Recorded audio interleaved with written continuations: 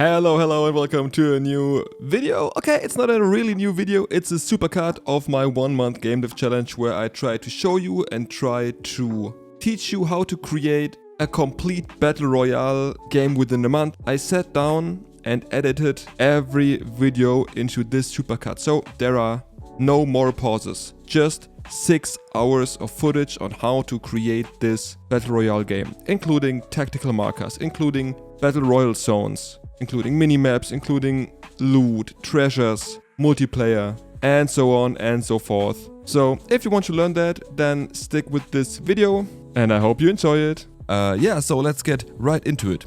You see, the project is called Voxel Wars because I was thinking about a battle royale game, and yeah, let's not waste any time and just dive right into it. Okay, first I would create a character. This is just some prototyping. Of course, I want to create with you guys some models with Magica Voxel, for example, to keep the voxel look and make it a bit more simpler for me because, as you know from my devlogs, I'm not the best artist, I'm not the best modeler, so yeah, let's try to keep this simple.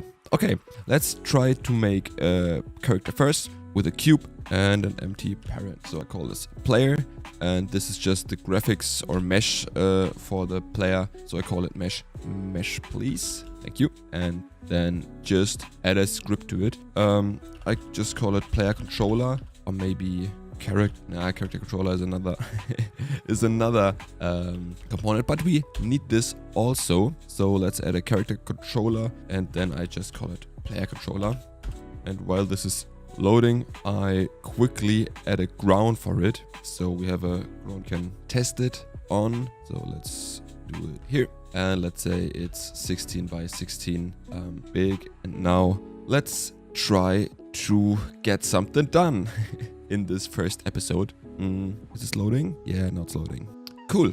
So the idea is that we have a third person movement here, and I want to add a cinemachine to get the camera to be better than the default built-in camera. And yeah, then I want to check it out if it's working to make a third-person controller, and then add the whole weapon stuff and stuff like that. So let's go back to Unity and add our cinemachine. So now we got our cinemachine imported. I press right-click cinemachine and add free look camera. I call this cinemachine camera. And now I make sure to get the player into the follow and the look at field. What do we want also in the world space? You want the orbits to be. If you do not know what I'm doing here, there's a pretty good tutorial from, I think, Breckies. I miss him every day, to be honest.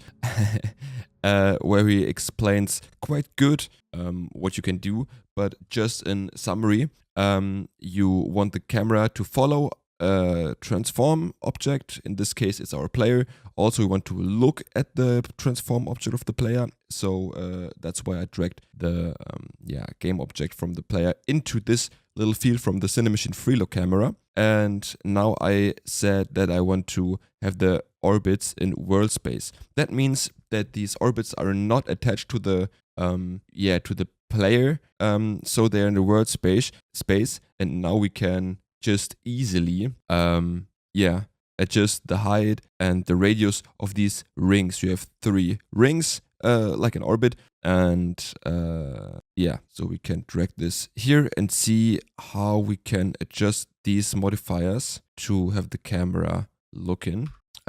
If you enable here the gizmos, you can also see these rings. 3 rings, 1, 2, and 3 at the bottom. So I want to make sure that the bottom one is at the bottom, the middle is at the middle, maybe a bit above this cube, and the top ring, the highest ring, should be way above this character to be. So let's see where this is going. So 0, maybe a bit lower. Yeah, I think this is good. Then I want to make sure that the middle rig is at 2. Is this okay? Yeah, I think it's okay. And the top rig with 4. Yeah, I think it's okay to have it this way. Now we can check with this value on the right side if it's what we want. And I think it's okay to have it filled with these values. Okay, nice. Maybe we want to adjust the radius so we have it a bit more distance between the camera and the player. So I take a 5, maybe a 7. Yeah, 5 is okay, I think. And 7 is okay. We find out. We just find out. So I just added the camera to this scene, and let's try it out if this is working as intended. Okay, as you can see, we have our player, and if I move this mouse, this is working. As you see, this is working really, really, really nice. But maybe you see it right now. If I have this mouse going from left to right, the camera rotates to the opposite direction, and I do not want this. So we can invert these axes. I think it was possible.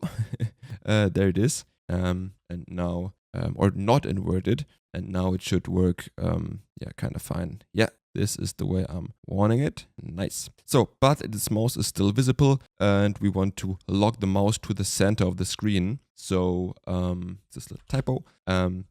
Make this working directly in our player controller script. So, we want to do that in the start method. So we say cursor.lockState is cursor mode locked. This is making sure that the mouse is visible still, but is locked to the center of the screen. We can watch this later, but now we want to make sure to add some properties for the player. So in this section, I want to have the player property. So, okay, what do you mean with that? So, we want to have a serialized field and make it private, and this is for the player speed. So the player speed is, I would say, defaulted to 10. We just have to try it out. That's why we have it in this serialized field. If we have our player, our default player speed found, then we can remove this serialized field, or we maybe can add some scriptable objects to have some characters with different properties, like some character is faster than others, but deals fewer damage. Yeah, we can see it when it comes down to balancing the whole game. I think this is pretty interesting, but for now I think this is totally okay. So now I'm creating the player turn smoothness value. This is how smooth the character turns around, because normally you have these snappy direction changes if you just use the directions you input. And there's a function, I think it's called, or there are many functions, slurp, smooth damp, but I think we are using the smooth damp angle. And with this function, you can create the smoothness speed, but I come down to that later. Okay, and now we're also wanting to have the input here. So I just player input, and have this here. Private player input. Ah man, it's not. Okay, I just have to create it. So to make the input as simple as possible, I want to install the new input system from Unity. Also in the package manager, I just search for input and then click here on install, as you saw right now. And this is installing us the new Unity input system. And with this input system, we have a UI where we can easily create new player inputs. And I think this is really helpful. So we want to restart this editor right now, so we see us again in 2 minutes. So we're back and I have the new Unity input system installed. But before I create the new input action map, I want to clean it up here a bit. So I'm just creating a new folder, calling it scripts. There, to be honest, the readme and the tutorial info can be deleted. So I just delete them, and then I move this universal render settings right into the settings folder. Maybe some people say, okay, this is not the way it should be, but I think it's it's clear for me where these scripts and settings are, so it's totally fine for me to get this organized. Okay, now as we have our structure here, I add another folder, calling it player inputs. And then I just create the new player input here. and I just nice, cool. Then I just create another one calling it actions, because maybe I want to have another action map called, I don't know, dashboard or something like that, but I want to stay on the actions action map. Maybe it's not the best name, maybe it's player, it's the better name. Okay, then I want to add a new action, and I want to call this action move. So with this action called move, I want to have a value, but it's on axis or a vector 2. I think vector 2 is also pretty good. And I want to save this asset, and we also want to make sure to add these composites to our move action. So we have WASD, and we want to make sure to have these on the keyboard. This was faster as intended. This was faster than expected. So let's just use this. And now we can get our player input file here right now. So it's a private player input wake function. We just say, hey, to get our player input here. Cool. What we also want to do is we want to make sure that we get the events on when the button is pressed. So I think I call this move action. I'm sorry, I have to functions variables for that. So we need the input action here, and I call this the move action. And I think we're okay with this one right now. Then move action dot started, and then we add a new function, and we call this move example or move started. Another one dot, and we say insult. Okay, then we want to add these function private started, and because this is an event, we want to make sure to have the argument passed correctly. So the argument is the action, input action, dot callback context, and this is just so we now have this function, and copy and pasting this for the stopped function either. So we just can have a look if this is working. Log context dot, I don't know what do we want to know. Let's get the read value. What do we, I don't know. I just maybe not the best idea, but I want to try it out if it's working in the first place. So let's have a look if this is working as intended. I hope so. Maybe I missed something here. It's kind of possible because I'm not that of an expert setting up the new Unity system, to be honest. But we want to have the player input here also. Then we want to have the player input action map. This is this one. Nice. So let's have a look if our context is correct. Sorry, I had to adjust the script again. I imported a new input action asset, the player input, and then I also want to set the move action to the player input dot find action move that we did in the first place. So these are the changes. So I think we can get rid of this script that we generated earlier before. Maybe I already cut it out, but we do not need this script. So let's dive right into this game mode. And as you see, press these buttons and our console is saying, hey, this is working really, really nice. Really, really nice. Cool. Then let's move on, literally. And maybe we can also organize this a bit, calling it, next things are how we think, because we just want to import it from our current component. From the current game object. So we get the character controller, all the char, and the transform. Good. So in the update function, under the start function I want to check if we're walking, and if we're walking, then we can move on. State handling, I just have this is moving variable. Later on we want to have enum, which defines if we're moving or not, or if you're shooting. This is the state enum, but for now I think it's totally okay to get this up this way. We just say if movement started, we start moving. True, and if not, then fall. We also could, which is the best in my opinion, is not handle this with a bool, but with a vector 2, and then we have the input, for example. This is pretty interesting because we can just check if this is 0, because we set it here to 0. And then we can check right here if movement foot equals 0. then nothing happens, but it's unequal 0, then we want to, move. And with this move input, we can add this value to it. So this should work. I hope so, at least. And then we want to check in which direction we want to travel. So we create a new direction variable, but in the 3D world space. So we have this new vector 3, and there we add this move input dot x, and that's 0 because we just want to travel in the x and z axis. Later on with jumping and climbing, maybe we want to refactor this a bit, but for now, to keep it very simple, as in the first episode, I just want to have this a bit normalized here. So now we're checking if this direction is 0. Of course, I think we do not have to check it, because in the first place we check it if it's 0, and if it's 0, then this also is 0, obviously.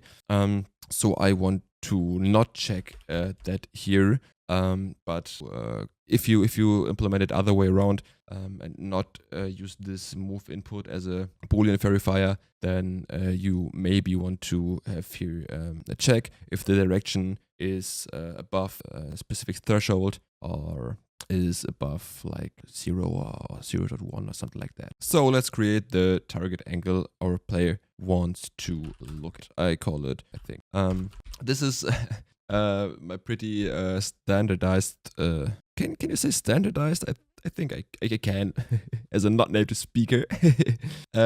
Way I learned from Brackies years ago, and in all my little projects, I always did this, so maybe it's yeah, kind of built in me. That's why I'm just using this.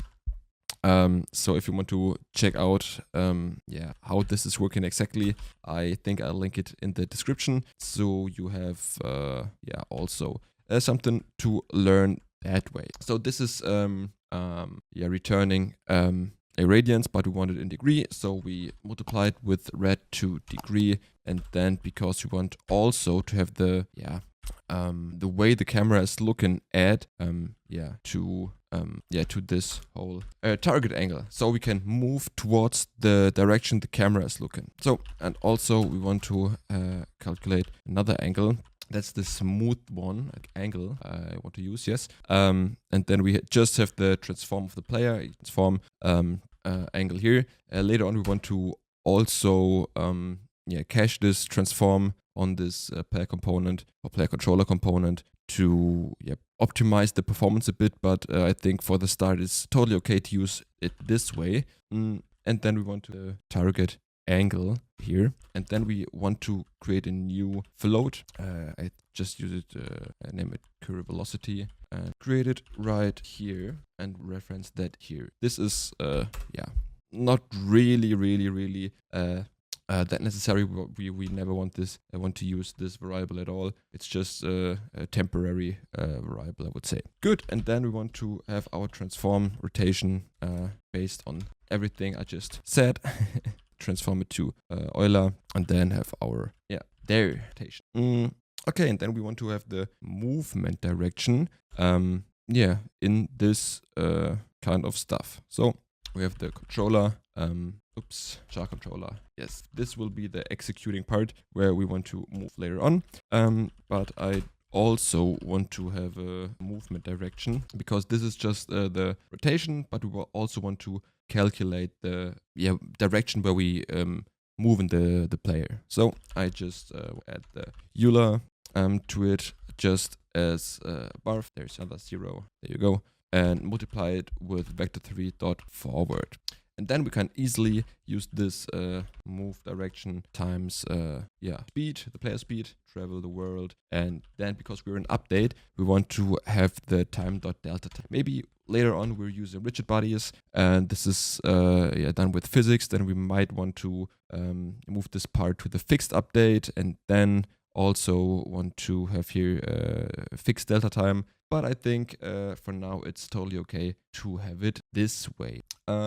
Right now, when I think about it, we also have to set the char controller to the character controller. and the cam. So this is a really prototype way. Please do not do this in production.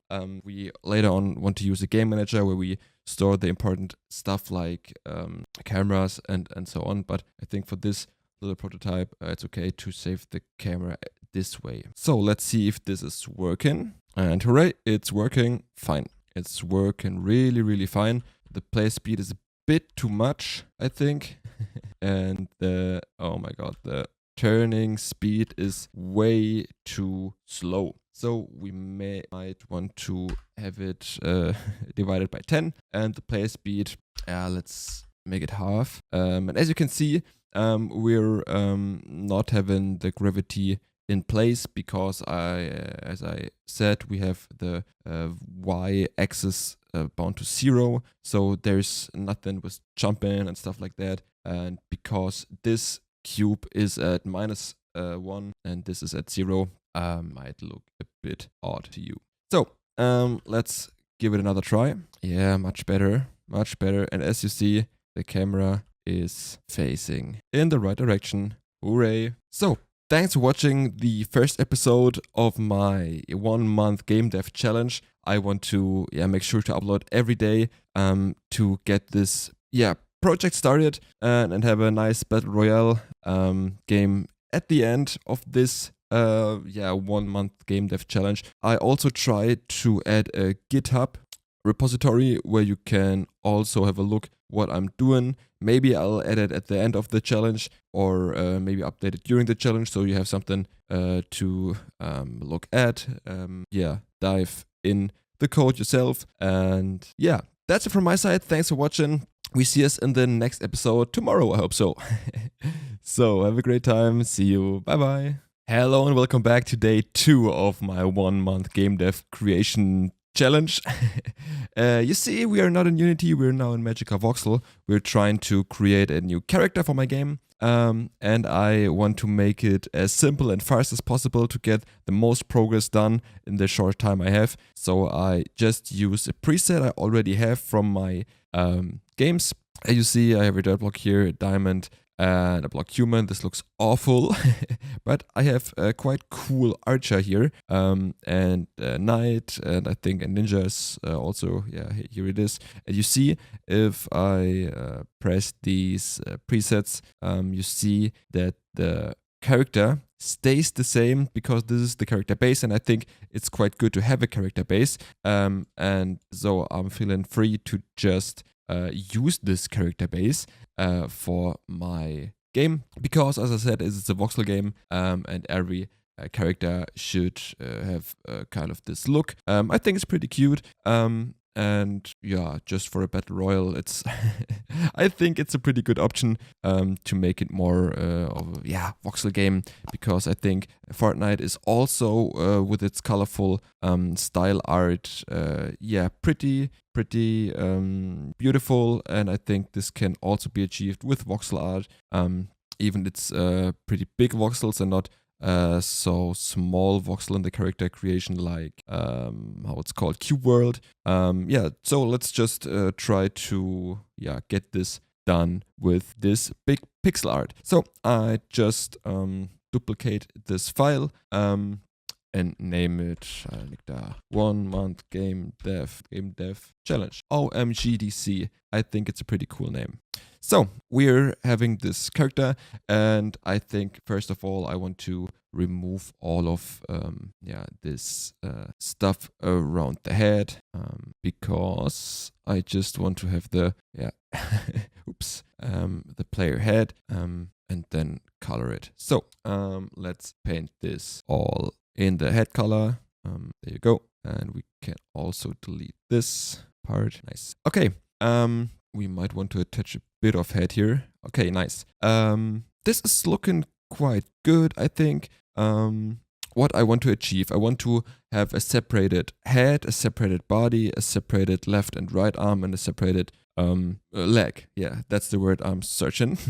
And I think with this already, I can start drawing the skin of this character. So let's just try something out what's maybe looking quite cool. I'm not an artist, as I said earlier, so if this is not looking cool, but I say, oh my god, guys, look how cool this is, please don't judge me.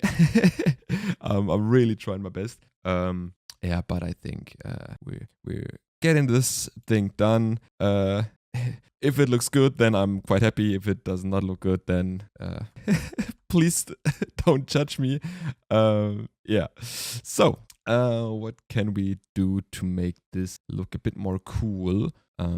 Maybe we can delete some of these edges. Is this character feeling now more cool? Oh yeah, it looks awful. So let's just say basic.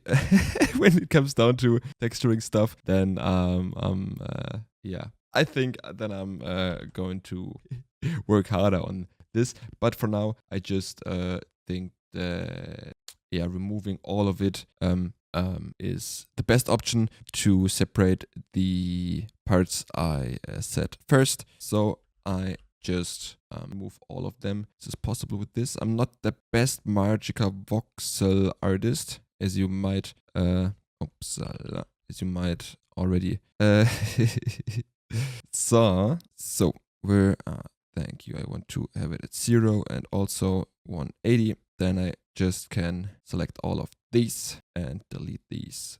Nice. Maybe you also want to paint the part of the head, and now I'm just saving it or exporting it as an object. And now I'm doing the same for every other part of this body. So we see us. So I'm back and I imported every piece of it into Unity. And now I'm trying to set the correct material for each of these and build it together as a complete character. So now after adjusting this and building the character together, I want to start with the animation stuff. So I'm just going to the assets, creating a new folder, calling it animation, and then just having a walk animation. Okay, so let's animate this in here. We want to press this little icon, and then I want at first the legs, or the rotation of the legs. Better to call it this way. So we want to have the legs rotated to like 45 degrees and right one to minus 45 degrees. So it's looking this way. Maybe you can have the left leg a bit more, like 60 degrees. Yeah, and also maybe move the position a bit back. Okay, fine. And then we can go to frame 30, for example, and just have this vice versa. So we want to have this at minus 45 and move it again back to 0, and then have the right leg at, what was there, I think 60 was it, with the rotation. And the Z axis, I have to have a look again at, I just copied that and paste it right here. So this, okay, this is not looking good. What did I do? Okay, this is the, oops, maybe I have to adjust these two later on. I just have it this way. And now we want to copy the first frames and have it copied to the end of the animation. And I think it's a bit too slow, so I just reduce the length of it. Then let's have a look. Okay, this is looking okay for the legs, but we want to have a bit more of a movement here. So we want to make sure that when the legs are at their extreme ends, like here at minus 45 and 60 degrees, then we want to make sure that the character is in the air. So we want to make sure that the character is a bit higher than if they are on the ground. And then when both of these foods are on the ground, then I want to show it's on the ground again. And this is the same for like every animation part. So it's here again. So let's have a look how this is looking. Yeah, quite good. And now the arms and the head. I want the head also to be bouncy. So let's take a look if we get this working correctly. Or I see the pivot point is not that good. Set like every other every other part of the character is not not set very good. So I also have to fix this later. It's quite a list. And we're at day 2. Oops. But yeah, it's a challenge for me. So I think it's totally okay to have it this way. So I want to create an empty parent, call it head, and now I want to make sure that I get this up to 0.9 and at -0.9. Then when I tier it, I can rotate it by the x-axis. Yeah, nice. Okay, so we want to have it here as some kind of, when I hit the ground, the head should bounce a bit back. So let's see if we get this. Oh, not this way, this way. -5 degrees. I think it's okay. And when we get there, +5. Then here is 0. And there also is 0 at the start. So let's have a look. Yeah, I think for just a prototype, it's totally fine. And kind of looking cute, I think. Maybe also a bit to the left and right. So it's a bit bouncy and yeah, looks kind of cute. So maybe have it 5 there and +5 there. And the 0 again here and there. Okay, let's see. Oh yeah, it's looks like a very happy character. And I think this is pretty good. Good. And now we want to adjust these arms. We want to make sure that they point towards front. I think 90 degrees is okay. The right one also should point to degrees minus. There we go. It's not very good with these pivot points, but I do my best to fix this in the next episodes. But just to get these animations working fine now, we can start it this way. It's totally okay. So let's have this ZX to 140. No, not that much.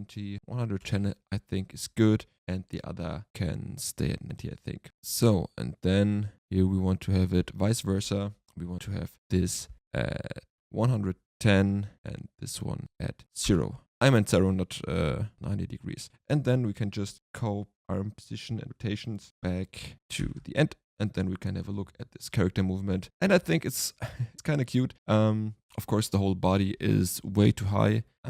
We'll fix that right now. Add a parent mesh. Then I'll just drag it down to the bottom of it. So good. So now with this applied, we can already copy the mesh to this test player, cube this parent, the test player here, call it player. And then we already can create our animator on that. Therefore we just go into our animation graph, and there we want to make sure that we have a base idle animation that we want to make right now. I just call it idle and nothing happens there. It's just to have a default state, but then we want to make sure that we set the trigger to start walking, and then the stop walk. Okay, we want to make sure that this gets started as soon as possible, so we do not want to have a fixed duration and the transition duration to 0, and the condition is start walk, and the vice versa stuff is back to idle, of course. Also no exit time, no transition duration, and no fixed duration, but as stop walk. So this is set up now, and now we can just dive right into the player controller. There we want to make sure to have a header to keep it quite organized. The image stuff there we set up private and okay. On the movement started, rigger start walk, and the other one is walk. Of course, we could set the boolean value to set bool walking. This is I think this is just matter of taste. I think stop walk, and now we just need to drag and drop the animation stuff into the serialized field and have a look if the whole chaos we made is working. So we made it here, so we drag and drop it to this one. So let's have a look if this is working. At first nothing is happening, and now we press W and the player is walking. This is kinda cool. I still do not know why the character is at 0.58 on the y-axis. Did I mistake here anywhere? Because the direction should all point in the camera rotation direction and not in the y-axis direction. So I think this is something we can work on next time, or I do it off screen, because this is like searching for bugs and stuff like that, and I think for now this is not very interesting. So instead I would say that we're creating the shooting mechanism right now, and with this hand in hand we can add the health stuff, but I think this will be in the next episode. I just want to start here by creating the play input, so we can start next day, tomorrow, right off the bat. So I just create one and say attack, and I have it as a button, and it's totally okay to have it just on the mouse, and it's the left mouse button. So I think this is it. Thanks for watching this episode. I hope you liked it. In the next episode, we're trying to implement the health system and shooting system. And then I think we're ready to go. Thanks for watching. And if you liked the video, then please hit the subscribe button. If you want to like the video, I'm totally happy about it. If you did like the video, then please dislike it and write me in the comments what you want to see, if I can make some improvements on that. And so we see us tomorrow again on the 1 month game dev challenge. Thanks for watching. Bye bye. Hello and welcome back to another video on this YouTube channel, and welcome back to the 1 month game dev challenge. Day 3, I guess. So let's jump right into it. This time we want to add the health system and the shooting system. Let's see how far we're coming, and let's not waste any time and dive right into it. Last time we added the attack control on the left mouse button, so we can now jump right off the bat. Is this can you say that? I hope so. So let's not waste any time and get started direct. We called it attack, I think. So this is the move, the attack action, I'm sorry. So let's have attack action here, and let's just paste it here everywhere, and then we say on tag started and adopt lower n, and then we just can copy these functions and place these names, and we're good to go. Devlog. Actually, we do this. We know this is working because we have the same functionality here. So let's just create another variable called bool, and we say is shooting. So say is true. There we say is shooting also. Here we can check if is shoot true, and then we can, for example, our complete functionality with the bullets there. So I say shoot bullet. Okay. This should also be good. And let's see if this is working. A really important information for you guys.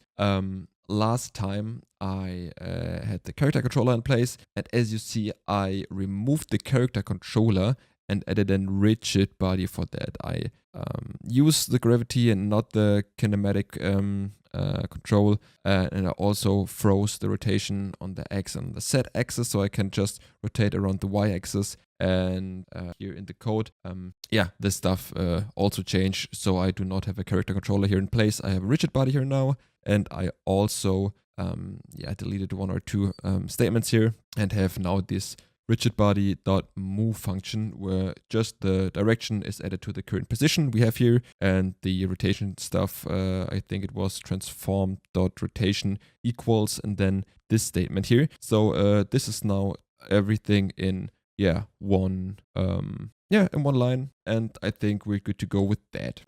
Okay, so now we can make this even more organized and say handle movement. Then we can attack function here, attack function, and then we want just this code here to make it a bit more organized.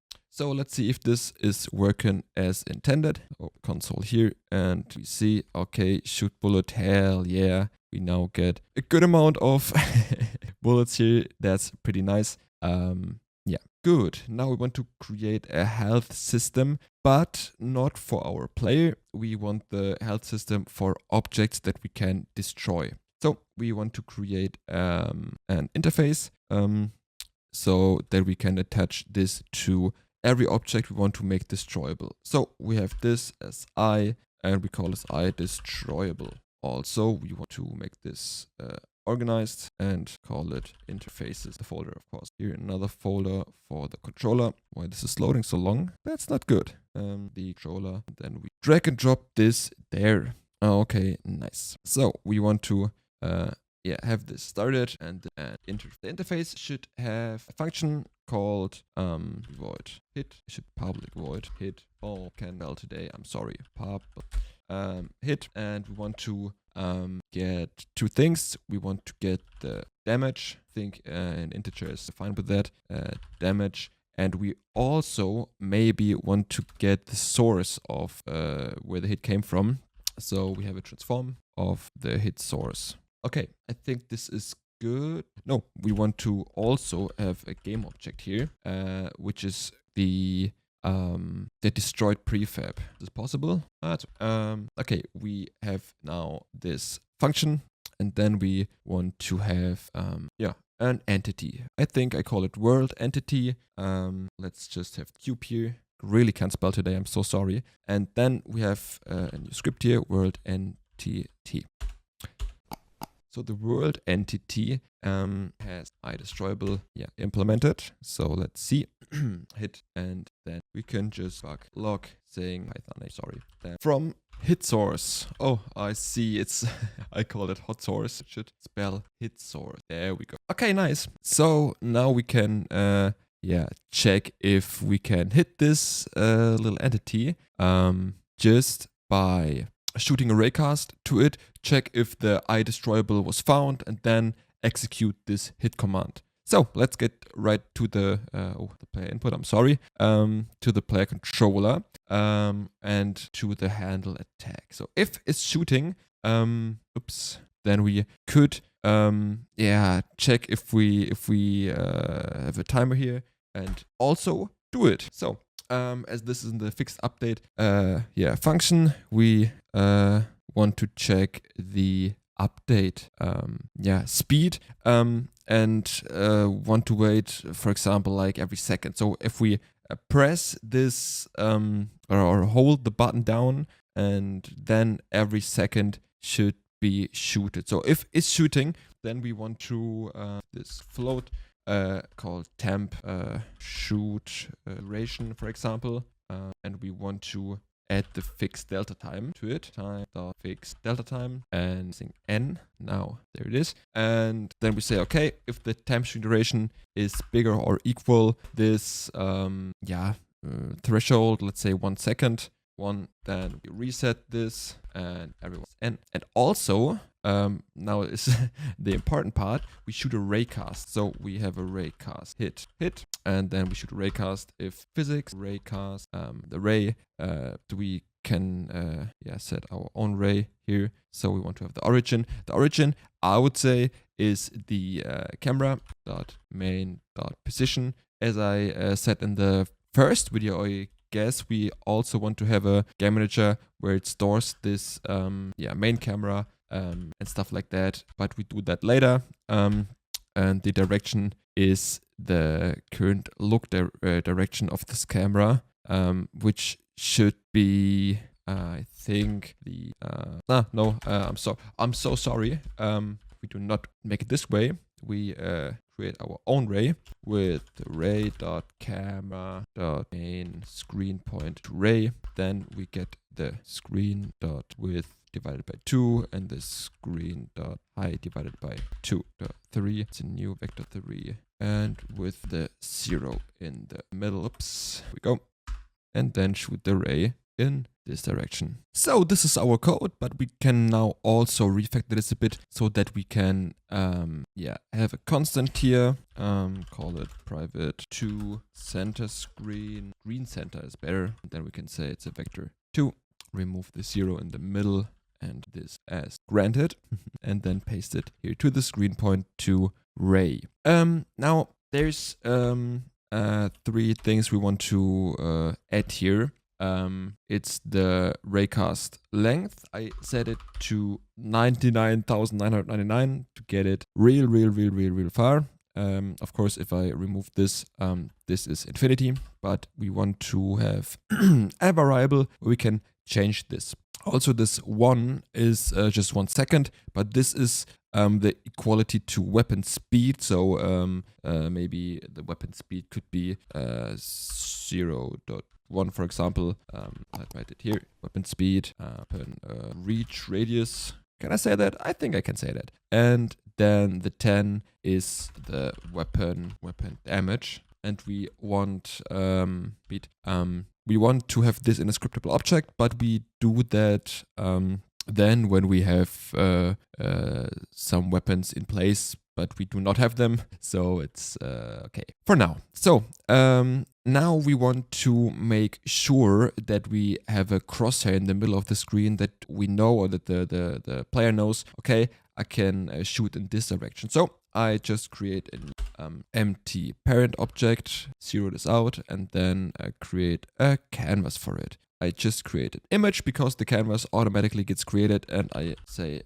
name this crosshair. So this is in the middle of the screen. Nice. And I think with a 16:16 ratio, let's see. Oh, it's quite big. Let's make it 8x8. Yeah, I think this is okay for now.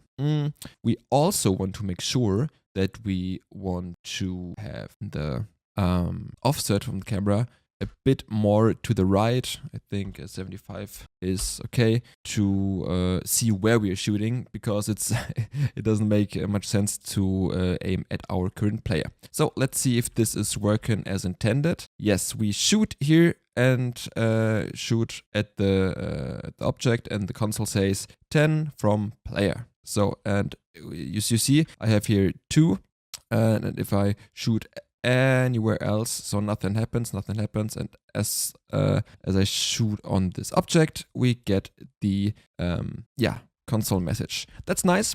So with this logic, we can now create a tiny bit of health system. So let's do not waste any time, and let's create some variables. Load set. And we want also to have a current health.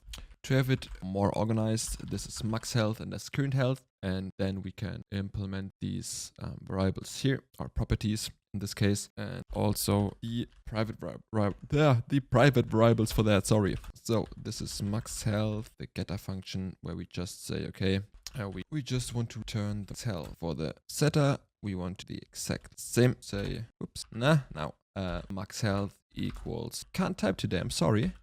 We see this is int. Also make sure this int is take here. So just change float to an integer. Nice. So just paste this. So nice. So we change the current health, mine damage. The current health is lower or equal 0. Then we want to debugger print out something like that. So this can be moved to the top. Nice. So that's our basic health system. Of course, it's in the destroyable. Maybe later I think I'll do this now to encapsulate this into another interface called iHealth, because I think it's cleaner to have this a bit more separated. And to be honest, I think I'll change the destroyable to the hittable, because it is hittable and not destroyable. So hittable, then I create another script called health and just add this here. So there we go. So this is the hittable. Hittable. Rename it. This is chaos. I'm so sorry. Hittable. Here it is. Then we cut out, paste health. Now I think everyone is happy with that. Nice. So we got a health interface and a hittable interface, and now we have our health system and our hittable system, if you want it that way. And let's try to create oh, I did some okay. Okay. I to have it as an hittable, and the same for that. Nice. And then I want to create a destroyed version of the cube so that we can instantiate this where the broken asset, the broken game object is getting destroyed. So I'm sorry for the confusion. I'm also a little bit confused. Today in the morning I drank so much coffee and now I'm shaking, but it's okay. I hope so. So let's just create a 3D object called cube. This is gonna getting scaled down, also this axis and also on the Z axis. Nice. And see it where it is. There it is. And have it at 0, 0, 0. It's okay. Actually, it's not okay. I want to have it on 3. Okay, nice. Then I'll just copy it one time. So it is at 3.33. I copy it another time. Now it's 6, 6. And I think that's already it. I want to copy it another time. It's 0, 3, 3. And one last time, where it now is at 0, 6, 6. I was lying. I'm sorry. Now these 9 cubes get in multiplied by 3. So we have a couple of game objects here and one last time. This time for real. So nice. Then we want all of these cubes getting parented. Here it is, destroyed. And I also, to make sure that every one of these cubes has a rigid body. So I think it's okay. 0, 0, 0. Let's see if this cube is also at 0, 0, 0. Okay, look, this is what I mean by pivoting wrong. And I already did this with the character. It's not cool to pivot this wrong, and I'm not that of an expert. So I'm sorry that I have to adjust this a bit to make it a bit more like it should be. This is not the perfect way of doing this, but it's a way. So nice. This is the destroyed prefab. So this is just create a testing folder to have it separated. This is the cube, this is the destroyed, and this is just okay. So we got a cube and we got a destroyed cube again, and we can add the destroyed cube as a prefab to this world identity. So what we're gonna do is we want to create a serialized field, private game object, and we want to call this destroyed prefab. This destroyed prefab, we're getting spawn when this current health is below 0. So instantiate this one. Where do we want to instantiate it? Well, right at the place where our current game object was getting destroyed, and also we want the quaternion of the identity of this prefab. So with this information we can spawn it there, and now we just have to create the max health for this. We want to also make sure that the max health is getting passed to the current health. So current health equals max health. And that's it. No, it's not. Of course, I have to destroy the current game object so that this is not there anymore. But now we got this. Okay, so we have our cube here, and now we want to see what this damage is. Our test damage is 10, so let's say our max health is 15, so we need exactly two shots to get it down. And let's see if this destruction looks cool. Of course, there's no rigid body force to it, so I hope when I shoot this and it's getting destroyed, that there is a bit of a destroying illusion. But if not, we have to add some rigid body force to it. So 1, 2, and we see. I did not even added the destroyed prefab to it. I'm sorry. So let's try again. If this is working as intended, I hope so. So 1, 2, yeah. Here we go. So we have this destruction system, the health system. We can also destroy here. Nice, I really love that. And with this in place, we can now start to create some little things in the world. And also, have our guns to set in place. But we'll see what we do tomorrow at day 4, I guess it is. Maybe we want to have a jump mechanic.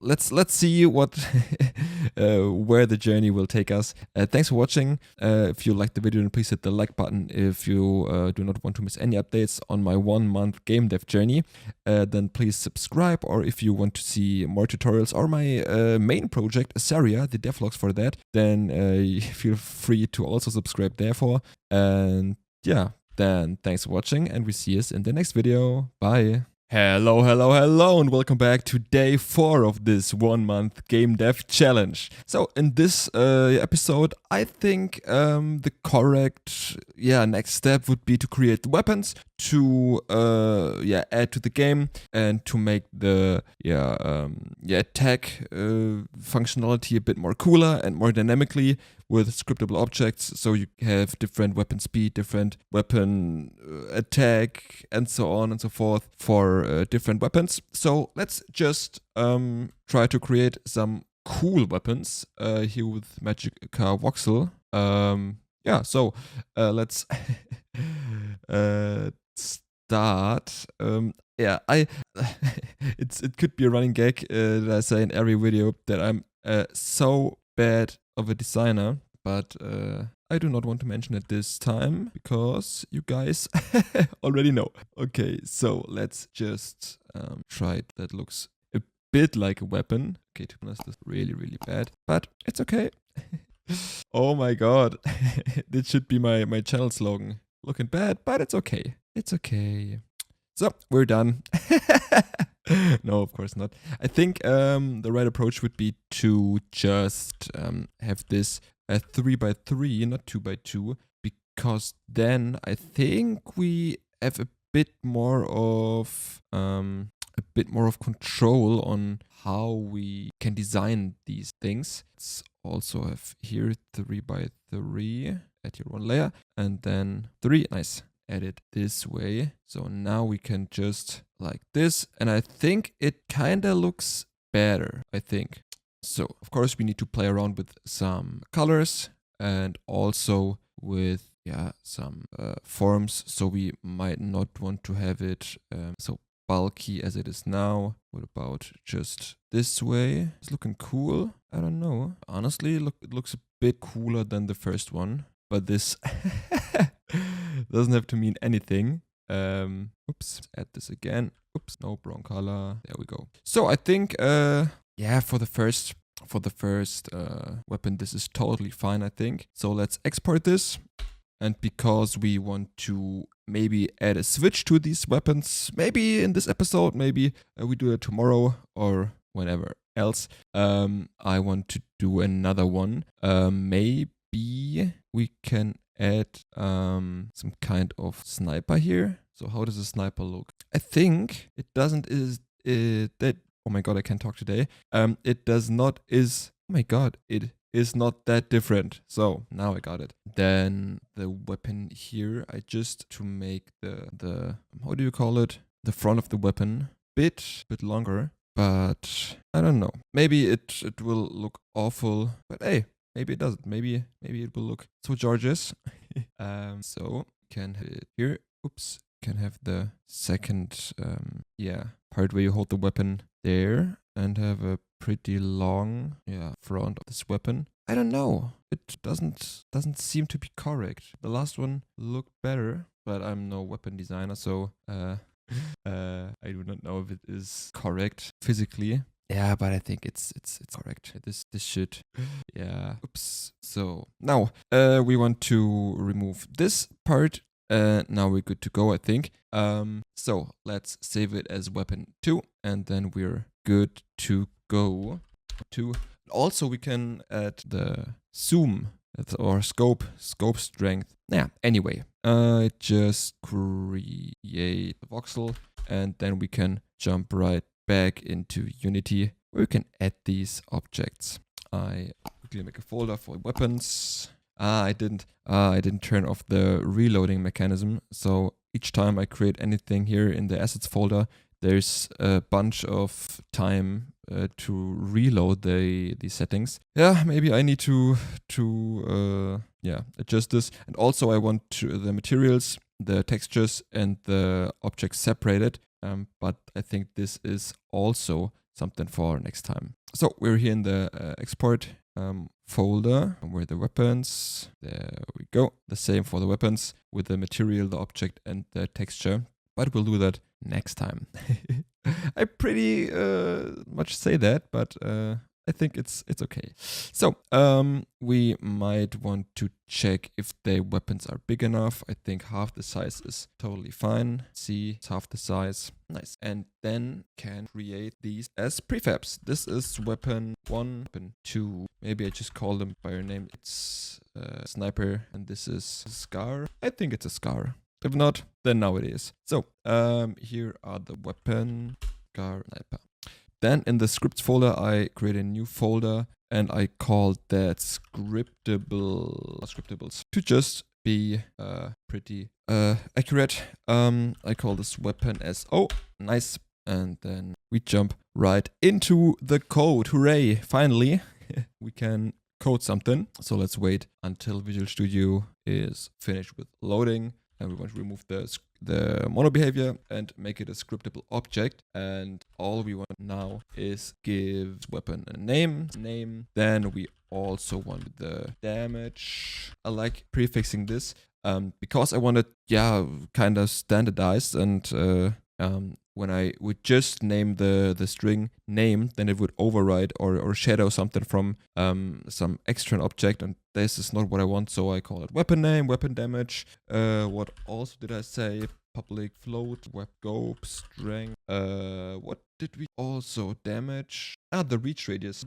I hope so. So we got, oh no, and the weapon speed, totally float. Nice. So we got some scriptable objects. I think we want to add a new context menu. Calling, is this correct? I don't know. I think it is. Okay, it is not.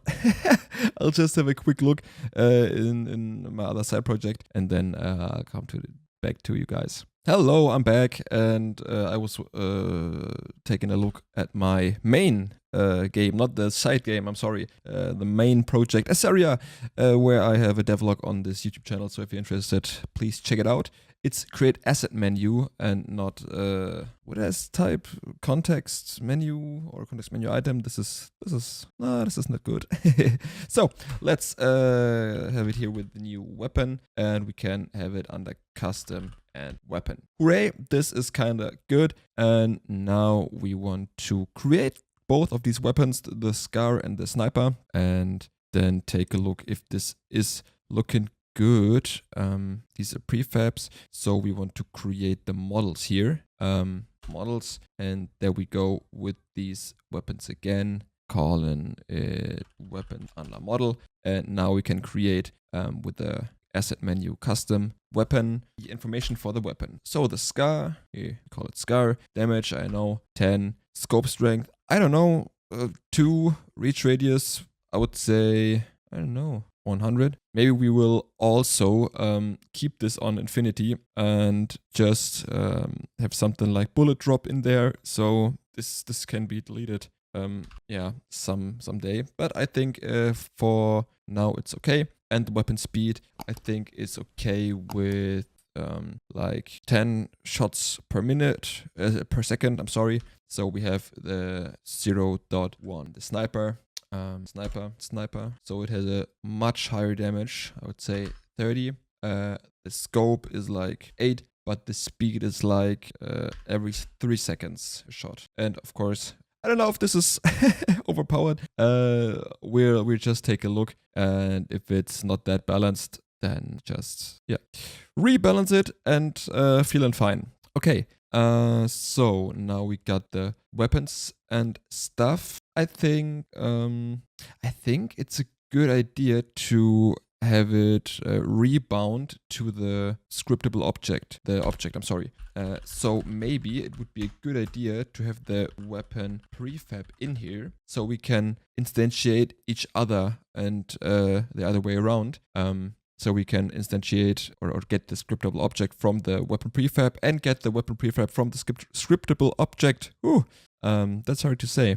And I think this is a pretty good idea because then for testing purposes, we can easily pull these weapons in there. So let's have a look here. I lock in this and go to weapon, and this is the scar, and I think this was the scar. There's the prefab, unlock this, and then I go to the other one, to the sniper, lock this, and then the sniper, and drag it in there. Hooray! Nice. So now we want to make sure to check these weapons. So I add a new script calling it world weapon, and I think currently there's nothing really to do except for adding correct pen scriptable object to it, weapon as well. And then later on, I think this script will be responsible for instantiating bullets and stuff like that. But for now, this is mainly to carry these information we need from the weapon, and so the information is getting separated from the graphics, from the mesh. So let's have this scar here and just this German, and it says program a game for YouTube. Okay, I'm doing that. Okay. Let's put the scar in here, and we do the same thing for the sniper. Unlock this and have the world weapon here, and add the sniper to it. Nice. Also, I think this is this is done, I think. Okay, then for the player controller, maybe it is a good idea to check what weapon we have in the hand. So we might have in here just for testing purposes, I make it serialized, the weapon, then we can check. I think we have a getter function. I'm sorry, get weapon, and then we just weapon as now we can use this information for our weapon speed and the stuff we have. So we have the weapon dot get weapon. Get weapon information is better, I think. Here. Then with the get information, we now have the speed. Do we have the speed? I think so. Yeah, we here. Would probably make more sense if we cache this information, but for now it's okay. Radius. Then we have the. So also we can now check that we are shooting, and that the weapon is not 0. So this means we have to have a gun in our hand, not head. Okay, let's delete both of them here and check if this is working. So we player here, lock in this here, and go to prefabs, weapon, and we have the scar in here. So let's test if the scar is shooting like, 10 times in the second. Yes, this was pretty fast, but I think for debugging purposes, it is better to just have look here with weapon is shooting. See if it's shooting, and if so, then we can test this. So scar is shooting, as you see here, pretty good. And now we just want to drag the sniper in here, and let's see how fast the sniper is shooting. I think, what did we say? I think 3 seconds. So let's press it. One shot. Oh yes. And another shot. Okay. So the sniper is shooting really slow. But that's okay, because it can look much deeper into the field. And when it hits something, it is like 3 times harder. But we also want to have a look at the hitbox and stuff like that, and where was the player hit and multiplied by that, and so on and so forth. But I think we'll come to that later. So now we got the weapon implemented, and I think now the next step is to get the weapon to the player's hand. So let's make it so that the right arm is responsible for the weapon. So when the right arm is there, I want to have a weapon parent, call it weapon parent, and I want to have it here so that the gun is on the farthest, on the imaginary hand, and then it can be put here. So it is, there it is, 0, 0, 0. Okay, this is good, but let's help here some. So let's see. I think it will look awful, but it doesn't look bad. Okay, actually it does. I have a better idea to just have it as the hand is rotated. So we got a 180 here, and then pull it down, pull it a bit to the left, back to the right a bit. Yeah, I think this is a bit nicer. And yeah, there we go. There we go. Looks much better. And now when I shoot, the animation is missing, but it's working with a gun in the hand. Hooray! Nice. Okay. As you saw, we did this quite manually, but I think a good idea would be to add some kind of weapon pickup. So we will have to see if we get this into the world weapon script. So might want to have an variable here, calling it or naming it is on ground, and then say, okay, we have a trigger enter and exit here. We check if other punkt gets the player. So if the player controller is also okay, and if it is the player, we can get a try get thing. Then we can work with layer. So and if this is the case, then we can do anything with it. Or we could work with tags. What would be a bit cleaner in this case? So to be honest, let's stay clean. Let's add a tag here and just let everything have. I think it was the player, the layer, sorry, where you could just set it one time and then it pops up a question with, hey, do you want to put the layer for all child objects? And not this time, so I had to do this all manually. So as we have now a player tag with a box collider here and a rigid body, this is super important, we can now check if the other dot tag equal to player. We also could make an enum and check something like entity type. Let's stay simple here, and if the other tag is player, then we can easily say, okay, it is the player, we can be picked up or get picked up.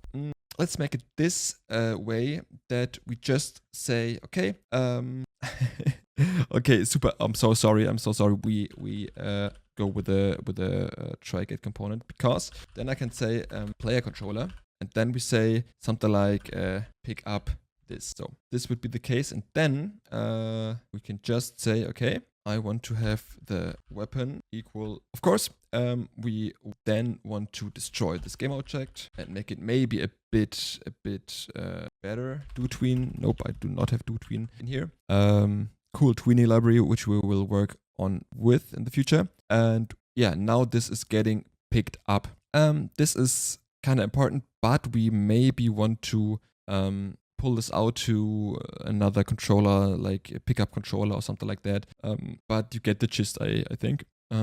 Yes, and now we can say, okay, this is the new weapon, and so let's check it out. I also want to type it out here, so something like log picked up animation, and then we have the weapon string. So, and then we here. So currently we have here a scar in the hand, but when I put the sniper here, for example, already have to add a box collider.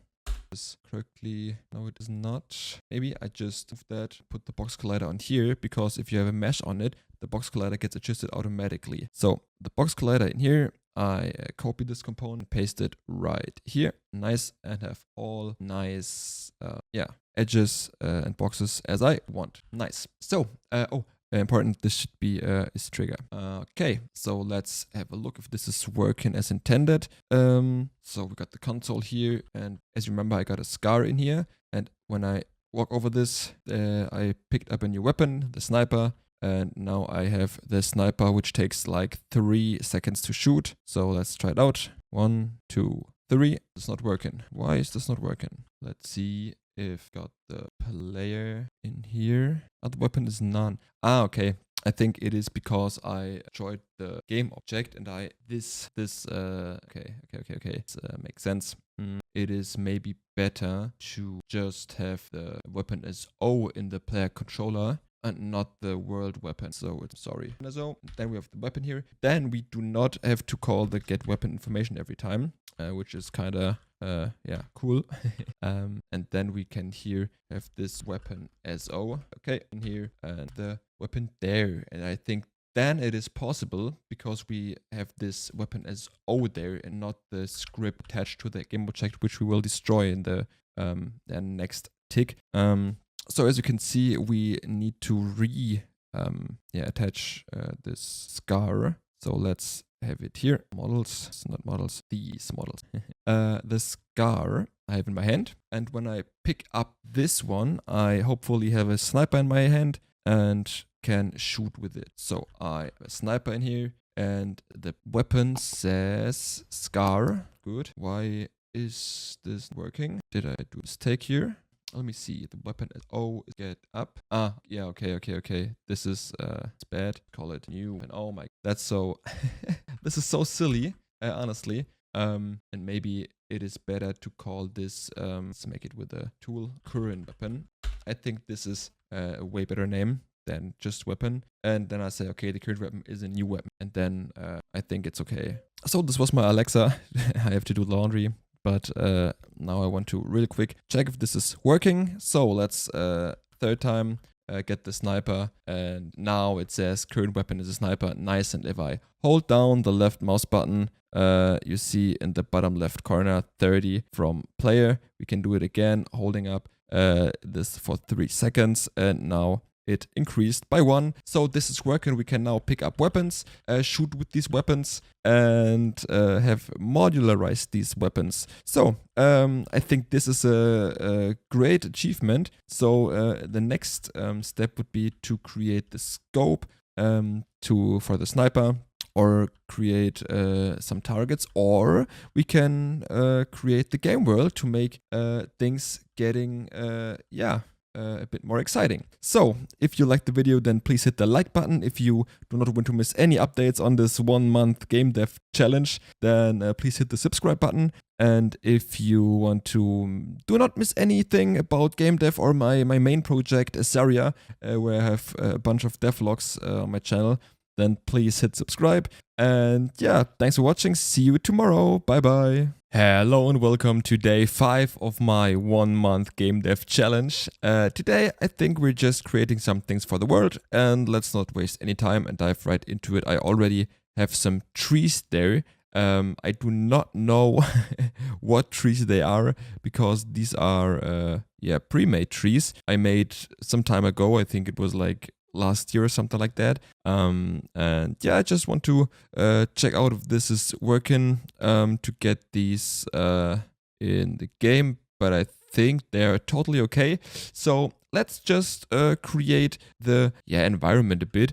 Let's turn this by 4 or multiply it by 4, and then just create the materials for it. So I just create a new folder, calling it materials. Now let's remove the materials and just create a new material. I just call it, I don't know, grass. And then I really would like to have it a bit more of a happy green, something like that. We do not have it metallic, so it is not that smooth. And I think this should do it already. Let's try it out. Yes, kind of seems good. Maybe a bit darker. And then we also maybe want to have it textured. But we do that later, just like everything else. It's kind of a running gag now. And also, we want to add the trees to the ground and add a cool skybox for that. I just import all of that and then cut it so the video is a bit more condensed. So there we go. I just imported some textures for the ground and also the skybox. So I just have to set the default skybox to our new one. And I think this one is great. We want to set it. And I think this is okay. So this is our new skybox. I really like that. Of course, we maybe need to have some kind of borders. Yeah, to have it more, yeah, how do you say? Yeah, more realistic. But I think this is really this time something for the future. This time I really just want to yeah, get a bit of yeah, the look beautified, and I think this is totally okay. So oops, that's the wrong one. This one, the tiling offset.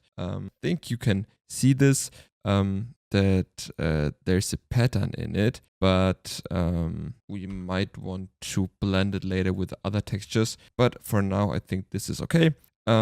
So let's make sure to have some models in here in the world. Let's some trees here and there, so it doesn't have to look really gorgeous. It should just yeah, make the world come a bit more alive. So we now have like a small world, and we now can check this out. Nice. The camera is not that good. I have the free look camera where I'm looking at the character, and this is not good because you see, if I want to shoot, the camera goes down and it always looks to the player. It's okay, but I maybe need to, yeah, change the rings a bit. So this is working because I just need to look all the way up to shoot at targets, and this is not good because if I watch the character as it is now, I'm shooting at the ground, and this is not that good. So this is the, yeah, status quo that we want to change right now. We want to have the gun in the hand, and we also want to have the yeah, the pickup a bit more tidied up. So let's yeah, let's do that right now. This is the sniper, and I also want to lay the scar on the ground. So we got here two yeah, weapons. I think the box collider is missing. Where is it? I think so. So let's add the box collider to the child, and then copy and remove this and add the component to the parent. Let's see if this is working. Nice. We love that. Okay, so we got the sniper and the scar here. And now we want to remove the weapon from the player. So we might also want to add this to that. Also want to add this to the parent. Yeah, and the 180 degree also. There we go. Okay, and now we can delete the weapon scar in its hand and say to the player, okay, this is the parent where we want to instantiate the weapon. For that, I think it is cool to create something like, yeah, how do we want to call it? Inventory or weapon controller, weapon manager. I don't know. I call it weapon manager. Maybe it's good, maybe it's bad. Probably it's bad because you do not want to have a manager on a player script. So I think I remove this again and use the weapon manager for something else, but this is the weapon controller.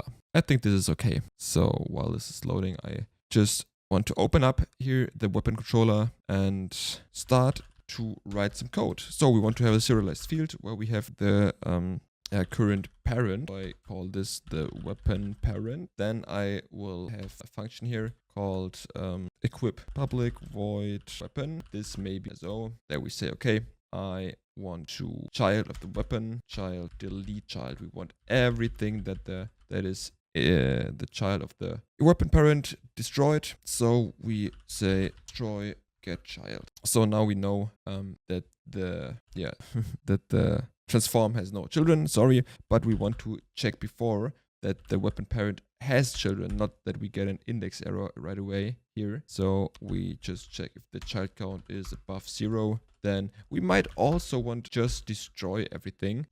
For I equals 0, I smaller than what counts. Then we just want to do everything. I think this is the best way to make sure that there are no children in this transform. And then we just say, okay, we want to instantiate a world object prefab with a weapon parent transform parent, and also want to make sure the position there is 0. So we have a new vector 3. Sorry, it's just a vector 3.0. We want the quaternion, the identity of it, and then have the weapon transform at the end as a parent. And I think this will do. So let's just jump right to the weapon world identity and say, okay, if it's the world weapon, I'm sorry. If there's a world weapon controller, sorry, then we want to equip it. Weapon controller, then pick it up or equip right away, because we might want to have a pickup for an inventory system or something like that.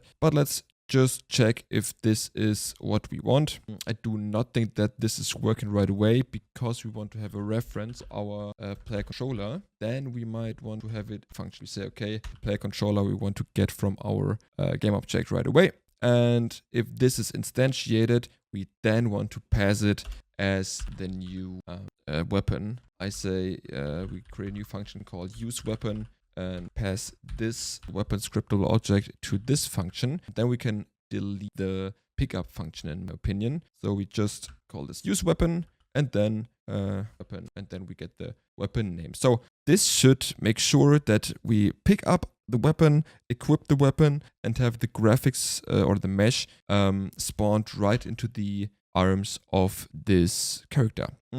Before that, or before we start testing it, we want to drag this transform in the variable field, and let's just test it out right now. And I hope it is working on the first try. You see, I have not any weapon in my hand. Then I just walk over this weapon. Nice, a sniper, but the sniper wasn't spawned correctly. But I already know why this is the case, because this, I think, is the world space, but we want the local space. So I would say that we just create it this way, that we just say, okay, we spawn the weapon as a child of this parent and get the weapon object here as a result, and then say, okay, weapon object dot transform, and then this is super important, local position as equals to vector 3.0, and the same stuff is for the rotation. There we have the quaternion identity, or is there something like quaternion 0? I don't know. I think EULA is okay. Vector 3. So I think this should fix the problem I had. Let's see. But this is like every programming session. You write some code, test it, and in the most cases the first try is not working. But it's okay. Let's see if the second approach is working. And you see right away I got the sniper in my hand, and then I go over the scar, and okay, this was my fault, because this is not a trigger. So we set the scar as a trigger, and now when we walk over this scar, this cannot be destroyed. Okay, but it's good to know that the sniper weapon cannot be destroyed. Okay, this is a pretty simple one, because this is the child transform, but we want the game object. Okay, fair enough. But I think with this little fix, our system is quite good. Of course, we have to check if we have capacity to carry weapons and stuff like that. But this is just to set or to equip the weapon to the player. And I think this is working right now as intended. You see when I walk over the other. Okay, I should change that not in play mode, but it's okay. And now I have the scar in my hand. And now if I shoot here, it gets shot down immediately. Nice. So this is working. This is fine.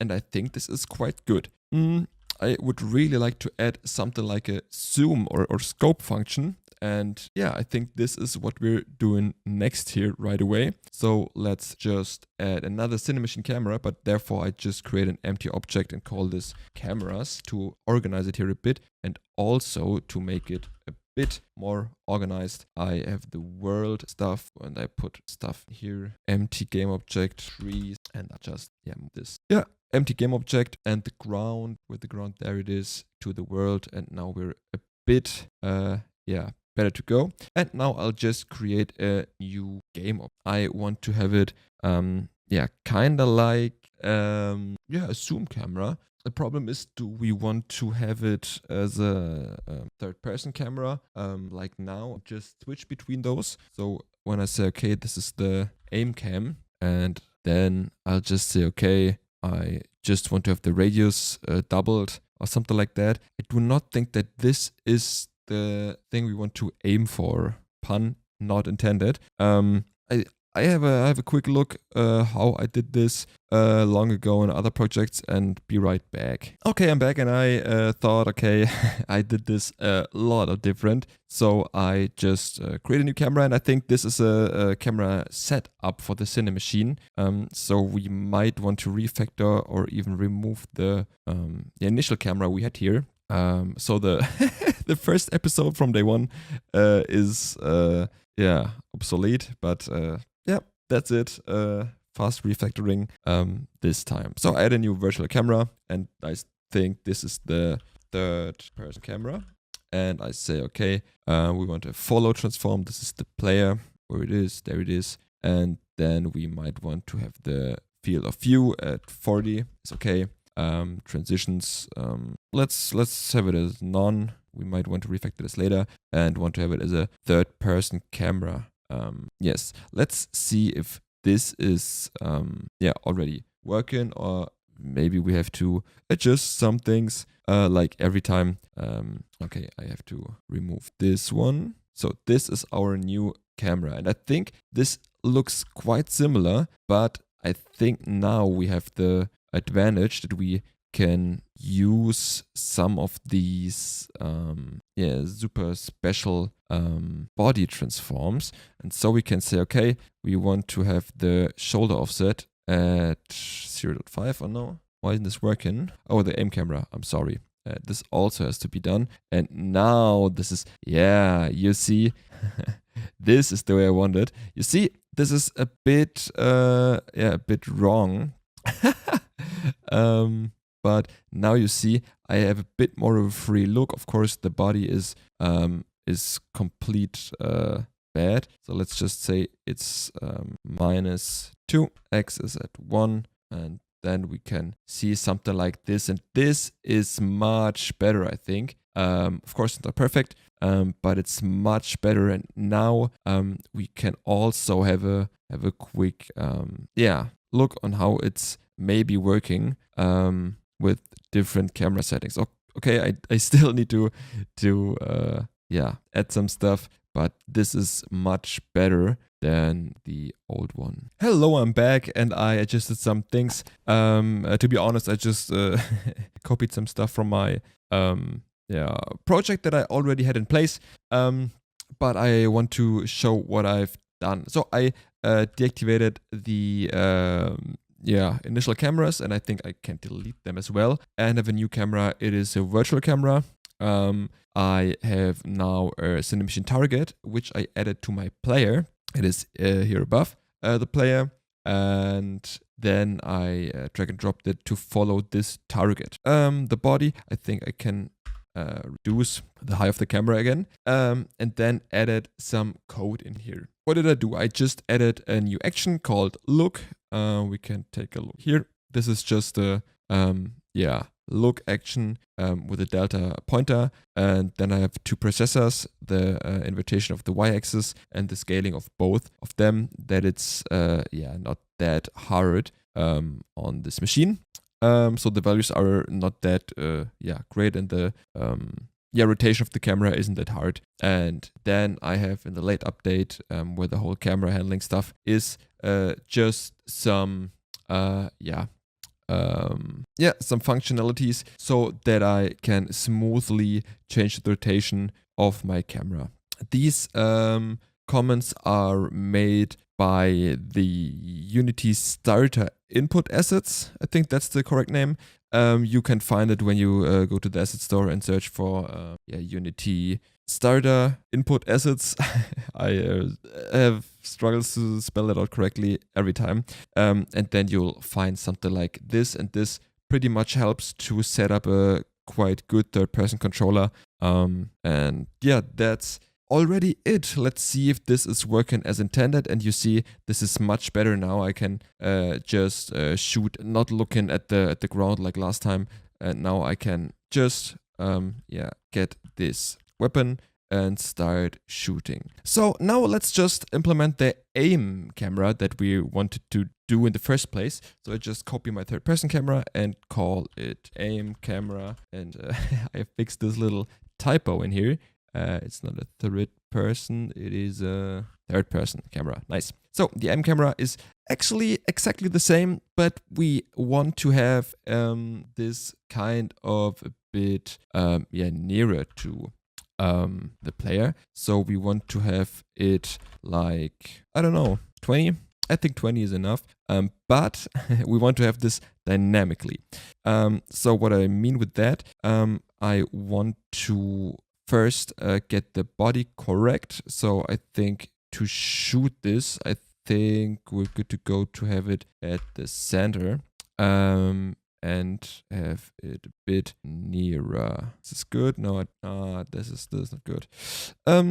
What I mean with all of that, we want to use the information we got in our scriptable object. So I think we can deactivate this in the first place and create a new script calling it camera manager. So now we camera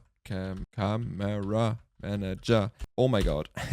It's so hard to spell it out loud. So and this camera manager is a singleton, or will be a singleton. So then we have access to it from everywhere. How do we achieve this? Well, we just say, okay, this is a public static camera manager, and we name it instance. And in the wake function, we say, hey, if this instance is 0, then we want to say, okay, the instance is this. So we now can everywhere say, like in here, for example, when we want to attack, we can say, okay, the camera manager instance.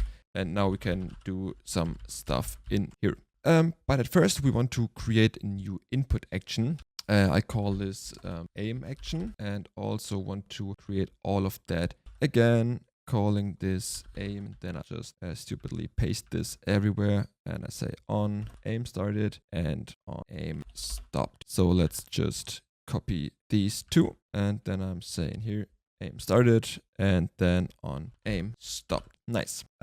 What do we want to do in here? We want to activate our aiming camera, and on the other part we want to deactivate our. So how do we do that? We just say, we call the camera manager, the instance of it, and now we want to say, okay, we want to set the aim camera to true, or set how do we call it, set enable aim camera, and then we say true, and on the other side we say false. Maybe it is better to say activate aim camera. Oh my god, with naming, I have so much problems with just easy namings every time. I think set aim camera is enough. I'm sorry. Set aim camera true, and then set aim camera false. So we want to create a new function, call it public void set aim camera here to is act, and then easily have these serialized fields here. Private check the first one for the aim camera, second, third. We maybe just want to have it also as a virtual camera, then just get the game object. So we say aim camera dot game object set act is active, and on the other hand we also want to have all other the third person camera in this case to not say is active. So we make sure that we can toggle between these two cameras. So let's see if this is working as intended. So we have the camera manager here, and then we drag and drop the third person camera and the aim camera into these variable fields. And then when we aim, we should where it is, we should set the camera to true and to false. But we do not want to forget to create this aim action because I just copied from here. So we find the action aim, and to find it, we need to have it, and we can have it when we create it. So let's just have Unity reload all these assets and then go in my player inputs and create a U action aim. I need to turn off this whole reloading stuff. It really annoys me. I'll just turn this autosave off. So then we actually can copy it from tag. We want to have it as a button, like in here, and we say, okay, the left mouse button is left mouse button. Wow. And then we want to have the right mouse button here, the right mouse button. And yeah, that's it already. And this should already work. So let's reload this thing again and see if the camera gets activated. So I'm pressing the right mouse button and you see it is working. Of course, the transition is super duper slow, but it is working indeed. And this is nice. Of course, we want to check, hey, does the character have a gun in his hand? So without a gun, it is not working to zoom. And also we want to make it, we want to get the information from our scriptable object. So in this case, we just easily want to, have the transition speed with about like, I think 0.2 seconds.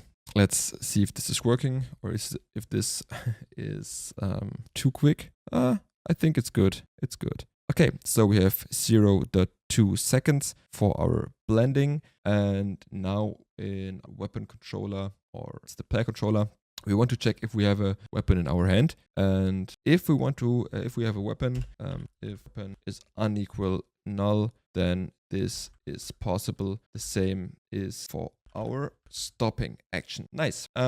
So now we also want to set the scope of this, and we just pass in the weapon, the current weapon for that. We do not need this, for the aim camera. But let's easily have it here. Or a better one is to just have a float here and pass in the FOV. Yeah, that's how I spell it. Because we do want to separate the game logic with or business logic with weapons and stuff like that, and some information. So we need to calculate this stuff. So we have a float FOV, and we want to multiply it by what is the scope strength? Let's see again what colors did I implement here. Where it is, where are the models? There it is. Scope. Okay, I have to look at one example like the SCAR or the sniper to see what values I entered there, to see in which room we're talking about. So let's see, prefabs. So SCAR has a scope strength of 2 times 2, I guess, and the scope strength of the 8. We have the FOV. That's how oh my god, as default in our third person camera. So I want to have it here as a default value. So how do we do it? We have a private float with a default FOV, and we want to set it right away in the wake function to value of the third person camera FOV. So is this possible to get this from here? Why? Is there any, maybe it's the lens. Okay, it's field of, that's nice. So we got the field of view in here for the default, and we now want to set the aimed at. So the aim lens field of view is equal to the rate we're wanting this to have. So as lower the FOV number is, the nearer you can, or the farther you can look, or the more near you are to the target you want to see. So that is that we want to reduce the size by the weapon scope. Yeah, weapon scope is okay. So if we have a 2 in here, then our 40, which is our default right now, is equal to 20. So we double the scope of this view. And if we have the sniper with a 4 times look, then you see, okay, there's 10, and 10 is even more near to the target you want to see. So what do we want to create here? We want to refactor this to make it work. and this is easily 0, and make sure that if this is a 0, that we do not want to have it, because anything divided by 0 is a mathematical error, and we do not want this. So if the weapon scope is bigger than 0, then this should be in place. So I'm kind of excited if this is working. So let's find it out. But before I want to finally activate the trigger on the scar laying around. So let's find it out what the aim camera FOV is. So let's have it here. We have the sniper, so it should be 10, I think. What's 5? Did I made a mathematical error in here? Ah, no. It's I see why, because the default was 20, but we have the default as 40. So we maybe want also directly lens set at the start of it. This should be good to have a dynamic. So we can say, okay, if the field of view is at 60, our default camera, we might want to have the aim camera also at 60. Let's see if this is working. Yeah, right now it's also 60. Nice. So let's get the sniper. So this should be 7.5. Nice. And now let's pick up another one, the scar. Let's see, this is 30. Nice. So this is working. You see it here. And we got this scope mechanism with different weapons in place, so we can move on with something more exciting next time. So thanks for watching. If you liked the video, then please hit the like button. If you do not hit if you do not like the video, then please hit the dislike button and write me in the comments what I can improve.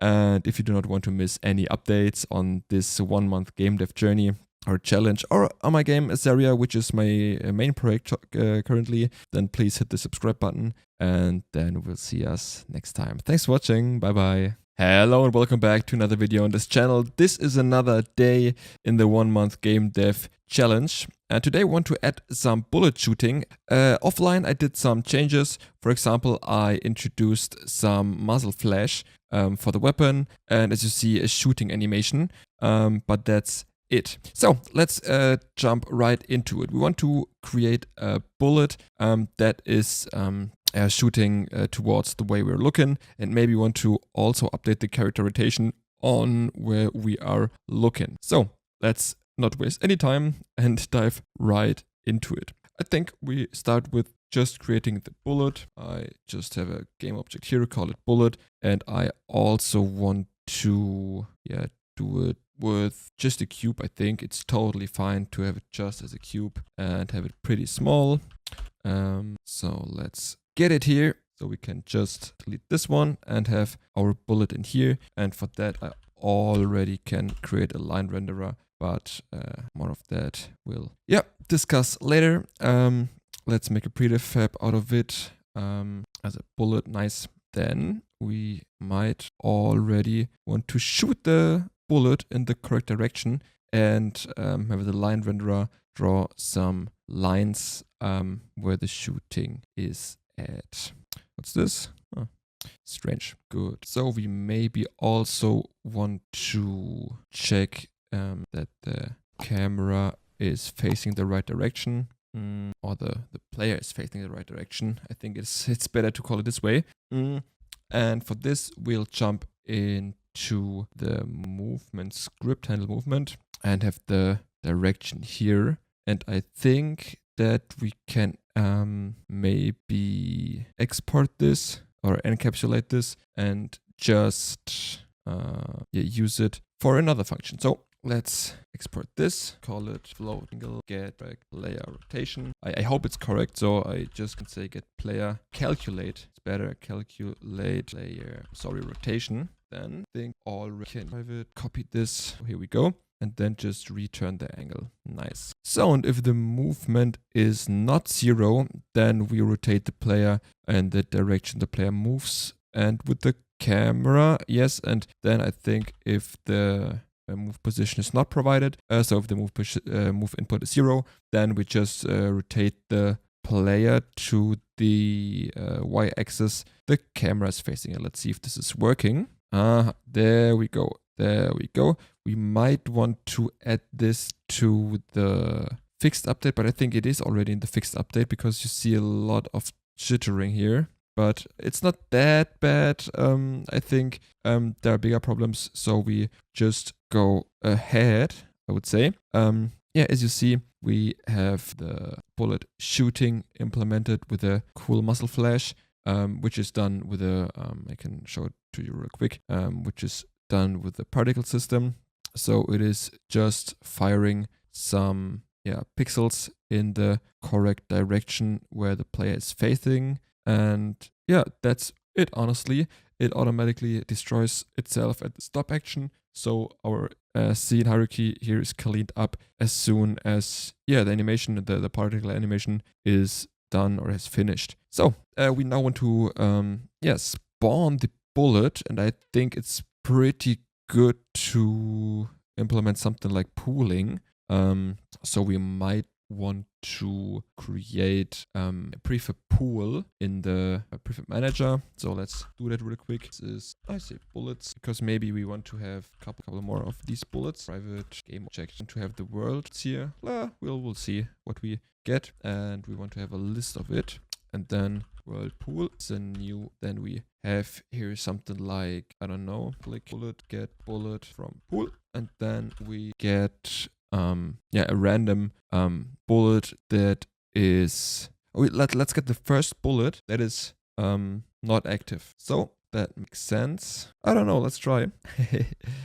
So we want to get the word bullet, and we choose select everyone. This is active and enabled is false, and possible. The type boolean cannot be converted to, it's not a select. So this should give us a bunch of bullets, but I think it's smarter to have a bullet manager instead of set this in the prefab manager, because I think this is more, it's more, it's marked up bullet manager. So we have here, copy like everything from the prefab manager before, go prefab, and I also feel to say how much bullets I want to have in this pool. Amount is better. And then in the start function say, okay, for 0 is smaller, then therefore we in the game object prefab. You can easily initiate this. It is totally Wayne where this spawned at, but it's super important to add this to the pool. Add, then we get our script from there, component, world bullet, then I think we're up. So we're spawning like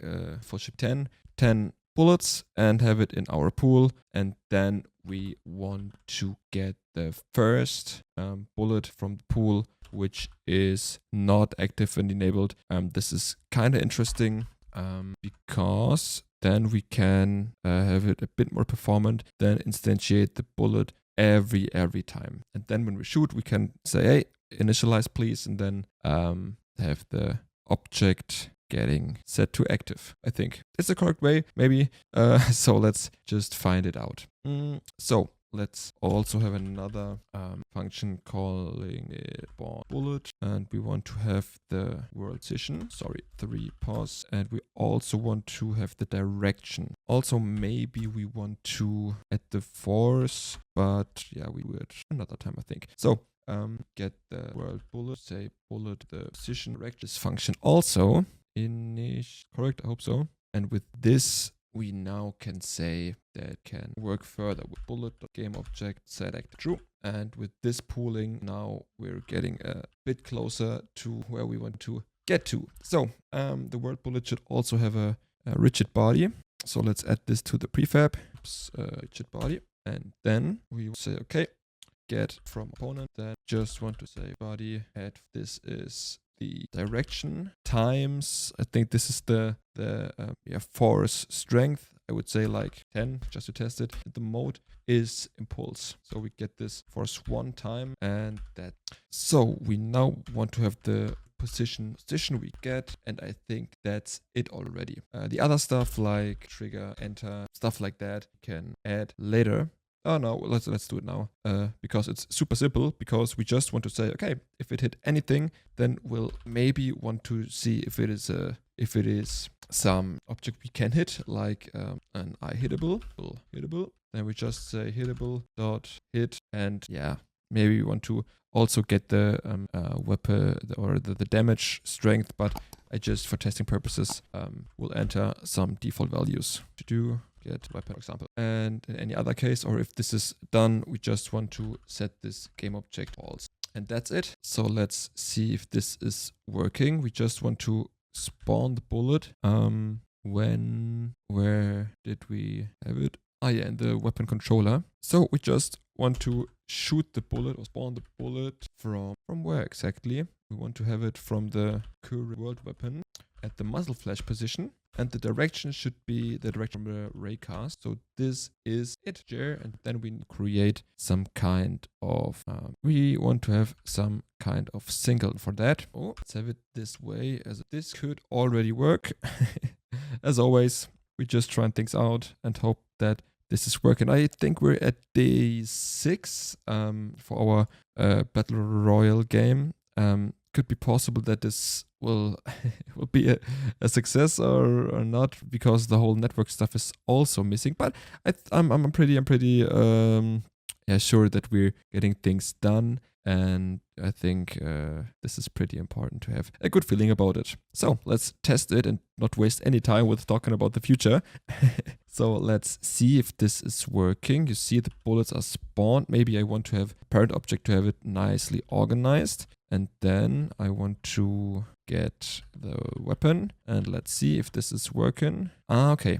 I think it is working indeed, but I want to make sure that it hit the right things. So if this is hitting some kind of player stuff, then it should not do anything. Like if other dot tag is equals to player, something like that, then we just, of course, we can add some other stuff to it and have a layer mask for that. But I think this is enough, or maybe it is better to just have a layer tag. Come on, we just add a layer tag. Layer. This is user layer 3. So with the user layer 3, we just say if other includes layers 3. Okay, my bad. that was a noob mistake, because it's a collider. Obviously not a transform, so we want, or a game object, so we want to get the layer from the game object. My bad, I'm sorry, I hope this is working right now. I did not test it, but I think it is pretty important to show you all the failures and all the stuff that is working in this challenge, because this challenge should not be fake. It should really work.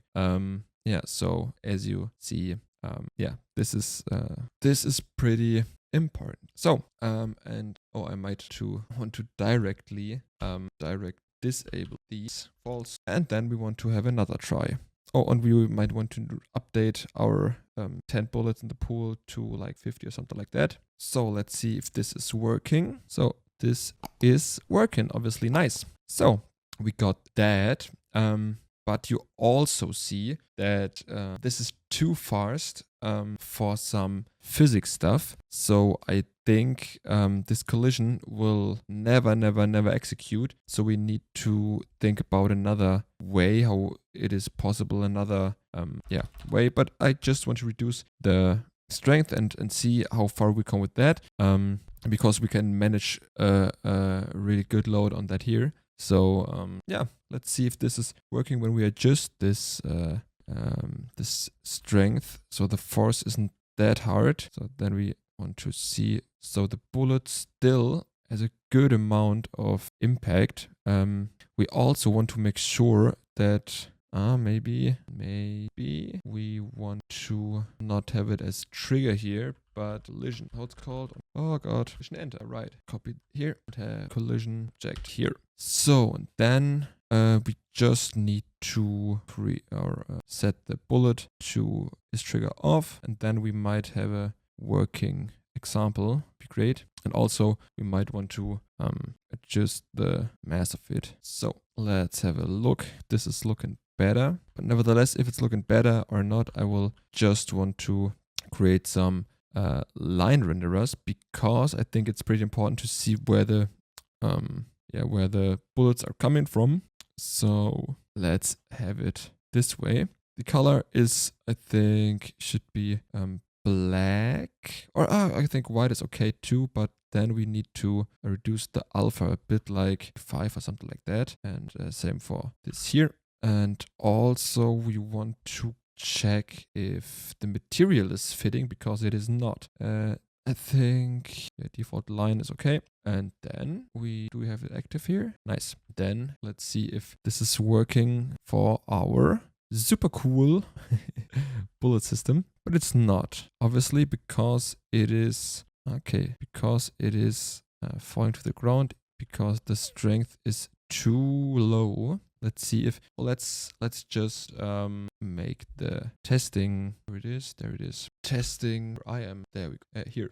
The testing for strength. Now I got it. Oh my god. Yeah. Then test it better. There you go. Let's just have a look what we did before. Okay, we say if the collision is game object with layer 3, which is the player 0 to 3, then it is okay. But with anything else, with all default stuff, the bullet should be destroyed. Oh no.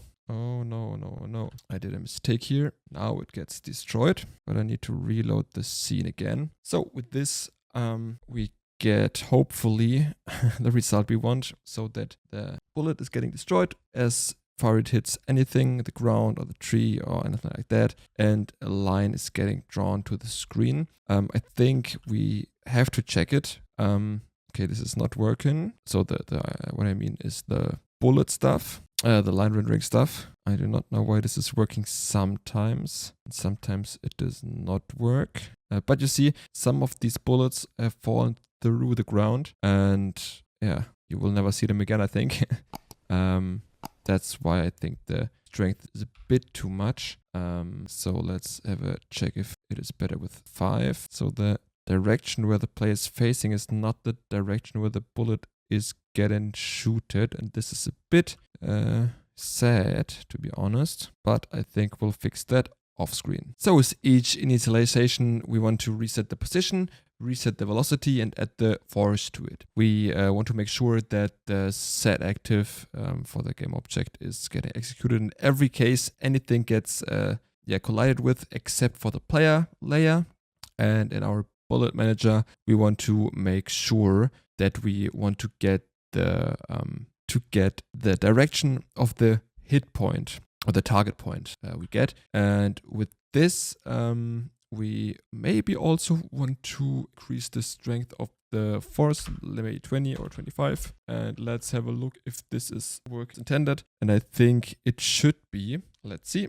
If we take a gun, then let's see if this is working. Yeah, it is all the time on the same spot. Of course, we now need to adjust the force strength. But as you see, if I have a smaller radius here, for example, this is working as intended. Nice. We also want to maybe move the gun towards the right rotation. But I think it's fine for now. And let's see if this is working with 400, bigger numbers. And then there you go. There you see, this is working. So I exchanged the line renderer with the trail renderer. This was my fault. I'm so sorry. Of course, you need a trail renderer, not a line renderer. But there you go. We have it now. And there you go with our trail. And then I think we can reduce the alpha size, or alpha here, and also have just the 50 as a start alpha. And then we can just check if this is working. Yeah, now this looks so much better. Of course, we want not to have it that long, this trail. We want to just have it like half of a second. But now it is finally working. Oh god. This was pretty torture, because I really thought, okay, why is this not working? But yeah, honestly, it's totally understandable that when I use the line renderer instead of the trail renderer, it does not work. Okay, nevertheless, let's just see where our trail starts in the size. Let's see, with 22% of it. Yeah, kind of looking good. Maybe a bit less. I think 10% are okay. So let's have the 0.1 here. Okay, it's fine. And then have one just right ending right here. Nice. And then we also can remove the lighting probes. We also do not need. This can be closed again. Maybe also want to reduce the time again. So I think this is looking great, and we finally have hopefully a working example. Let's see if this is working right now. I hope so, because we're taking too long for that already. Yeah, it kinda works, but we changed the size of that, or the strength, to that play mode.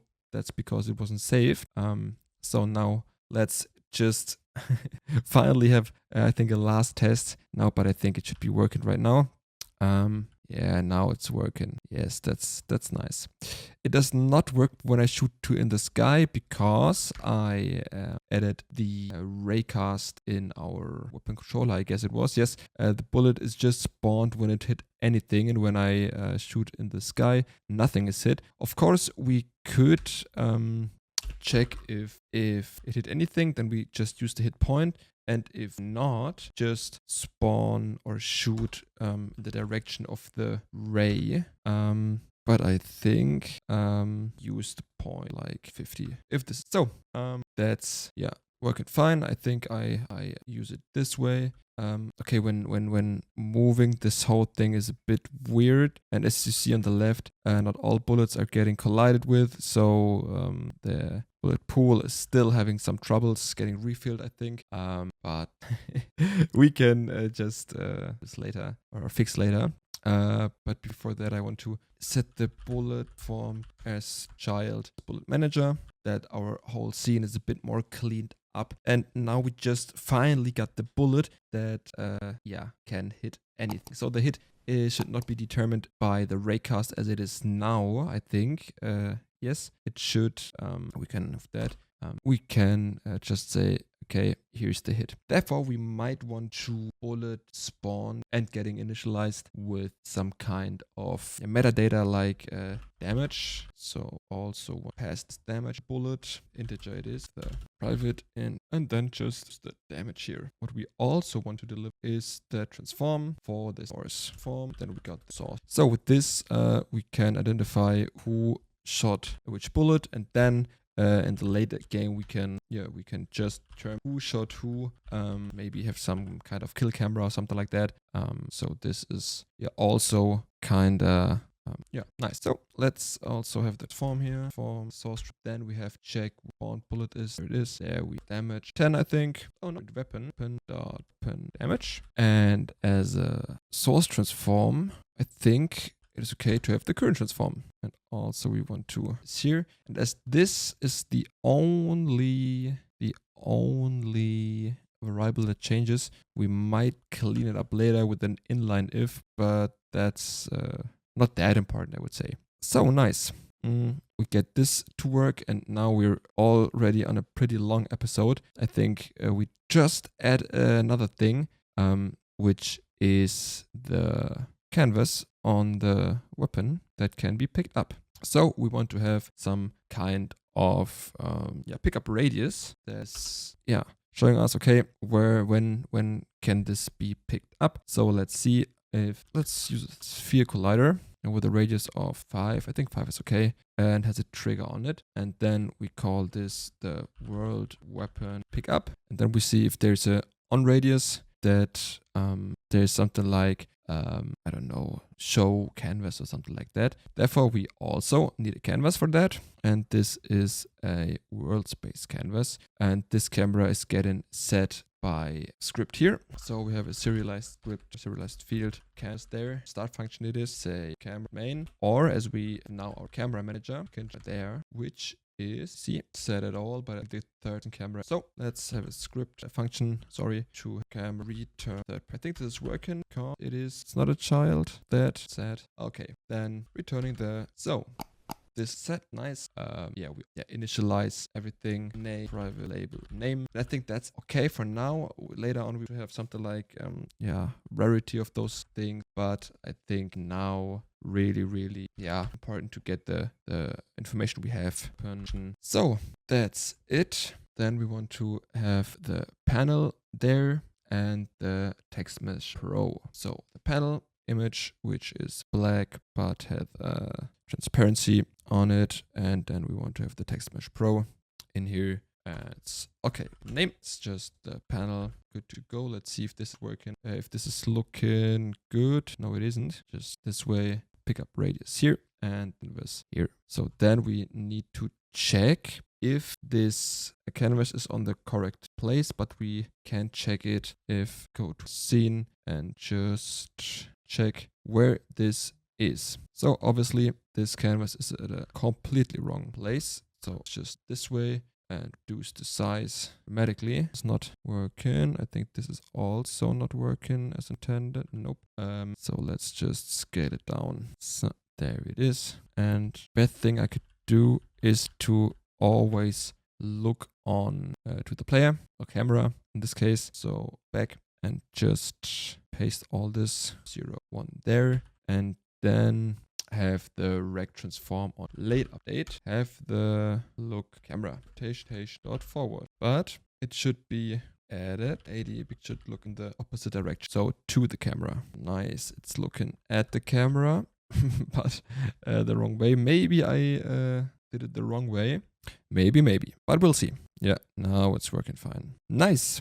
So we can pick this up. This should be the notch, but I think I'll do that vice versa in the next video. I hope you liked the video. I hope you learned something. If you liked the video, then please hit the like button. If you do not like the video, please hit the dislike button and write me in the comments what I can do different next time. And if you want to stay up to date on this 1 month game dev journey project and this challenge, then please hit the subscribe button, and then we'll see us in the next video. Thanks for watching. Bye bye. Hello and welcome back to another video on this channel. This time again, challenge video day, I think 7 it is, for my 1 month game dev challenge.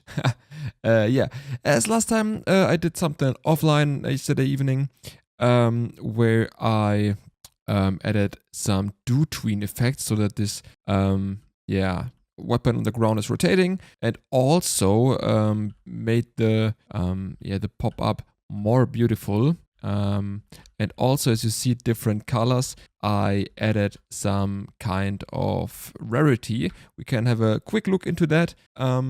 This is all done within the model script. I think it's an scriptable object. I just added a weapon rarity, and there are the rankings, default, rare, legendary, ultimate, and God-like. And then I add a mapping to all of these to return the correct color for that, and then I can just use the function get weapon color to see what is the correct weapon color. So in this case you will see that the scar with legendary, just like in Fortnite, is a higher rank than the sniper, and then we can just take it with E, with the action key E. I added a new action key. I can show that to you also right here. This little action key is new, and before that it was the problem that we just ran over it and then it automatically was picked up, and we do not want to have this. So these are the little convenient changes. As for now, I would say that we now maybe want to take care of an inventory at the bottom right corner, and maybe the all-in-one HUD system, so that we might also have something like the health bar at the bottom left. So let's do not waste any time and dive right into this. So to not waste any time, I just create a new manager, or a controller. I think a controller is the most correct idea for that. Let's say we have an inventory controller here. Inventory controller. So now we want to have our inventory set up. So I just add a private list of weapons. Yeah, I think weapons is good. Or maybe we also want to have a dictionary, because we want to have key as a weapon, but the value as an integer. What is the count of ammunition we have? So this is the, I call it weapontory, and then we can have a little convenient function says get. We can put in the weapon right here, And if the weapon inventory contains this key, then we easily can return it back. If not, then just 0. So we also want to have something like add to inventory, the weapon. So we can just check if we want to add a weapon with ammo or without ammo. So let's check if, copy that.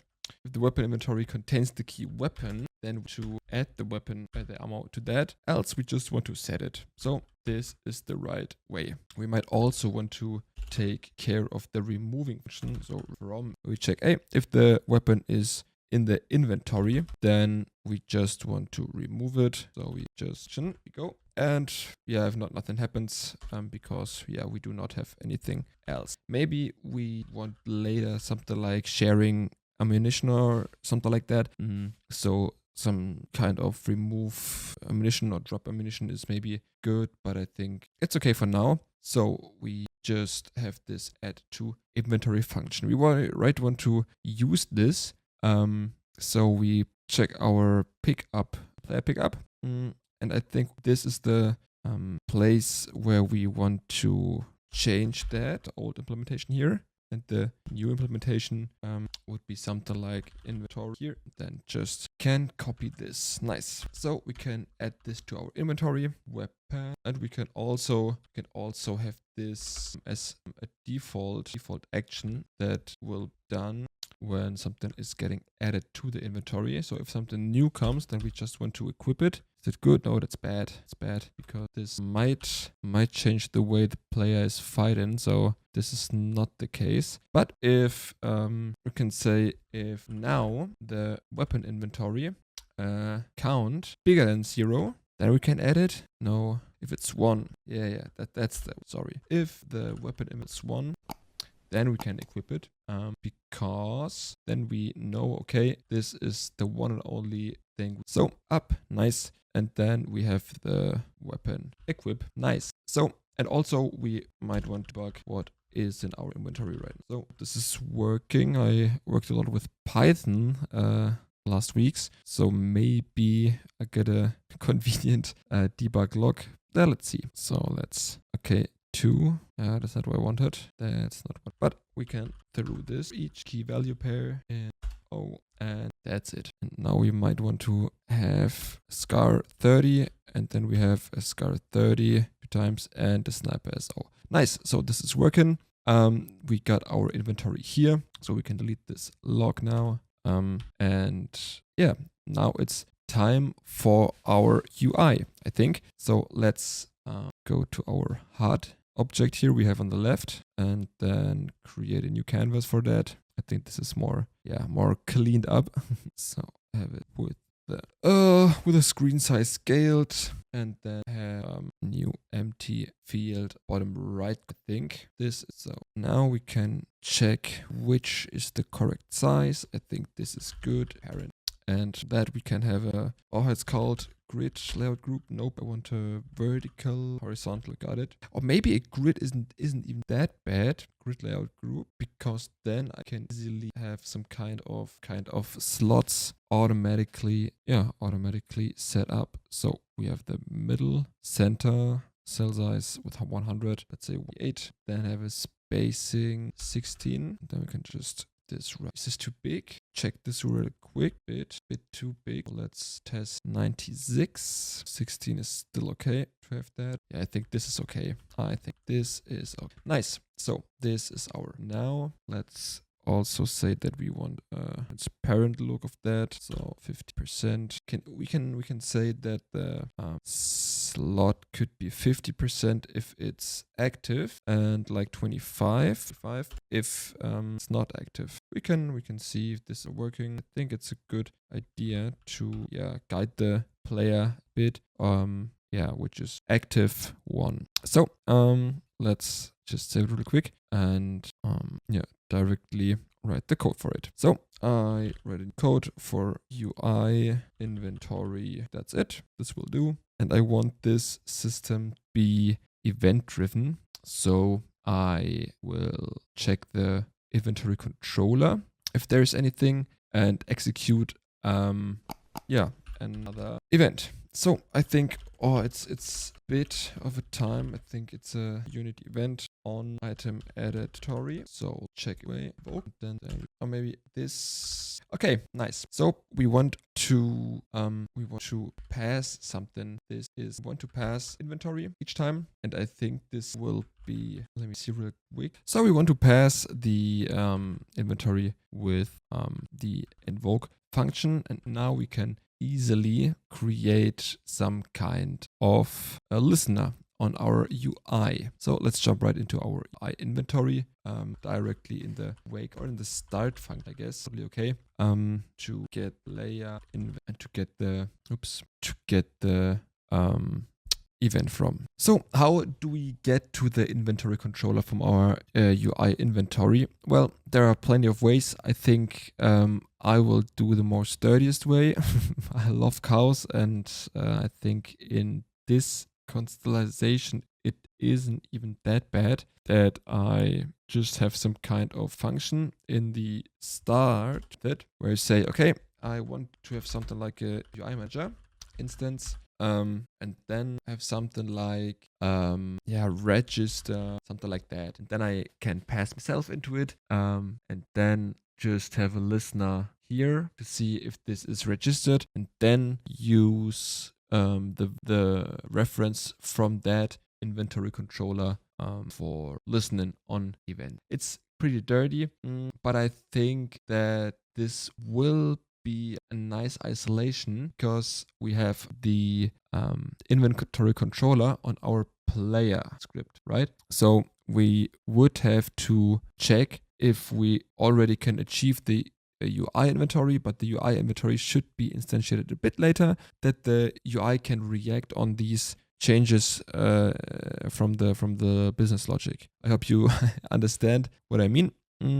So let me see. What we could do is we could register us directly by the, or could we not just create a single for that? I do not know if this is a good idea, but we also did this with other managers. So this would act as kind of manager, and then the inventory controller would just say, hey, hello, here I am. I'm not a big fan of that because this produces really, really ugly code, but I give it a shot and hope this is working nicely. So let's just do that. So this is a static instance and wake. You notice already if instance, then okay, class. So then we could have a function calling public inventory controller. Reference this inventory here as a private number, just add that here. So let's just do that on the start function. We can say instance register myself. Hello, here I am. It's pretty nice, I think. Because then, we know that this is already, nice. Okay, then the registration, we directly can this on items added and have the update inventory right here. So there, an item removed inventory. So let's just create these. Can I easily create? I have to create.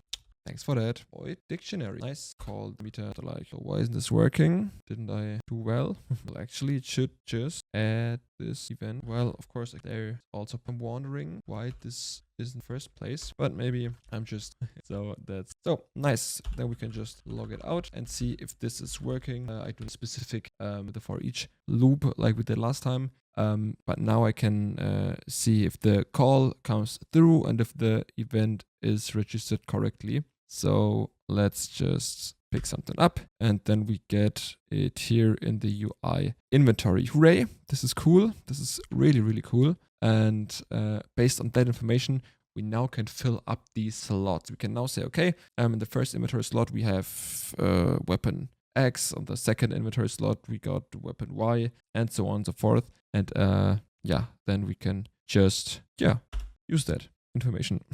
Nice. So we can continuing editing this inventory UI. And for that, we might want to have a list where we have inventory slots. We have the UI inventory lot. And we just call this inventory slots. So like this, and then create the class UI inventory slot. So let's go to our there it is. And there we go. This is the slot. And I think we can just add this component here, and then we can easily assign things to that, like image or the ammunition. So let's just create another text mesh pro, getting our new font for that. Nice. And let's have an example text here. We want to have it at the lower left side, and we want to have it at the bottom left side also. And then we can easily have it in a font size we can read, but it's a bit smaller. Maybe you can 24. I think 24 is a good one. This is okay. Or maybe we can even. No, I think that's fine. I thought about having another box for it, but I think it's okay as it is. Yes.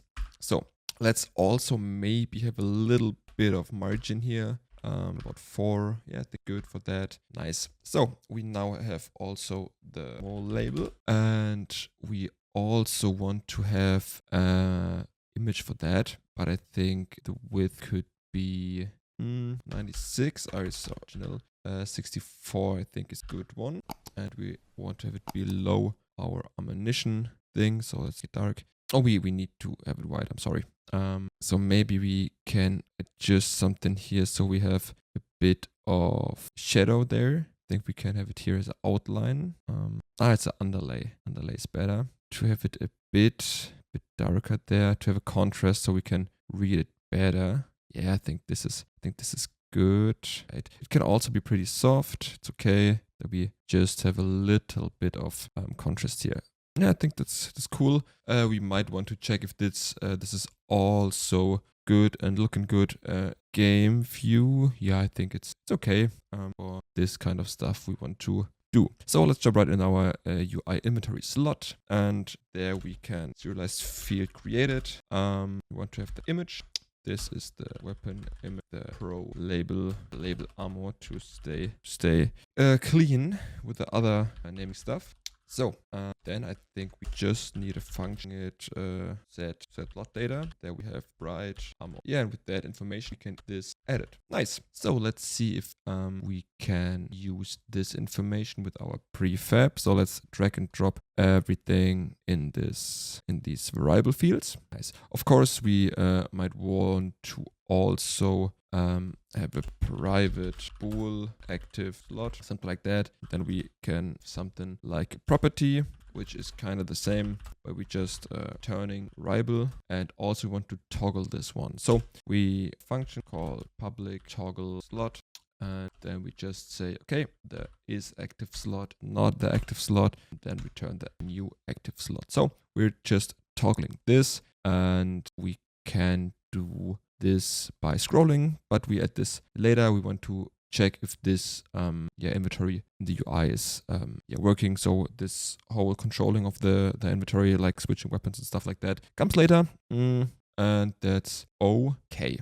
And the start method can already fill the inventory slots with every slot we find in our children. So let's say it's form get components in children, and we want the slot. Then we want for each loop, each I in the slot in the found children. We just want to add our inventory slots. That's it already. Nice. Of course, we could make this dynamically so that we say, okay, we have in the controller here, in the UI inventory controller, something like, I don't know, let's call it slot amount, and then create them. But I think this won't change that often, so I think it's okay to just use this or manage the amount of the inventory slots in the editor. Okay, we can now make a prefab out of it. I just make an inventory folder, then put the slot into that, slots, and there we go. So let's see if this is working.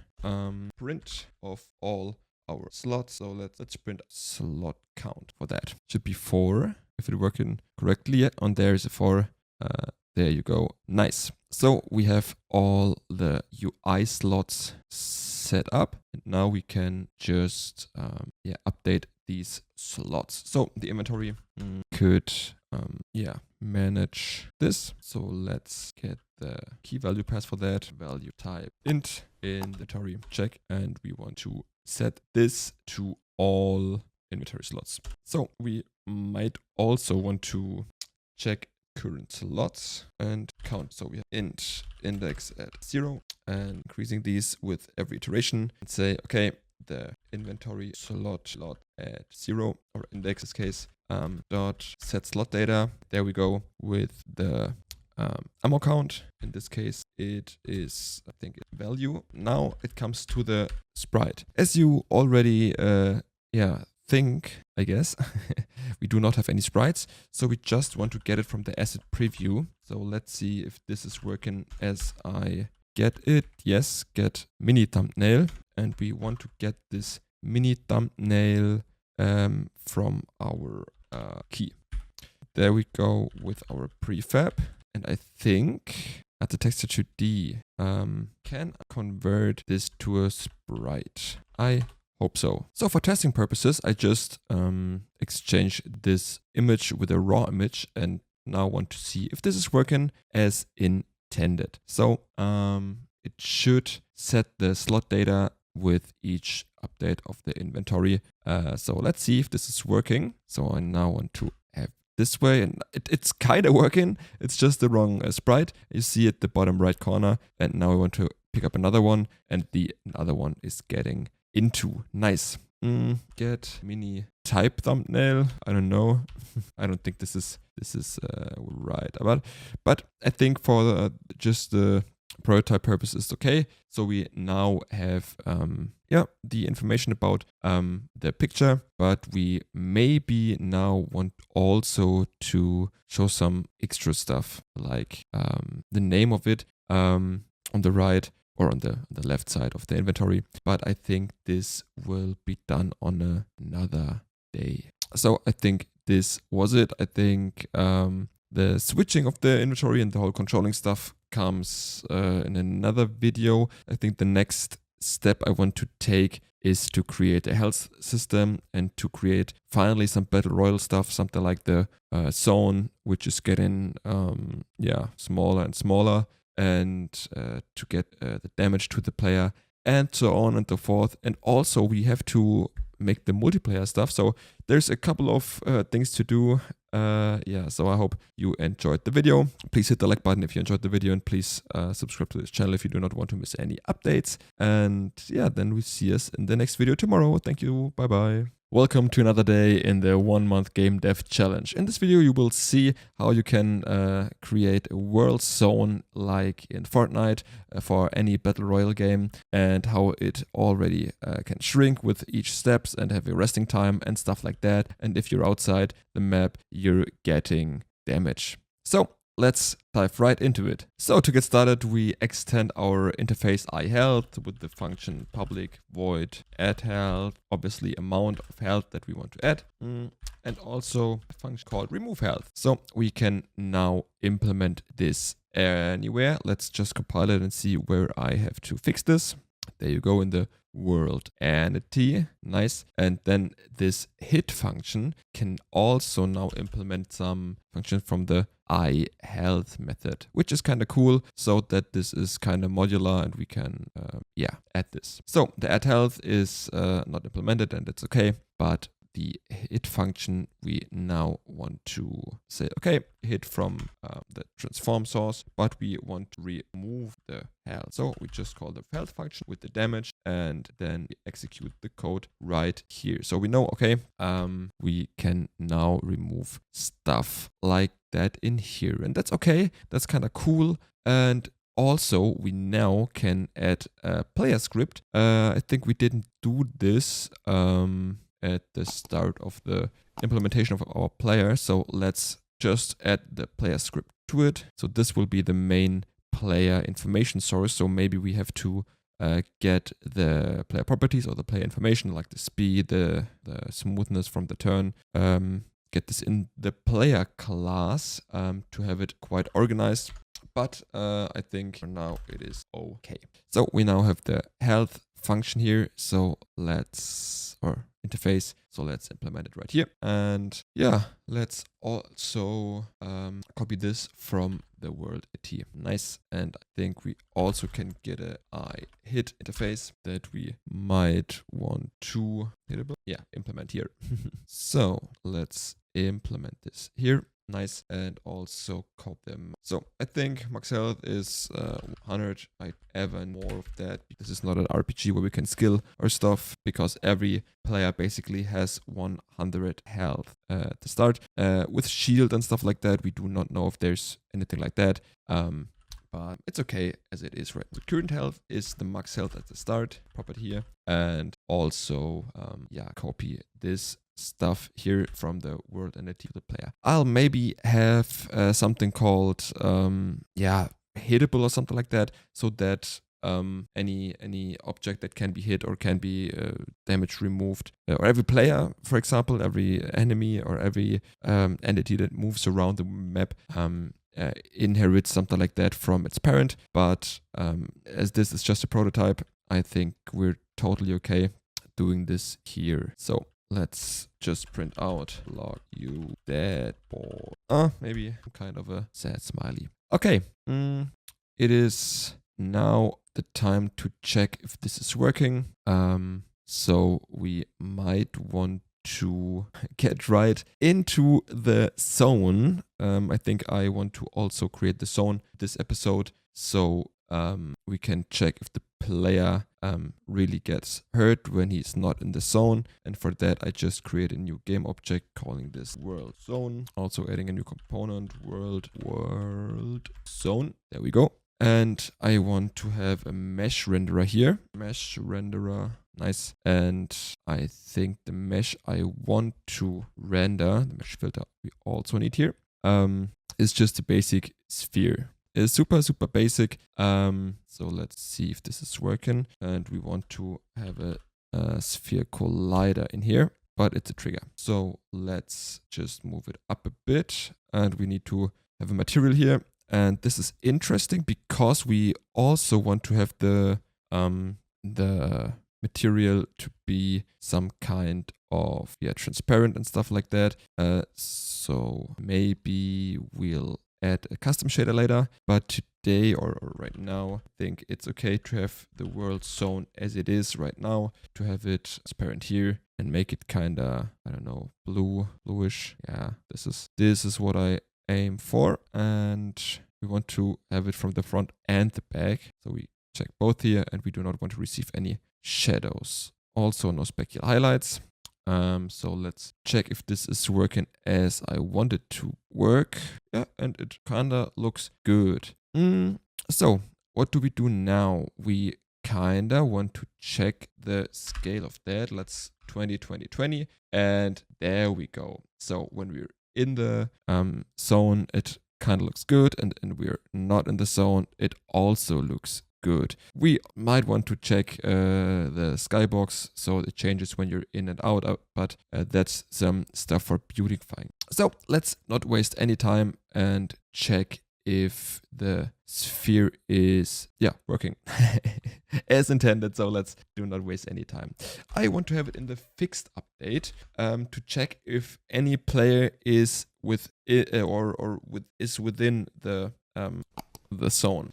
So what do we need? We might want to have later on something like a game manager or player manager where every player is in there, and then I need to iterate over each one and check if they are in the sphere. And when they're in the sphere, then it's okay. If not, then they get damage. But for this, I just have the player. So I check the player every time. So I need to check if physics.spherecast. The origin is, I think it is 0, 0, 0. I hope so. 0. And the radius could be the same as, let me see, as a sphere collider. I don't know if this is working as intended. When I hit 1, I think it's okay. We just check if this is working. So let's test it. The radius 5 and the direction. I might have to check all 11 cases to get it right, because I honestly do not often work with these sphere casts. So back in a second. Okay, I think I will do it on a different approach. I just use the on trigger and trigger enter and on trigger exit function to check if this is possible. So we have the other try get component, and then we say, okay, out layer is working. Yeah. And so that. Then we have the local check is player zone should be true at first, and if it enters, if the player enters the zone, then of course it should set be to true, and if not, then to false. Within the fix update method, I want to check, or I think we also can do it in the update method. We can check if the player is in the zone. If player in the zone, I think the fixed update will also do, not to check every frame if the player is really in zone. And if the player is in the zone, then it's good, but if not in the zone, then we also want to have the player.instance what did I call it? Oh, felt easy. With the so let's also create a serialized field for the zone damage. I think 10 is okay for that, and we make it an instance. Later on, we might want to check if we're on the local server, and if so, then we also want to remove the script at all if we're an enemy. So if we're spawning and see, okay, we're the client, then it's okay. And if we're not the client, then we remove this at all, so we can just control our stuff. Okay, then check if instance null, and if so, this is the instance. So in this case, we just check, okay, if this is, if the player is in the zone, then nothing happens, and if it's not in the zone, then it should remove the health. But we do not want to have it every time, just want to have it every 2 seconds. So zone damage speed, I think, is the correct one. And then we have here something like private temp, float temp, zone speed. And we check, or we can add it at first, fixed delta time, because with the fixed update, and if the temp zone speed damage is bigger or equal the zone damage speed, then we want to reset the temp damage speed to 0 and remove a bit of the player health. So, and I think we can also have a debug here with health and make a $sign before the string to have it nicely interpolated. So let's check if this whole approach is working. I hope so. So we're in the zone and nothing happens. That's quite good. And then we go right off the zone, and yeah, it's working. Nice. So I get damage removed, and I'm walking here outside and think, hooray, I'm outside of the sphere, and in like 6 seconds I should die. Let's see if I'm dead. You dead, boy. Hooray. So this is finally working.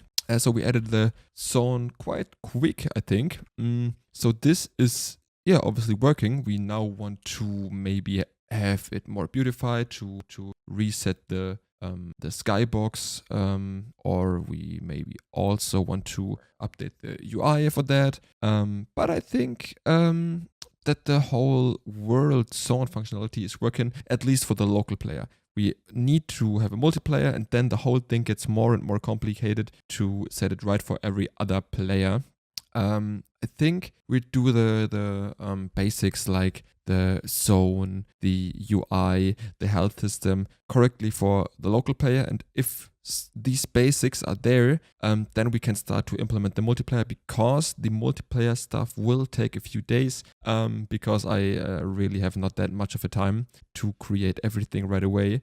So it might take like, I don't know, 2 to 3 days to first initialize the whole multiplayer stuff, and then fix all the bug and make it all working correctly. So this maybe takes some time. So I think we're focusing on the local stuff at first, and then refactor the stuff to make it work properly on all clients. So as you see, the zone is working, but we also want to shrink the zone. We want to have the zone getting a new radius and then new position. So for this, I think can have new serialized field for the zone initial radius. I think we're now at about 20, think, yes, it's 20. Let's see. Let's say it's 100. Yeah, I think we're good. First, let's say it's 100. We obviously can also change it because it's a serialized field, but to have it, yeah, ready right now. So animation, and then yeah, adjust these fields. Let's just have the update so we can just shrink it just to test. I do not have something like the stone is still and the stone is not still, so we just want to shrink it down right away with a zone shrink speed. I just take 2 and then I look what formula I get. But before I want to have this own form local scale as a vector 1 multiplied by our zone initial radius. So this should work the following, that if I am right now have the zone at whatever radius, like 20 or something like that, but it should already, yes, scale to 100 because we have the 1 here. Nice. Okay, then we want to add the shrink function. So let's have the transform dot local scale equals transform dot local scale times zone damage speed minus. But I think we're also doing like the temp damage speed, so that have our temp zone rings. So we just add the time delta time to it, and if the temp zone shrink speed is, I think it's let's half a second, so it shrinks every half a second. I don't think we do it this way. Honestly, I think we do it really every frame to have it a bit smoother, but the zone damage speed should be really small. So I also want to this here, but divided by 1000, I think. So let's have a look if this is looking good, and then we can check if this is okay. It's way too fast. It's way too fast. And I think we also can say, the thumbnail for the last video. We also can say if the transform local scale is smaller equals vector 3 dot or a new vector 3 I think 20. So this is the zone smallest radius. Then we say okay, can zone shrink, say okay, zone can shrink, then we all of nice. So we need just 2 more variables. So the zone can shrink, which not be serialized, but also need some serialized field for the smallest radius, which is 20, and also have arrived at what it was, bool true. So the 1000 is still too big, and I now maybe need to have the magnitude of this. To be honest, let's see if this is working correctly. I think it's still too big or too fast, the zone shrinking, but I like it. We maybe also want to have different steps if the zone is shrinking and at which speed, which damage and stuff like that. And we also want to have this a bit more modularized. Yes. So let's see if it's 20, if the zone stops shrinking. Yeah, it does. Nice. But you see, there's a bug that the pop-up we had here is still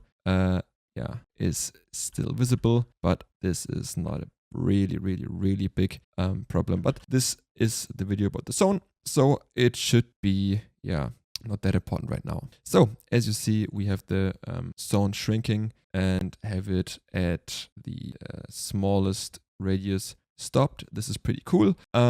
But maybe we can now also add these zone steps, I would say. And for that, I think we can introduce a new scriptable object. Is this possible? Or does it make sense to have this? I think it is possible. So let's do it. So let's go to the scriptables and have the zone SO, I would say. Scriptables, and there you go with our new scriptable object, calling it zone SO. Nice. I'm just copying stuff from the weapon SO. Asset menu, scriptable object here. So this is a new zone step, and this is a custom zone. Hooray. So what do we want to have in this custom zone? We want to have zone damage. Also, let's see what do we have here. Zone damage speed. The shrink speed. So that we have the zone speed. I think we can remove the prefix zone now with the shrink speed, and we also have the damage speed. I think the damage speed should be the same for every step. But the damage and the shrink speed is pretty all we need. Cool. So let's see, or maybe maybe we have the public in radius. That's I think a pretty important point. So let's see if we can just add these the prefabs, I think, models, weapons. Nice. These are the zone steps, and then create a new zone step. So this is a zone step 1. The damage is 2. Shrink speed is 1. Or is it 1? Is 1 good or is 1 bad? I forgot. Damage speed. I said... Oh, the shrink speed. Sorry. Shrink speed. Oh, I didn't use this at all. Oops. Zone damage speed. This should be the zone shrink speed. Okay, the zone shrink speed. So this also can be a float in my opinion. So the radius could be so we have this shrink speed at 1, I think. We can just make it half a second. Or 0.5, I think it's not half a second. And the radius there should be 80. Then we have the radius to 60, then to 40, I think. And the last one is 20. So there we have the damage of 4. There we have the damage of 6, and there we have the damage of 8. And the shrink speed can now be faster. And then we have the shrink speed to 5. I think this is a pretty solid base for that. So let's just add the zone SOs to our world zone component. So serialized field. This is a private list zone depth list, also fall under zone nation. So again, as we added the damage to the zone SO, we can remove the damage and the shrink speed, and also these both, because I think if there is nothing to come after the last zone step, then there's nothing more to come. So maybe we want to have some events and to make it more modular, where you say, okay, this is the smallest radius of 5, or a huge map with a initial radius of like 5,000 or something like that. I think this is pretty cool. So in the wake function, we want to get the first item, or might check the zones count bigger than smaller than 0 or equal 0.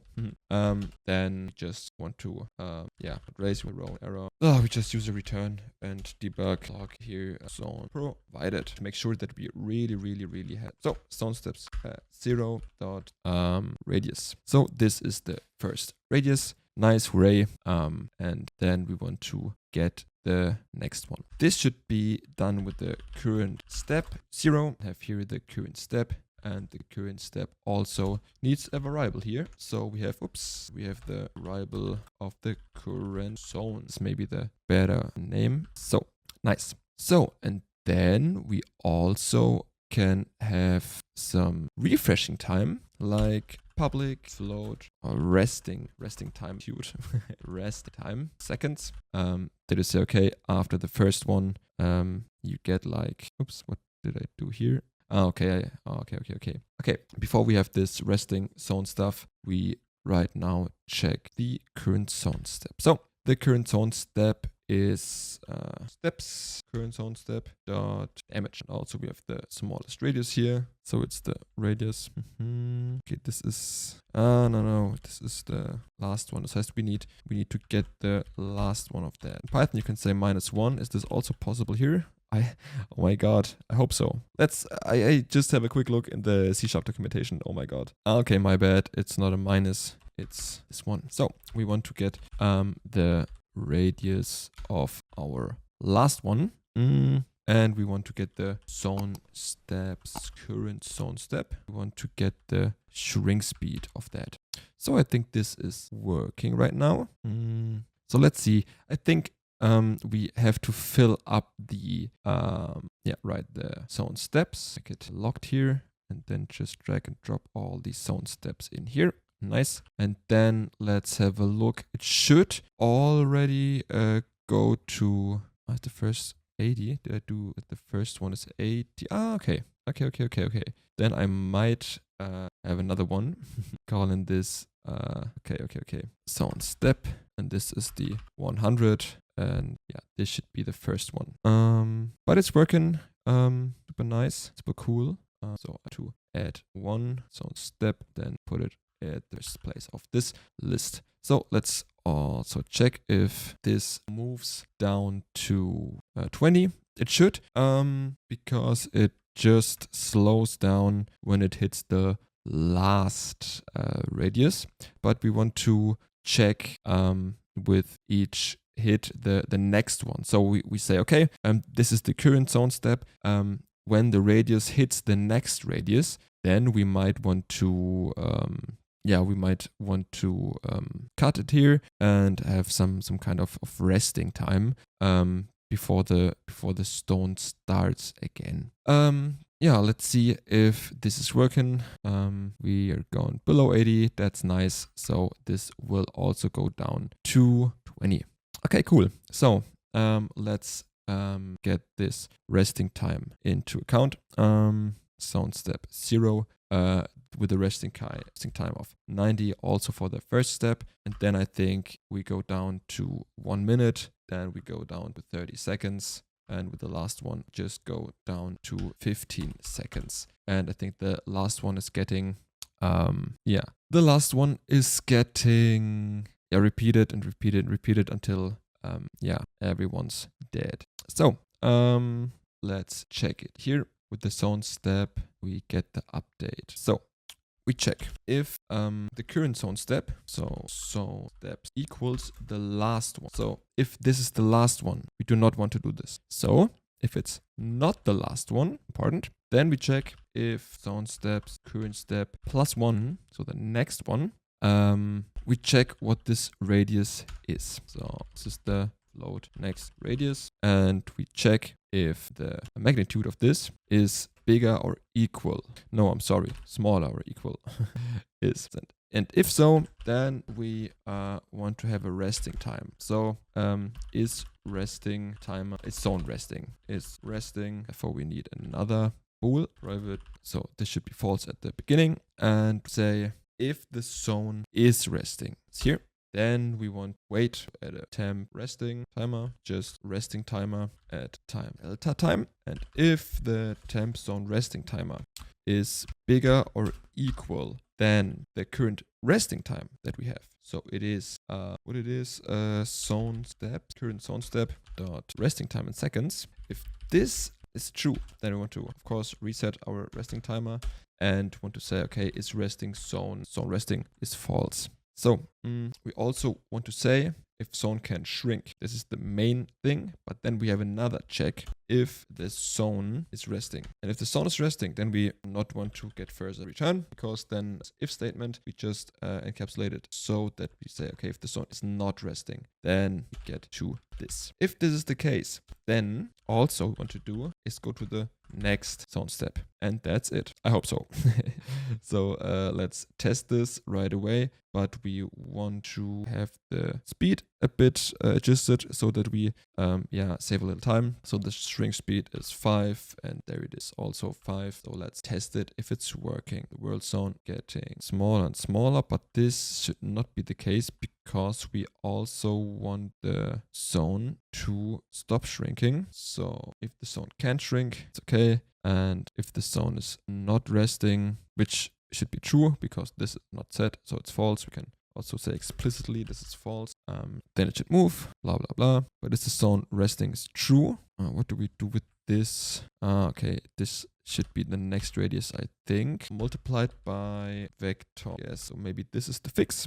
Let's test it, maybe with a resting time of 5 seconds here, also 5 seconds, a bit faster. So it shrinks down, it waits maybe 5 seconds, and there you go, right away, 60, and then 5 seconds again, and then it goes down slowly again. Nice, so we got this resting time also implement nicely, and the zone getting smaller and smaller and smaller.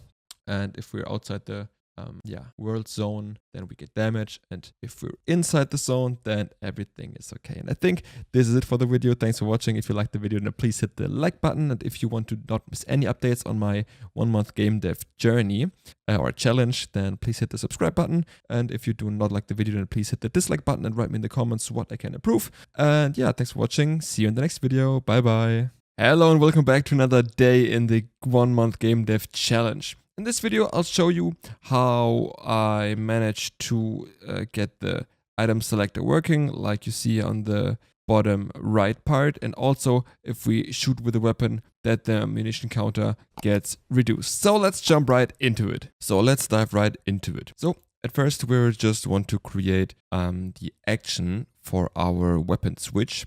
I think the mouse wheel is the right one, so add a new action, call it, which I might want to turn off the autosave, switch weapon.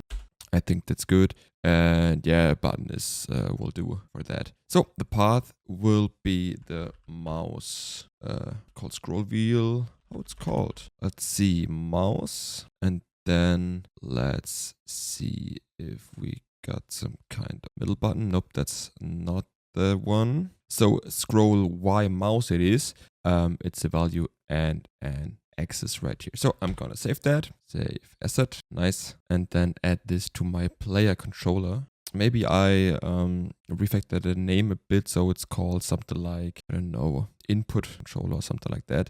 Because player controller is, in my opinion, not the correct way for that, but I think there's it's just an idea for later. So switch weapon action, and then we also want to find this and add a listener for this event. So we got the switch action weapon right here. Nice. And then start it and switch weapon top. Nice. So let's just create these both. Let's just these and copy the name of that to make it really simple. Can this one, and then I think weapon controller, a reference to that weapon controller, switch weapon. Then we can, I think, give the value of that. So which action value it is, I think. And it was it a float? I think we'll see if there's something like that in the error message. So let's just check if this is working. Let's debug this right here with a V, and then we can see if this is working. I hope so. So we got a 120 and minus. So when I scroll down, it's minus. When I scroll up, it's 120 in the positive section. But I think we also can clamp these already in our player input settings. So let's do that right away, I think. We have a processor here, and we want to clamp it between, I think, -1 and 1. So let's save this and just test it right away. I also did some things off screen, something like the reloading of the scene each time. So we can speed up our development process. And you see, if I scroll up, you see 1. If I scroll down, it's -1. Nice. So we now know that we can have this input right here. So for that, we might want to also have the current weapon ID or the inventory ID space in there. So let's have an integer and read out what the current weapon slot ID is. And for that, we can adjust this. So if v is smaller 0, else if we subtract 1, and then we want to add some. For that, we also maybe want to have some kind of reference to our inventory controller, because we want to check what's the current item slot is. So let's add it here. Private controller awake function, or the start function, where it is, to get the inventory from our game object. So we have this here, and there we go. This is our inventory right here. And that's kind of bad because we have a dictionary here, but we might also want to have it other way around. Maybe we want to refactor this to add some kind of list, but having something like a slot. It's not a UI inventory slot, it's just a normal inventory slot. Inventory slots, and this, we can have a slot where we can say, okay, this is the slot ID. We have the slot weapon. We have the slot ammunition or something like that. And I think that's a pretty cool. I just have there at the bottom and say ID pop in ammunition. Go. And I think this will already do. Of course, we want to make it a bit more cleaner, something like that. Just this one, public, capital, and just the getter function out of it. Get ammo set. We want set by the value. Nice. So just copy this here, there. Just say, okay, the weapon, the slot ID. Hooray. So we have a nice model class, the inventory slot. There we now can say, okay, we want this that way. Maybe let's make also a convenient method, naming it setup. We can pass in slot SO and so nice. Yeah, and that's it for the interesting part. But I read some comments and some friends said, hey, yo, these videos are a bit too long. So in this time lapse, you see some functional editing where I add the ammunition counter so that if you shoot, the ammunition gets reduced, and if you pick up some ammunition, it gets increased again. And also the UI implementation for the switch weapon stuff. So if you scroll down, that the weapon to the right gets selected, and if you scroll up, that the weapon to the left gets selected, and some edge cases like the boundary. So if you're on the top, the total of the left side, and scroll up, it starts at the most right item again. And I think that's it. Thank you for watching the video. If you liked the video, then please hit the like button. If you do not want to miss any updates on my game Asteria or on this 1 month game dev challenge, then please hit the subscribe button and turn on the notifications, and we see us tomorrow again. Bye bye. Hello and welcome to a new video for the 1 month game dev challenge. Today it's a quick one, and today I'm going to show you how I integrated the multiplayer into my game. Okay, it still has a few problems and the system is still in its infancy, but I still think it's exciting for you, especially because it was super quick to implement. First, I imported 3 packages. I'll link them for you in the video description. By the way, I followed TaroDev's tutorial. Feel free to check him out. I've linked this channel in the description. Super great guy. I then created a network manager that automatically adds a player prefab to the client when it started. I added a network object component directly to the player prefab so that the rotation and position can be transmitted over the network. With one of the 3 packages, called Parallel Sync, I opened a second Unity instance so that I can simulate multiplayer clients. As you can see, I still have problems with the camera from time to time. Apparently the center of the game host screen is not always in the correct center.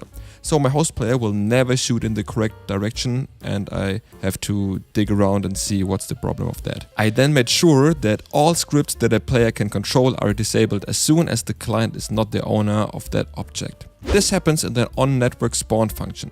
This is super important because otherwise I could control other players or own other weapons and do other things, which spoil the fun of the game somewhat.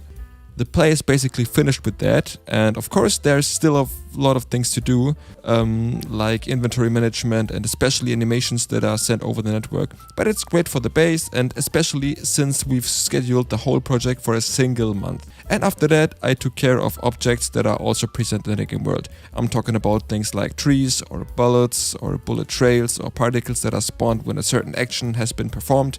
And all these objects have been given a network object component and have been packed into a server RPC function. This means that only the server can perform this action and can instantiate them. And that's basically how I added the multiplayer mode. In the current state of my little battle royale game, sweet, short, and yeah, I love it. I hope you enjoyed the video. If you don't want to miss any updates on this challenge, then please hit the subscribe button, and yeah, we will see us next time. Thank you. In this video, you will see how we make the scope mechanism for our 1 month game dev journey battle royale game, and also how we achieve these really cool bullet damage indicators. So let's dive right into it. So let's get right into it. We want to create something like a HUD canvas system, something like that, and then we want to have it declared in our UI manager. Therefore, I just create a new variable in the UI manager, and I think I just call this how do I call it? Screen actions. I think I call it screen actions, and maybe yeah, I have a new idea. So Let's call it chins. And this work, we need to also create a script for that. So the UI screen actions. That's nice. So we also want to have a object for this. Actually, we can just copy this one and call it regions. This script and add the new UI screen actions script to it. Nice. Okay, what do we want to have in there? In there, we want to spawn a prefab, which shows the bullet damage. So we create the text pro in here, but we're making a prefab out of it. This is damage label, like the bullies told me in the 7th grade, but that's another story. So I think test value is 20 and the font asset should be the BioCats. Okay, nice. Then we make a prefab out of it for the UI and call it damage label. And I think we could also delete. Nice. So we now can have some kind of action function that I make public. And I think I call this spawn damage amount, spawn damage label, I think is better. So what do we want to I want to know. We want to know where to spawn. Call this just hit point. And we want to, say what to spawn. It's the damage. So I just call it text because it's a string now. We want to already give it, encoded to this variable. So therefore, we need to calculate something. So we need to calculate the spawn point from the camera main. But camera main, we have a camera manager. And then we want to get the main from there. So we want to get the main camera, then have the world to screen point from that, and want to pass in the hit point from there. Now we have a little offset for that. And the thing is, we maybe need to check the offset where we want to position that. But I think if we say something like, okay, the offset could be, for the X value could be something like the 1/8 of the screen width, and that's I think quite appropriate. So I take the screen width and divide 8, and the same thing for the high, and just call it offset Y for that. And I think this is kind of appropriate. I don't know if we might ever need this because I would like to have it a bit more dynamic, because I do not want to have the spawn point every time at the same position. If we hit the same point, I want to have it a little bit random. So these offsets are for the random points. I'm sorry I didn't have told you in the first place, but this is the reason why we need this. So we want to have from minus offset X to offset X. And then we also want to have it 2-dimensional. That's why for the Y, we already can get the random value of the offset Y minus offset Y to offset Y. And now the 0 in there. Sorry for this huge misleading intro, but that's why we need the spawn point calculated in the first place. Okay, now we want to spawn our damage text, and therefore we just instantiate the damage amount label, which we made a prefab out of it in the first place. And where do we want to spawn it? In the spawn point, of course. It should be not rotated, but the parent should be this transform, because we have the canvas in here. The transform is the parent, and we're going to get the transform out of it. So this is okay. We now have to define our damage amount label, and therefore I just create a serialized field, private game object there, the damage good, with a low D. Okay, what do we want to get from this? We want to get the text mesh pro component from that.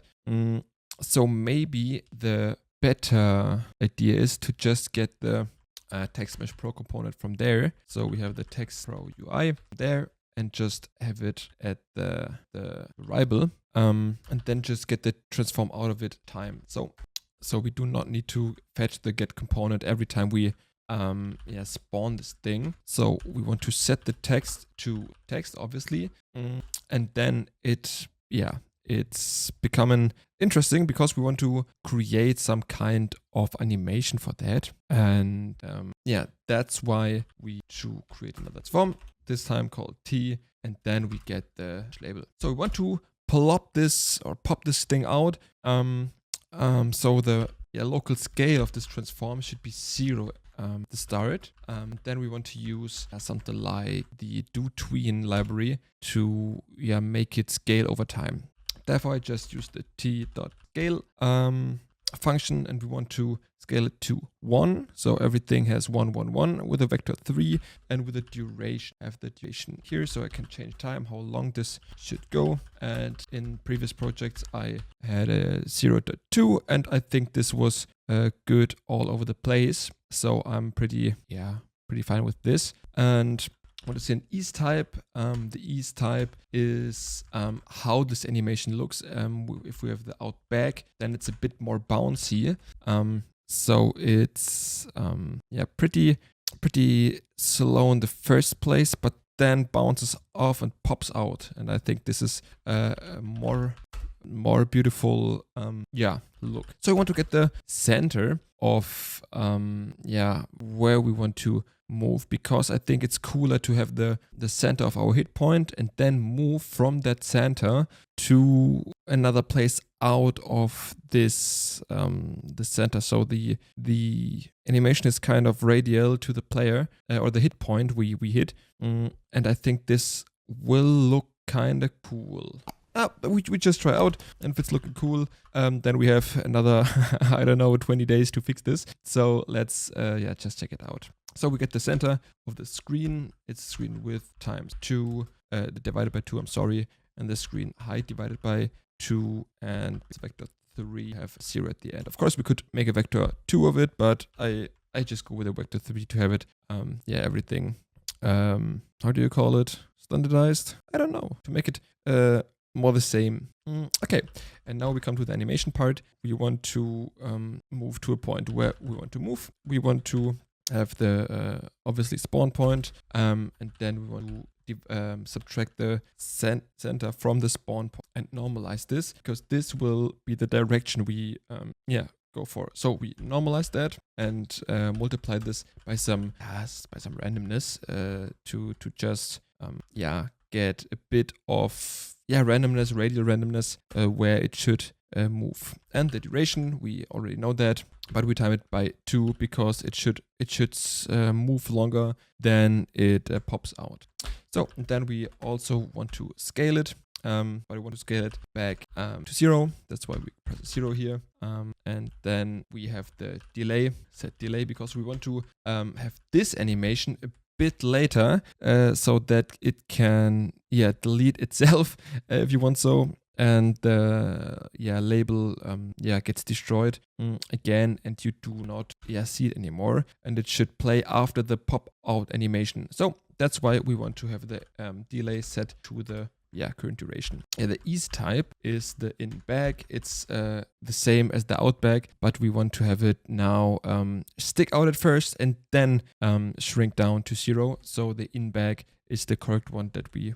So, and as I just said, when the animation is finished, then we get to do the kill of the animation. So if we have some more instance of it, it could get a bit shady and a bit buggy. So there we want to stop the animation, we want to kill this animation, and then we want to destroy the whole object, game object, and then we are through, I guess. And with this kind of logic, I hope so that I didn't forget anything. We can test it right away. With this kind of action, we can easily spawn the damage label and animate it with this with this part of the code, and then have a pretty cool looking pretty cool looking shooting animation. Let's try it out.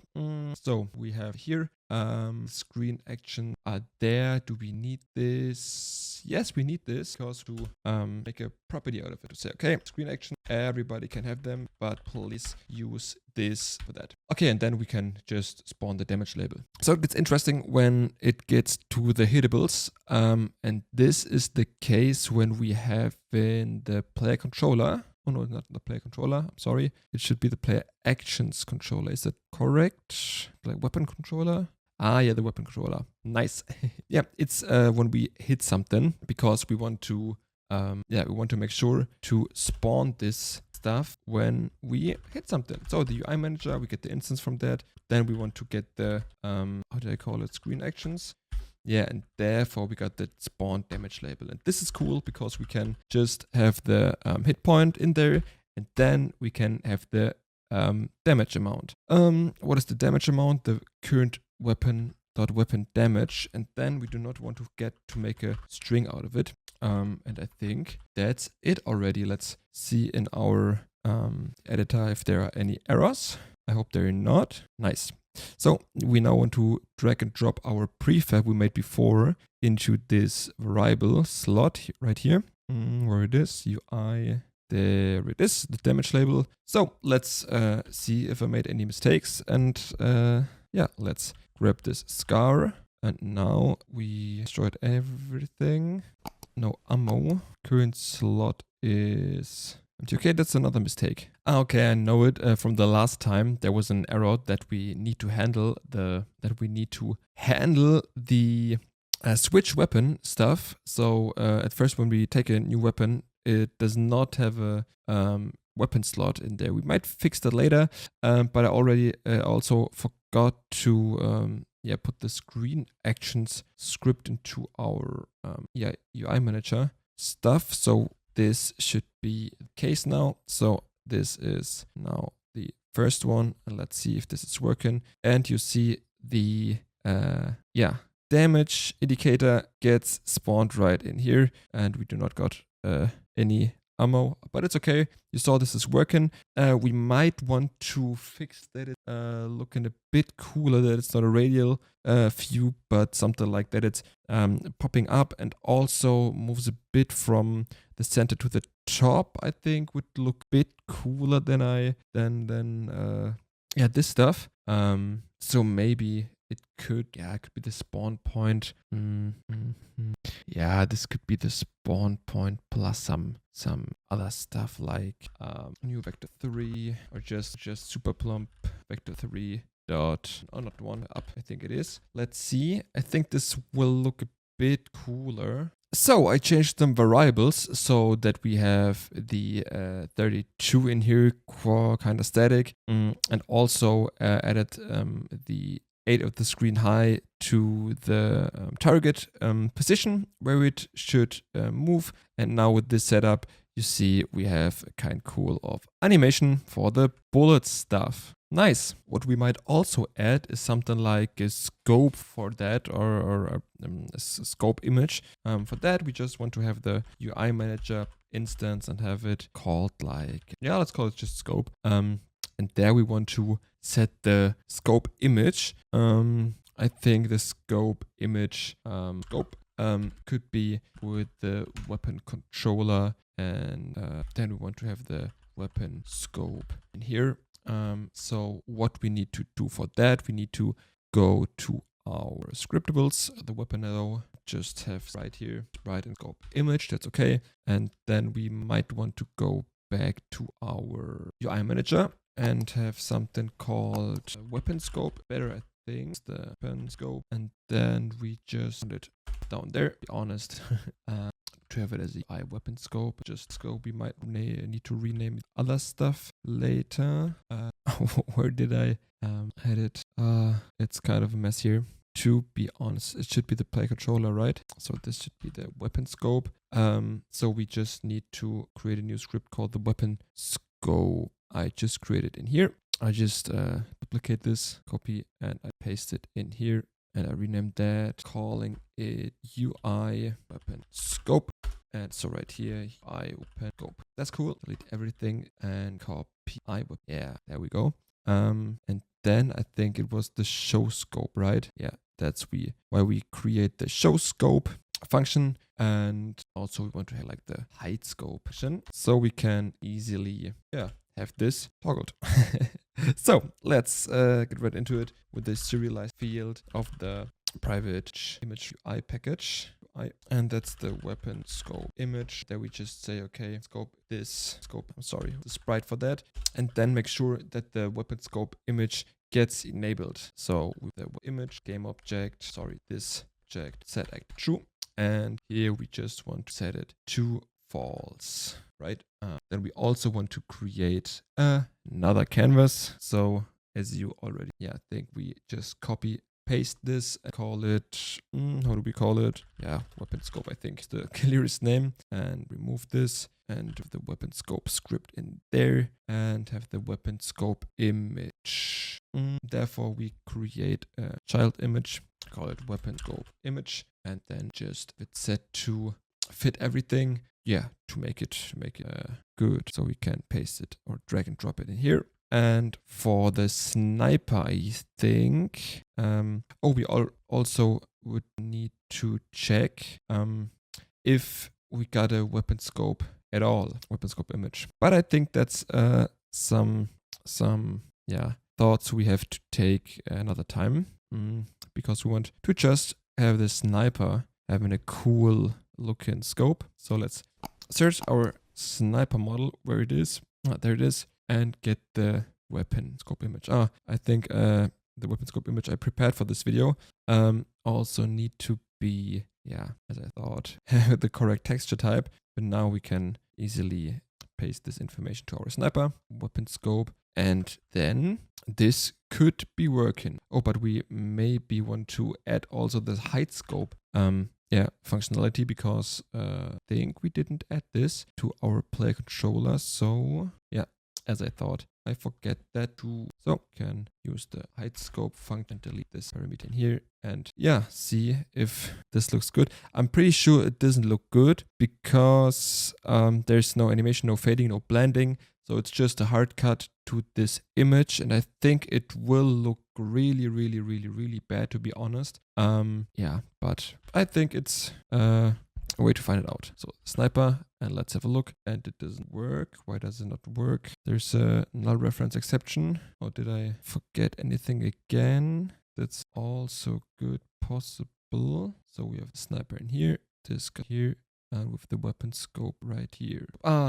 Again, that's some normal things to happen when I'm when I'm coding some kind of new stuff. Okay, but now it should work. Yes. Honestly, it doesn't look too bad, but I'm not a big fan of it. I really would like to have some kind of fading animation or something like that, or maybe anything else. But it's cool. It's kind of cool. But I think next time we need to add some blending or something like that. We also need to fix stuff like that. As you see, this scar does not have any scope things that we can just easily check if they are even have some image like that. But it's time for the next time, or it's part of the next time. So thanks for watching. If you liked this video, please hit the like button. If you do not want to miss any updates on this 1 month game dev challenge or on my main game, my main project Asaria, then please hit the subscribe button, and we will see us in the next video. Thanks for watching. Bye bye. Hello and welcome to another day in the 1 month game dev challenge.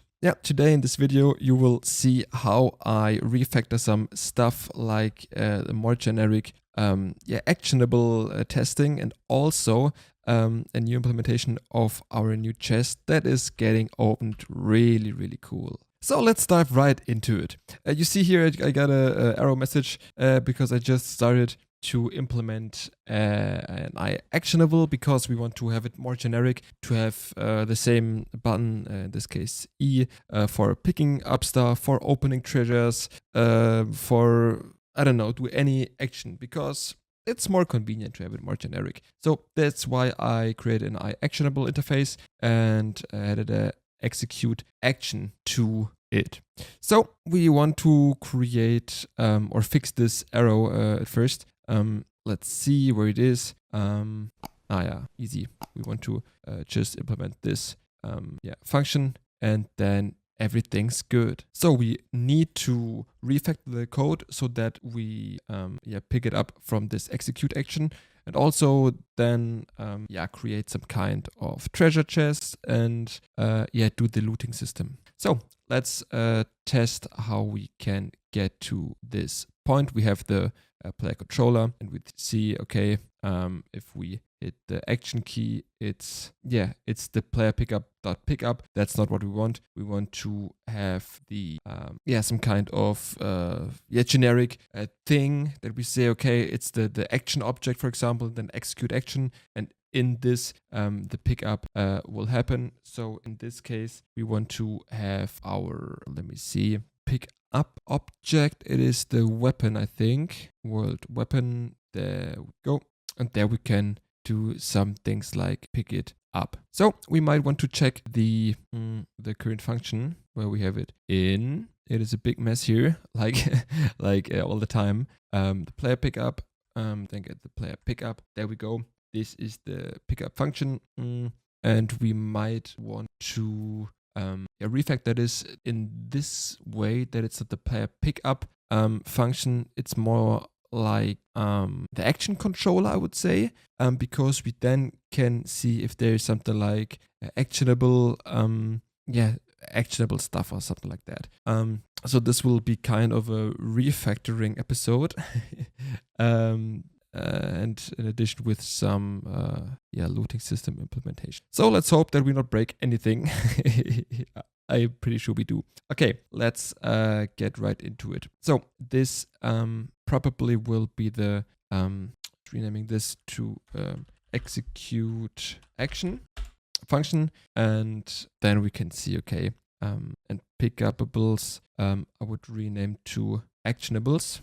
And also have this, I pick upable. I don't know, because the whole pickup logic is right here, and this should not be necessary, because this is generic. This should only happen with items we can pick up and not chests, for example. So it would be a super cool idea to have override in here. That's not possible with the interface.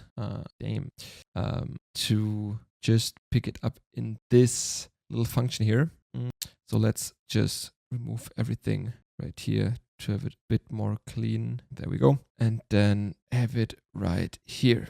So in this execute action function, we want to try to get a most generic thing. We should make it this way more generic, that I say, okay, this is really an actionable, and this is not the pickup info. This should be something like the show action hide info. Totally okay, be fine. Then we just move this a step higher and just call this zone. Then we can just write into the word weapon, just rename info and hide. I think this should already do a good amount of logic here. Right. Then we game object in here. Then we want to get actionable, execute this.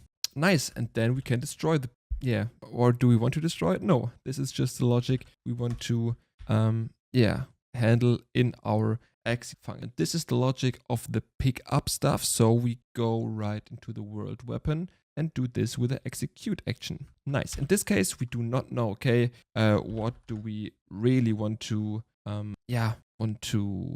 have here. Okay, the inventory controller. So we might want to pass this one to the inventory controller. But on the other side, we also can just figure out another way to do it. So let's figure another way out. We could do it because I really do not want to create any kind of inventory controller stuff as a singleton. So let's try another approach. How we can pass this data to the inventory. Another idea would be an inventory manager. I do not know why we did an inventory controller in the first place, but it's okay. That's okay. We'll find out how we handle that. We can, for example, instance the all controller in our player script, something like it, the layer controller. I think we know that. So we just have the wake function. We just say, hey, the inventory controller, and the same is for the weapon. There we go. Then we just create some kind for that. Get function, same goes. Weapon controller goes right there, and there we can now get the player, because the player is a singleton, and can now execute this what we want to do. So therefore we just go to player instance dot inventory controller, and then we can add it to the inventory, and this gets deleted. And now we got an actionable, so we can have a new actionable where we say, hey, this is a openable, for example, and then we can get a chest, for example, to open and do not want to destroy anything. So that's kind of fair, I think. So let's create it right away before we forget it. So this is an openable. Is this a word? I do not think that this is a valid word, but it's okay for me as a non-native speaker. Actionable as it is right now. Cool. So let's just look if we have destroyed anything, and if we can just pick up anything we have here. So the pop-up is there. Nice. And I press E. It still works. Okay. Yeah. Nice. Good. Cool. Then we just need to create some kind of chest. So in one of my last games, I already created some kind of treasure chest. So for that, I would just simply create this one where I create an empty object, a kind of treasure chest with a big C.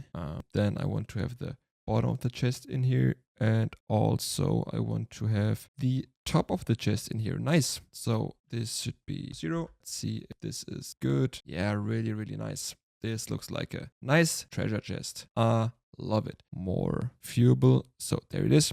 Nice. So the treasure chest already should look kind of cool, and I think it does. I think it's always a good idea to separate these both things that I want to have moved somehow. So I just want to create this way that I put the pivot point in here and then to the right. Then super important, I want to have these numbers as a negative in here, and then have the position in here also as a negative. Then I think I can just easily no, it was the other way around. My bad. Okay. So let's do it like that. We have in here the top position and also the X position, and then we want to here think if I now rotate this, it opens like a real chest. Nice. That's what I wanted to achieve. Nice. Then I'm happy with that. And that's it already. Let's make a prefab out of this chest and add some kind of script to it, like a world loot box or world treasure chest, I think. So this is the world prefab. Go right into it and add the world treasure chest to it. Nice. And with this new script, we want to make it an actionable, that if I press E, that there's something like, hey, you want to open the chest, something like that, and also animate the treasure chest. So I actionable, and then I to create, there we go, that automatically. Nice. So the execute action should be just the log says, hey, item Ray, and also should animate. So what should be animated? The treasure top. So we need this form, the treasure top. And then we just say, okay, the treasure top, we want to make it with the rotation. So we have the local rotation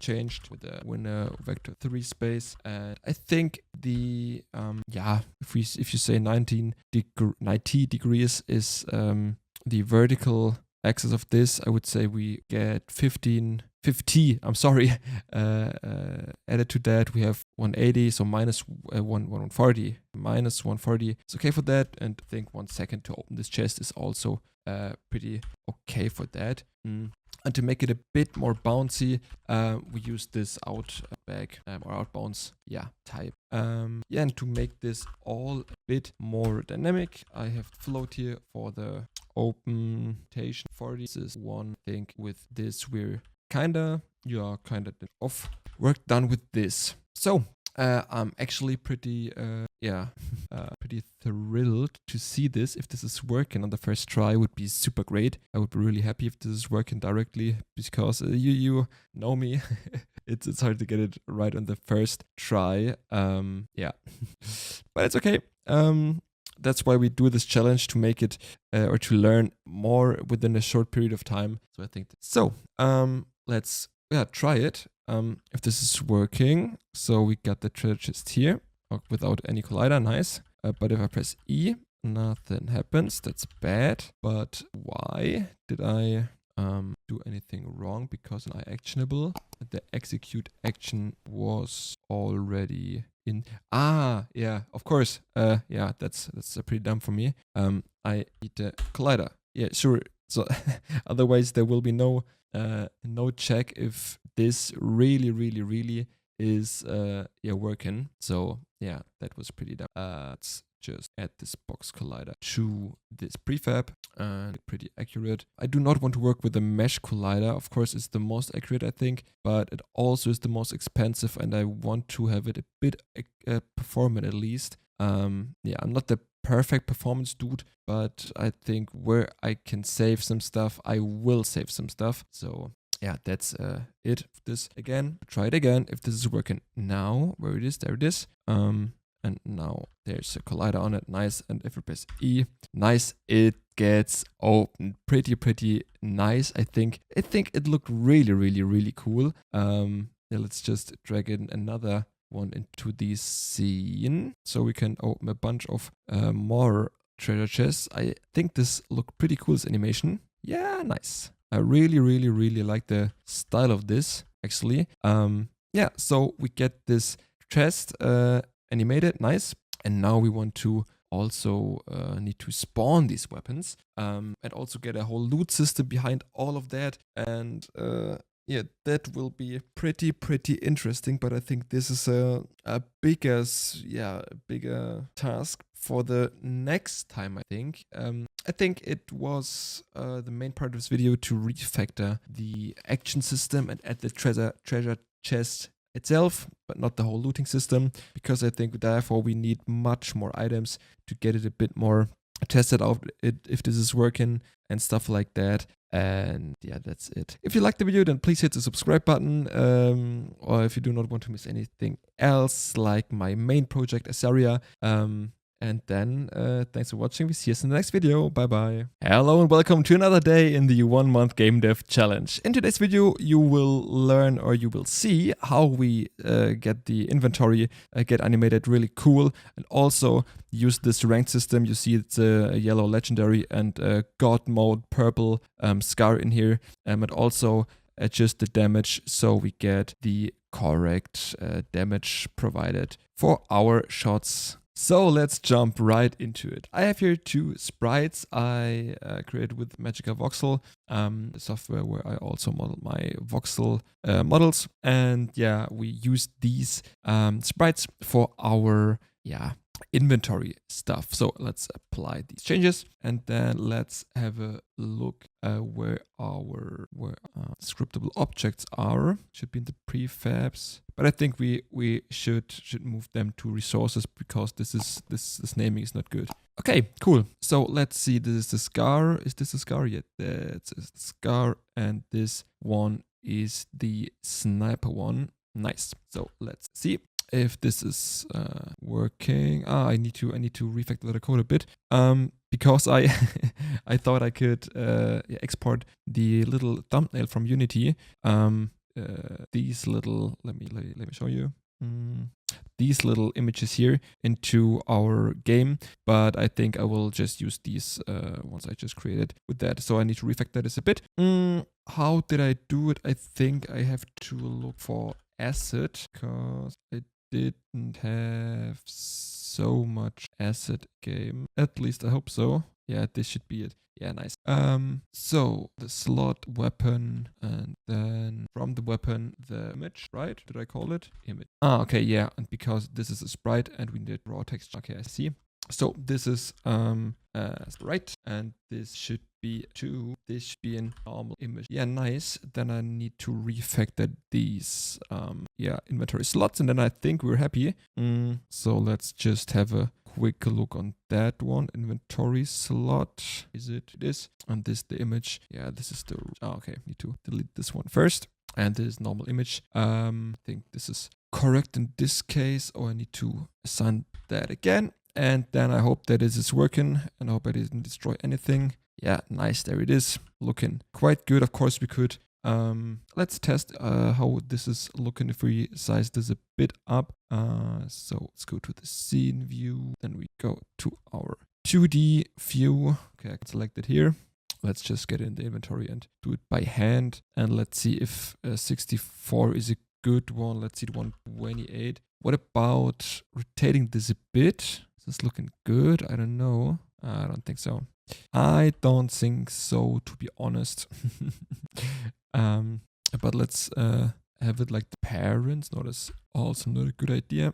But 96 to 96 is good one, I think. Yeah, I think this could be a nice size for that. So let's just use it.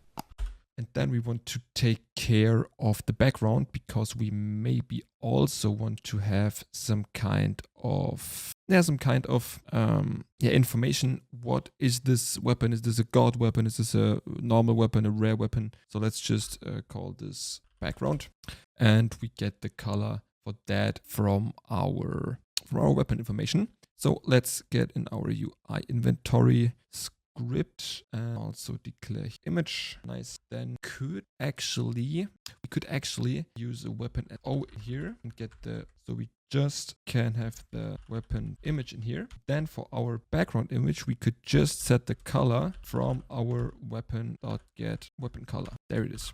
And I think this is the quickest solution for that. Let's see where I use this. Oh, just here. So let's just pass the weapon into it, and then I think we're good to go. Oh no, I this to true first. So let's see. Of course, I think we need a background image, so it looks a bit more, it looks a bit cooler. What did I do here? I didn't assign it. Okay, yeah. My old nemesis. It's yeah. I forget it every time. Every single time I get to assign these serialized fields. Okay, so let's try it again. Nice, and it's orange, and this is kind of purple. Looks quite good, but I think we can do it look better. So let's see how big are these inventory slots. 96. Yeah, 96 is the cell size. So let's just get with 256 image in here, and I think it's okay if we say to have some kind of gradient from white to black or something like that. But it should be a bit more white. You see, so slow right now. That's not good. And we Versatz in German. And we want to flip this one. Yeah, that's pretty nice. So that's kind of cool. So we do not lose much color information because it's so dark in here. And I also think that it could be a pretty cool idea to have some slight sprinkles there. This is not a brush, not a pencil, a brush tool. And let's see, what is a cool sprinkled stuff. This be cool if we have a bunch of these in here. But it could be cool, but then it should be a pattern and not that. Oh, yes, it is now. Hell no. So let's just see if it can be cool. I don't know. Yeah, I'm no designer, so I think this gradient is enough for now.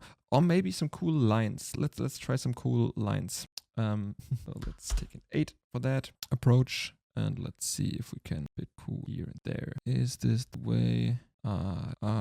Isn't there some cool filters in here? Some artistic filters that we can use. Honestly, this is not looking too bad. Well, actually, I'm honest with you guys. I think this doesn't look too bad. So let's try it. So we're back in Unity, and we just want to change the texture type to sprite, apply this, and now assign this new texture to our background. Let's see if this is looking good or if it's looking bad. We'll see.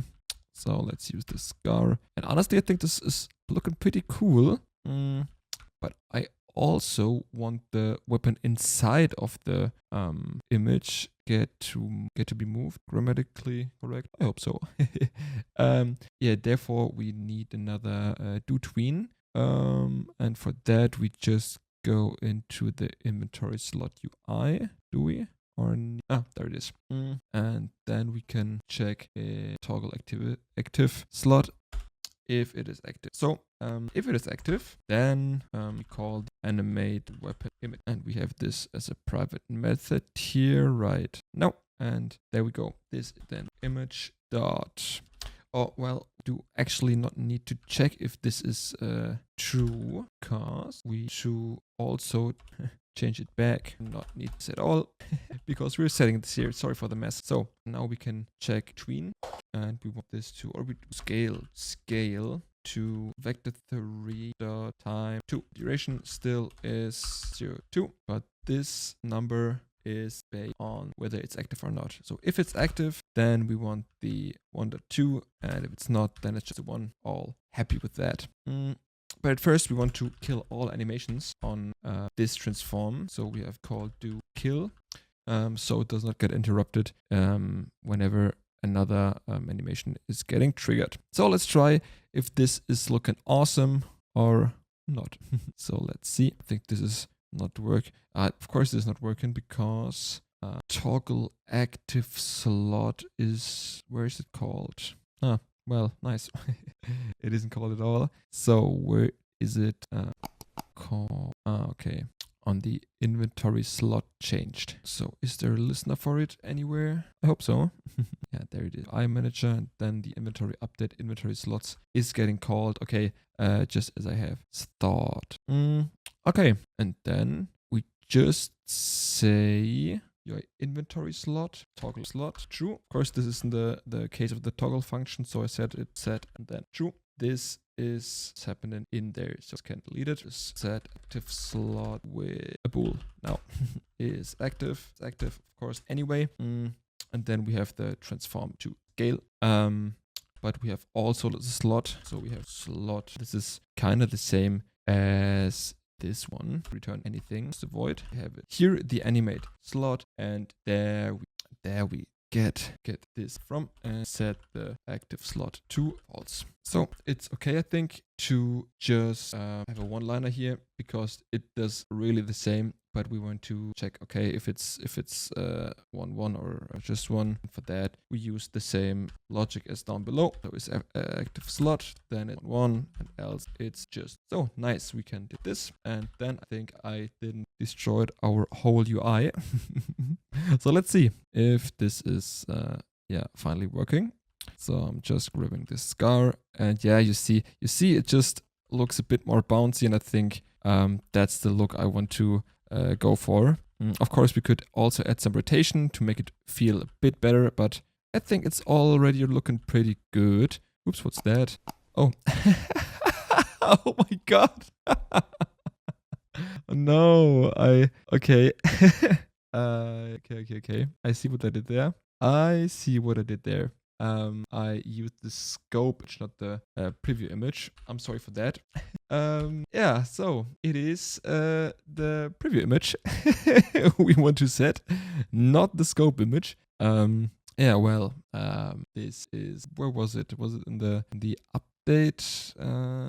Where was it? Do not remember. It's just a tiny project, but I already do not remember where I have to add the stuff. Oh god, it's the weapon scope image I'm searching for. And play controller, and we need to change this. Completely misleading. Yeah, nevertheless, it's the preview image, not the scope image. And yeah. So we need to assign this to the correct sprite. So the preview sniper is right here, and the scope image is this one, and this one is the preview scar. Yeah, there it is. And it has no special scope image. So there we go. Now it's not working. Oh god, I completely fucked up. What did I do? Of course this should be the scope. Oh man. Okay. There it is. There it is on the slot data. That should be the weapon preview. There we go. Yeah, there we go. Now, the third try. I hope this time everything's good. And yeah, let's see if I did it correctly this time. So now it has the bouncy preview image. And if I scope, yeah, there it is. Okay, nice. But now we want to also add some damage, some damage multiplication with these rarity steps.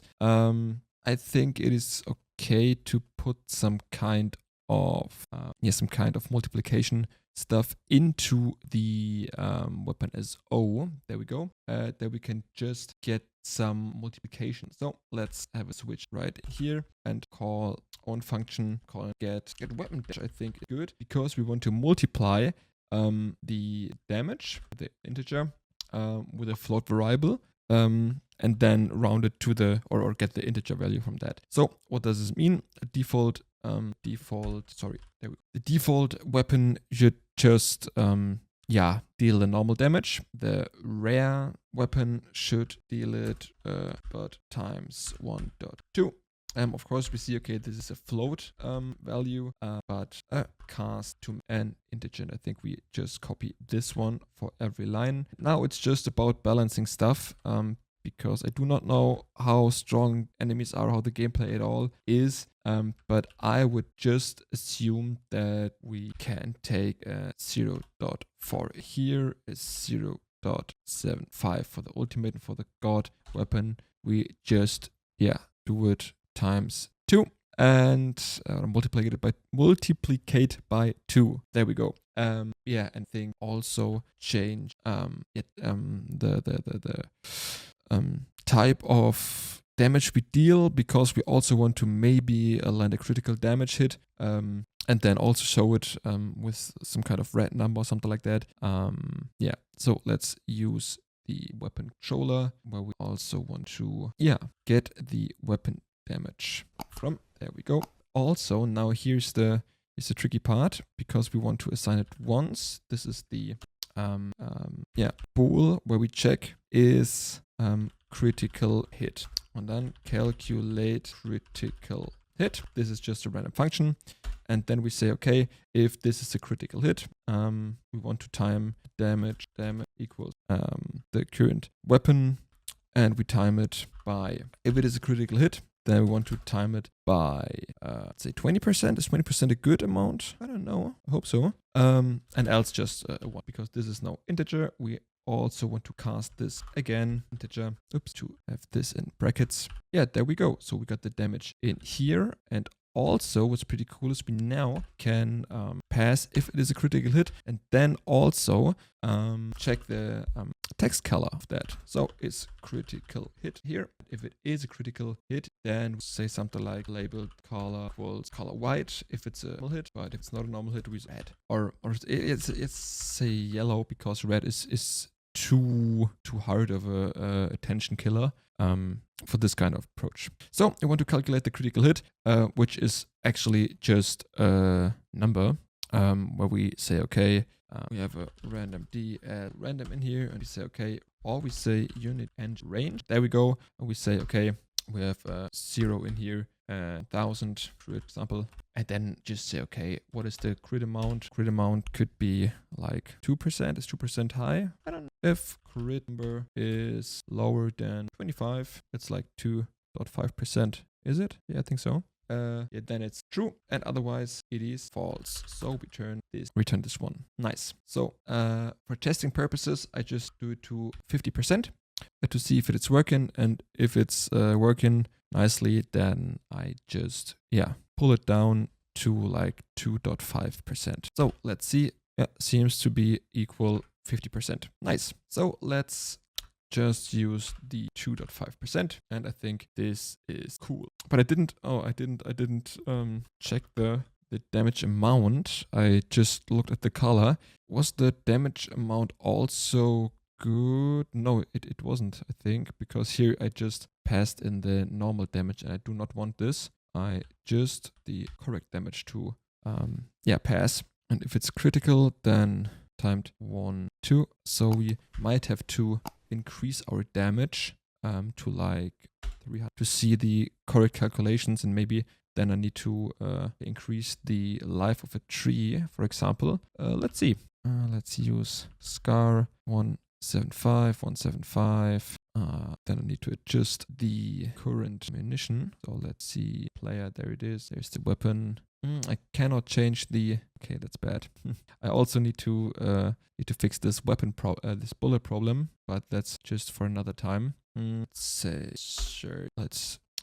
Let's use this static value of 3000 bullets to see if our calculations are correct.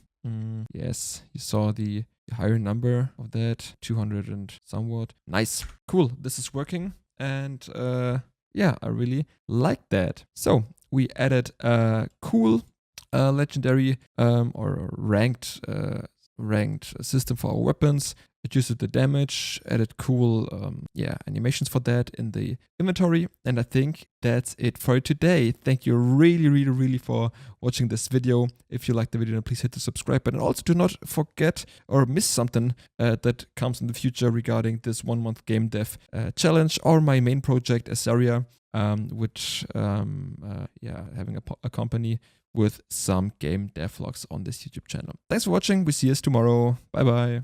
In this video, my 1 month game dev challenge, we will create a loot system where we can drop some random weapons with a correct weight system to drop random rarities. So let's deep dive right into it. I created already some models off screen so that it's not too boring for you, that we have a bit of amount here. We have now 10 different weapons. Okay, actually it's 2 weapons still, the scar and the sniper, but you see I have different names here and the different weapon rarity, which is kind of interesting for our loot system. So let's try to make it work kind of good. So I think that I want to move these models into the sources folder. Go.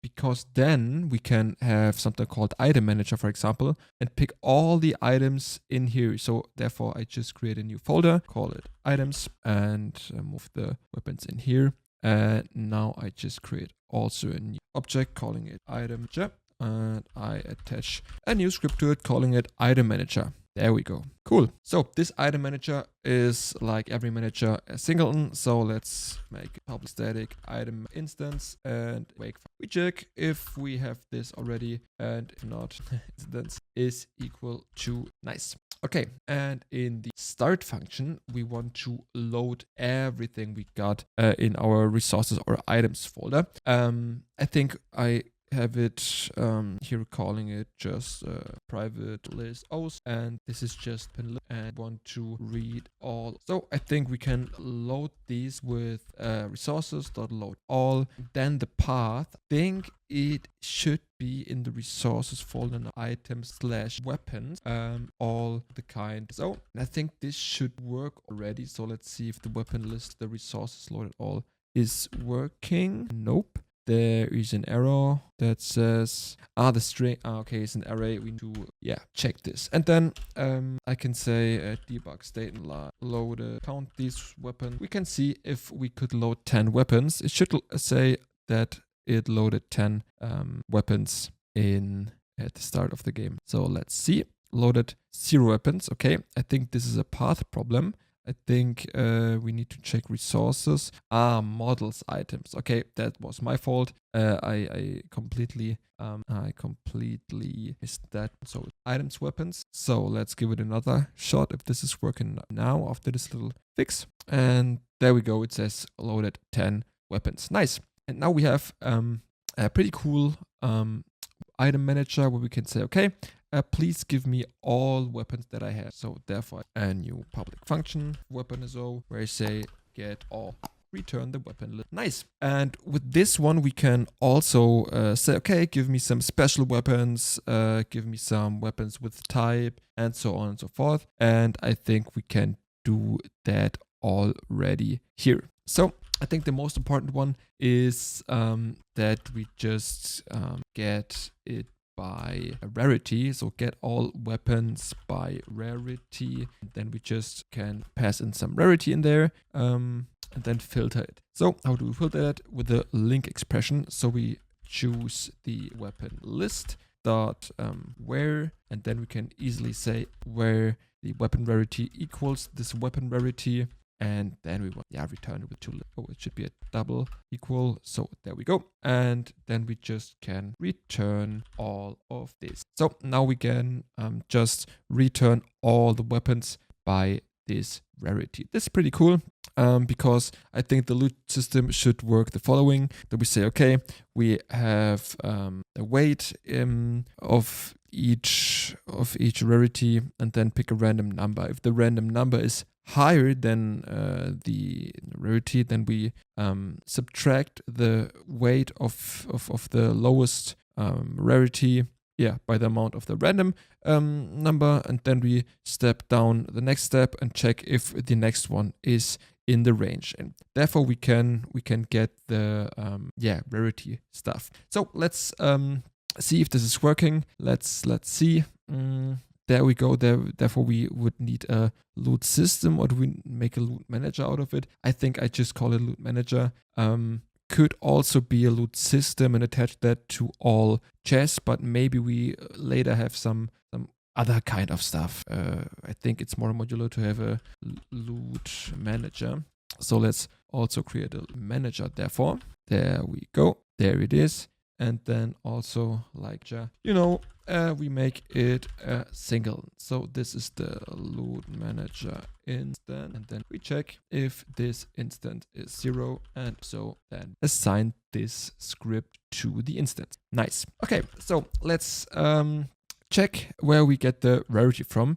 So we just call the rarity. So let's see, calculate weapon rarity to see what rarity we want to get. So therefore we would need all rarities in a list with some weights. How do we do that? It could be done within a dictionary, or we could make it a plain list because we know we just have 5 of these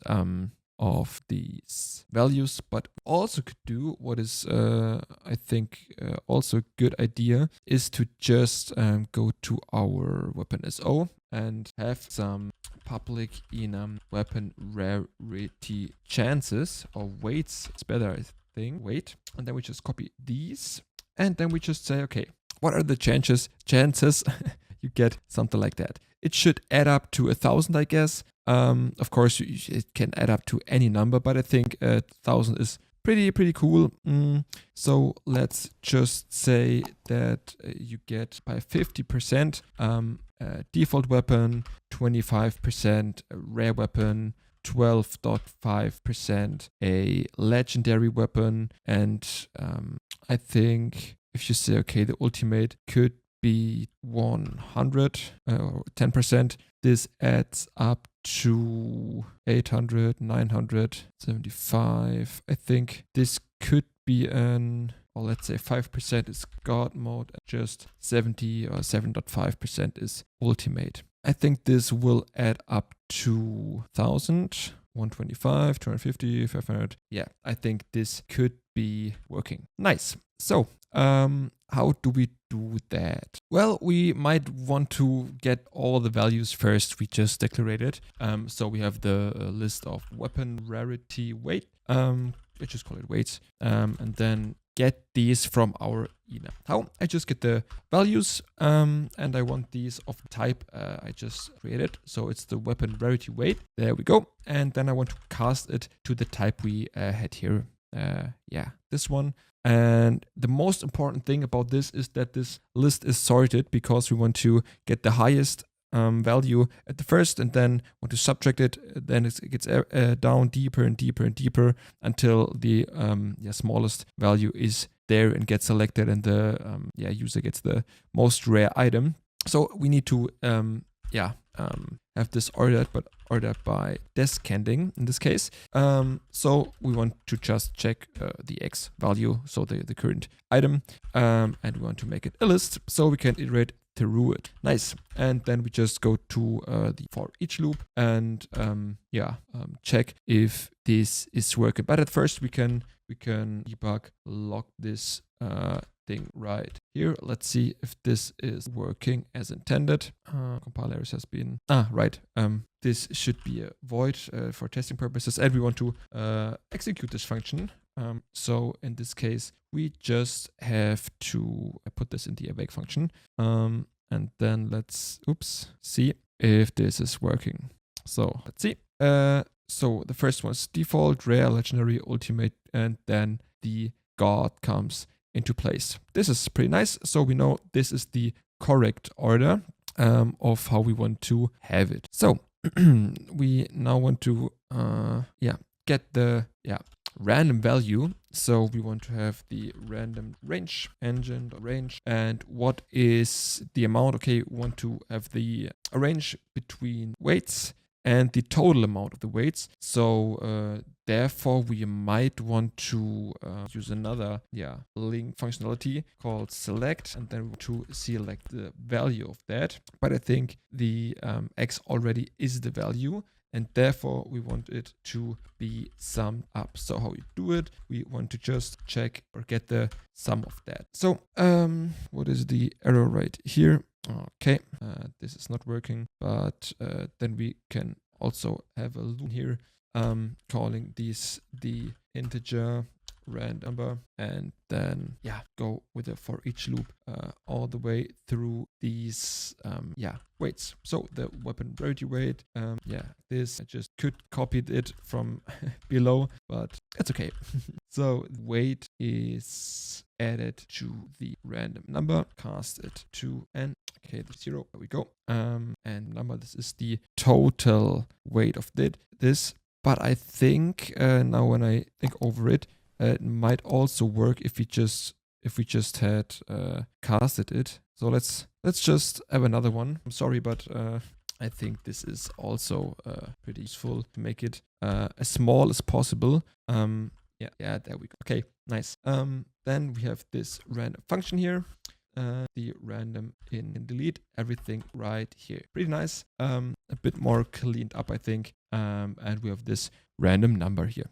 Okay, what about this whole stuff now? We want to check, okay, if the random number is smaller or equal this weight or int weight casted, then we should get the item. So this could be the return weight, and then we could go. Then we can easily check other other weights. So we just subtract the random number by int weight. So, and this can be returned null because it actually this return. I think this should be really clean. Yeah, and so with the ChatGPT, I really just said, hey, how can I convert this to this, the better without a dictionary or a map or something like this? And it just created me this weapon rarity converter. And to be honest, I just use it. Fair enough.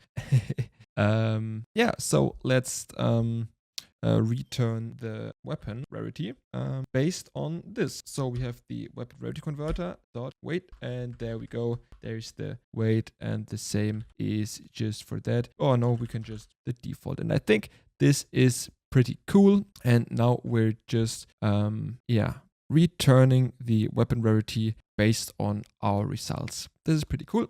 And we need this later. So let's go to our treasure, the world treasure chest. There we have the execute action.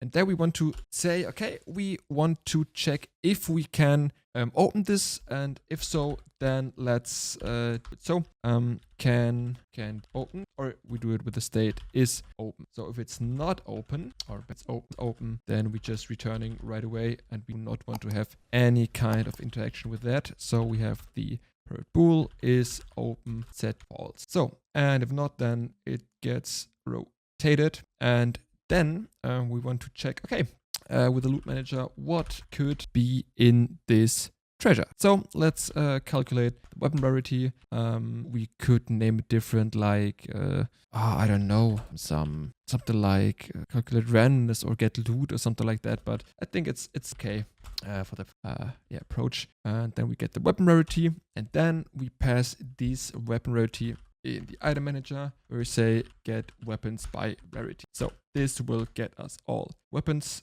that we can give out. So this is a world. Why do I still always say world? So possible weapons.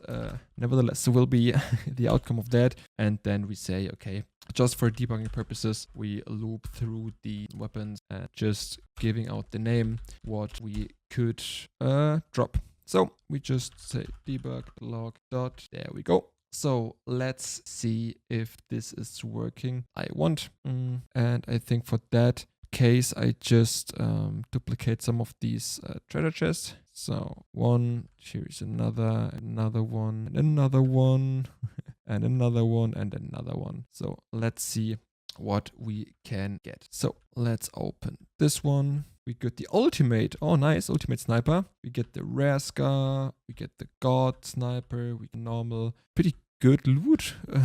Actually, now the normal stuff is there twice. And what about this? This is also the ultimate scar. Yeah, pretty good loot. I should check the values. They should be printed out because this kinda looks pretty good loot. So let's say debug. I think we should have this in mind when we want to have a loot system. So now it is a 549. It's okay. This is a 658. Okay, this means that it's also pretty rare because it's bigger than the normal. What's also rare, I guess. Now it's just 375. Yeah, okay, this is down below. And this, yeah, nice. This is working kind of good, I think. And now it comes down to spawn these weapons and assign these. I created some duplicates of the weapons as information, but not as prefabs. And the thing is that I might want to add a new functionality in here, calling it set weapon, void set weapon formation. And this could be interesting because this could break our whole idea of the doubled or bidirectional approach. But let's see if this is working. I can imagine this is working, but we have to try out. So let's see. We now have the possible weapons, and then we want to get a random weapon from that. Let's say this is I had a function calling it get random from list, but now do it else. So we want get number bit random dot range 0 and the amount count -1. We go -1, and then for that we want to say, okay, we want to spawn prefab this weapon has. Let's get the weapon first. The open spawn. There we go. This is spawn, and then we instantiate the weapon prefab. Yeah, so dot prefab. And this is the weapon prefab. Of course, we want to get position here. This is the matter right now. I just want to check if this is working. And I want to get the world weapon component. Pretty interesting. So we have this world weapon here. Or I just call it by its name, world weapon. Now this is quaternion.identity. Nice, and now we got the world weapon, and this is now the most important part with our change in the system, that we set our weapon information to the weapon to spawn. I think this this is one of the important stuff. We can delete this. This is not necessary. And now let's dive right into it and see which weapon it is that we can get out of these boxes. Maybe I could easily make that form.position plus, I don't know, transform forward, something like this, that it's not directly into the treasure chest. And now we can check if this is working. And if this is working, we can add amount of items that can be dropped, and then have our loot system completed. Let's see if we have it here. we have the ultimate scar. If we have this, we have a normal scar. If we have this, normal scar, a rare scar, pretty nice, and then normal scar again. Super cool. So this should be, I think this is left. I have to adjust the things again, but I think it's okay for this approach. And then we say, okay, we have the min items to drop, like 2, and then max is 5. Then we get to the finish line where we just loop through it for int I equals 0 and I is less than. Now it gets important again with the random dot range min items to drop and max items to drop -1. And in there we drop these weapons. So now we get a random weapon with a random weight of a random rarity, and we get a random amount of it per loot box. Of course, from the visuals we must add some more VFX stuff like that, but now we have the weapon stuff. Oh, I think this is all over the place right now. It's not all over the place, I think. I think we have to add some kind of some kind of offset here, something like new 3, and then we already have random range, and there we go, something -5.0, and then this is 0, and here we go again with this. Now we should check if this is working. And if this is working, I'm pretty happy. Oh, it could work. So let's see if I made a mistake here. Is this working right off the bat? Let's see. It is working. Nice. So it's working. We get different weapons with each time. Of course, the positioning and the not beautiful look of this is there.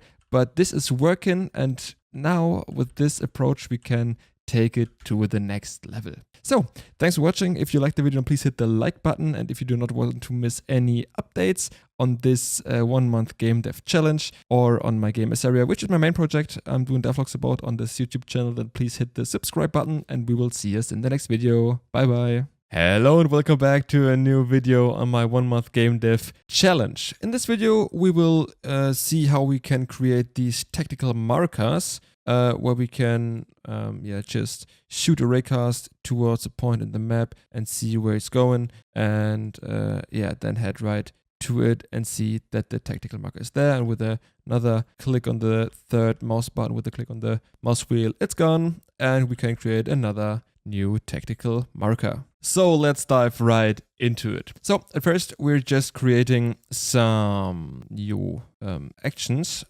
for our player input. So let's dive into the player input and create a new action. I just marker, I think marker is the right one to do.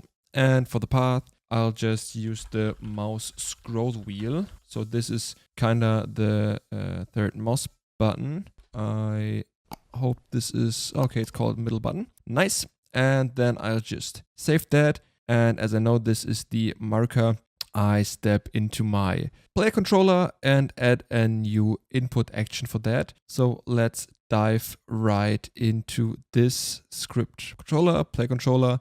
And with that, we'll just create a new game object when we're pressing the middle mouse button. But for that, we need to listen on these events. So let's create a new input action, call it marker action. And with this marker action, we do the thing I just told you guys. So this is the marker, and then it's on marker started and on marker stopped. Most of the time, we do not need these stopped functions, but I think it's cleaner to have them in. And also maybe at some point we want something to happen when the action stopped. Something like, I don't know, statistic stuff or something like that. This just as an info for you guys. So on marker stopped, nice, and there we go. What do we want to do with the on marker started? Well, we want to handle the marker stuff. So for that function, all these functions are, there we go, private void handle marker. And then we want to shoot a raycast from our camera right to the place the marker hit and place a game object right there. I think as we use most of the functions in the weapon controller, I think this could be part of the weapon controller. So for that, we also got a reference right here. We just can call the weapon controller dot shoot with marker, I think is a good function, because we also have a shoot with weapon where we also create a raycast with that. So let's just use this to stay kind of basic. So there it is, shoot with weapon, and right under this we call the shoot with marker function. And with this function, as I said, we want to shoot raycast, and we want to see, okay, what do we hit? If we hit the ground, then anything should be invisible kinda, and the let's say, I don't know, the game object cube, for example, should be spawned. So let's do it this way. Game object geo. This is just for testing purposes, and then we say, okay, the local form position equals hit point. I think this is pretty cool. But we also might want to check if the layer mask is oh no, I think it's totally okay to check for everything except for the player, because we maybe want to also have some of the warning signals like Fortnite has. But let's see if this is working in the first place. So I shoot with the middle mouse button, and there's an arrow. What's this? This that's my fault. I forgot to delete this little instantiation, what we do not want. So let's reload this change, and then let's see if this is working correctly. I hope so. And when this is done, let's see if I shoot with the middle mouse button. Yeah, this is working nicely. Cool. So we can shoot our tactical marker, but you see, we got multiple objects spawned. This is not what we want. We just want one marker at a time. So for that, we just use the private game object. And I would say this is called temp marker, or already spawned marker, and none. And there we go. Then we say this is the mark, and we say if our marker not null, oh, it's null, not none is Python. Then we want to destroy this, and then the other one can take this position of the first one. So let's try this out. 1, 2, 3, 4, 5, and we still just got one marker. Nice. This is working as intended. So let's get right into the visuals. We want to have a particle system to handle the visuals. And so I call this tactical marker right today, I'm sorry. And I directly make a prefab out of that. So this is the particle, and these are the particles. I really cannot spell today. Particles. This is the way. Yeah. Also the prefab. Nice. So what do we want to have on there? We want some particles with a super slow speed, something like random between 0.1 and 0.2. And we also want to have the 3D start size, and we want to increase the Y size. So this could be like 50. Because we want some kind of God ray. Is God ray the correct word? I think so. Some type of volumetric light. And for that, it is kind of cool to have it like this. Of course, we should need a material which is kind of transparent. So we maybe also need to create a new material for that. And also we could create with the shader graph some cool shader for this material. But we want to stay pretty basic on this project as we just got 1 month time. So I think this is okay to just have a pretty basic material. And I call this the tactical marker particle, spelled correctly this time. Nice. And we want to have it transparent. render from just the front. Okay, it should not receive shadows, and we do not want to have specular highlights. And the color is it can be completely white because we can adjust this within the color section of our particle system. So let's use this pretty cool material right here, and let's adjust the color. Is this working? Nope, it's not working. That's pretty bad, but it's working with the material. Nice. So let's check if we at least can change the color right here. This is not possible. So then we just use as a shader some particle stuff. This is working. Looks pretty not so good. So what about this type of shader? If we say, yeah, this really looks better. Okay, cool. So we also want to have some kind of particle here. So I just use the default particle. Of course, we could add another one, but this is totally fine like it is. And we just use the color red for that, or yellow, green.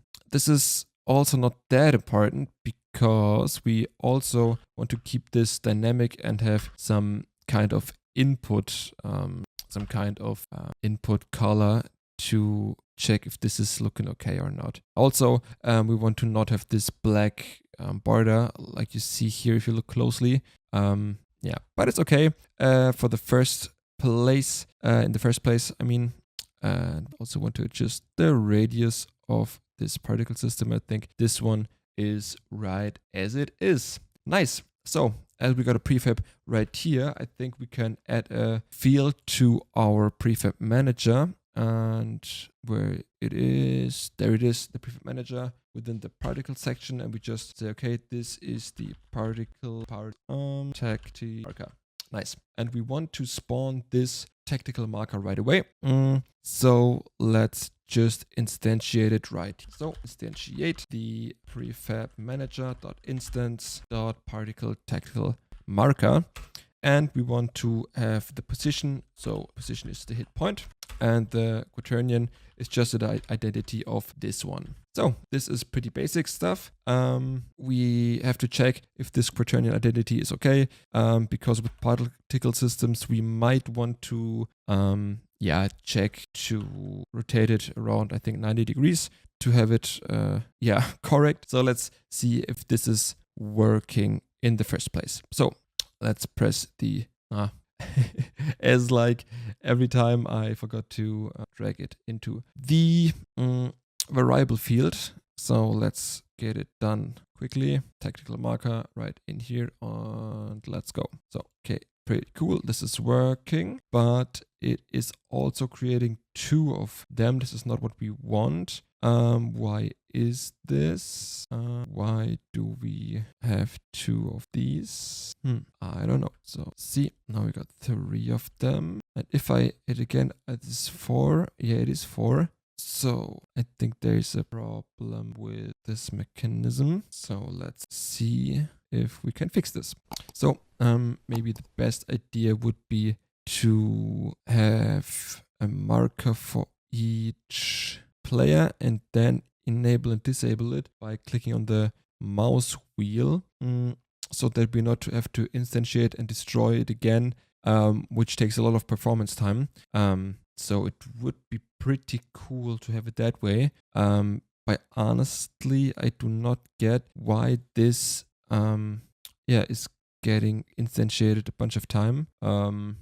Pretty strange. So I just tested without destroying it in the first place, how this is working at all, and then I just press it 4 times, and now let's see, 2, 4, 6. This is pretty strange that this is happening, but I think it is best idea to keep it under the player. Then each player maybe has some kind of player color and assign it to its own color. So let's try it to add the tactical marker to the player.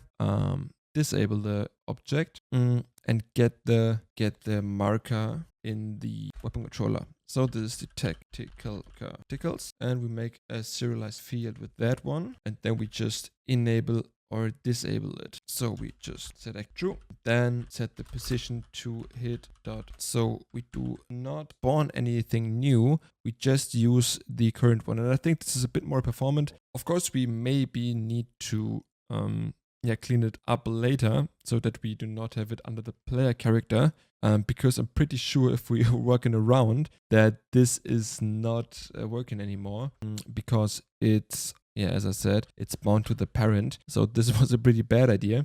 But we can make something like a marker manager, I think, where every marker is getting registered and getting call back to the player. So let's do it.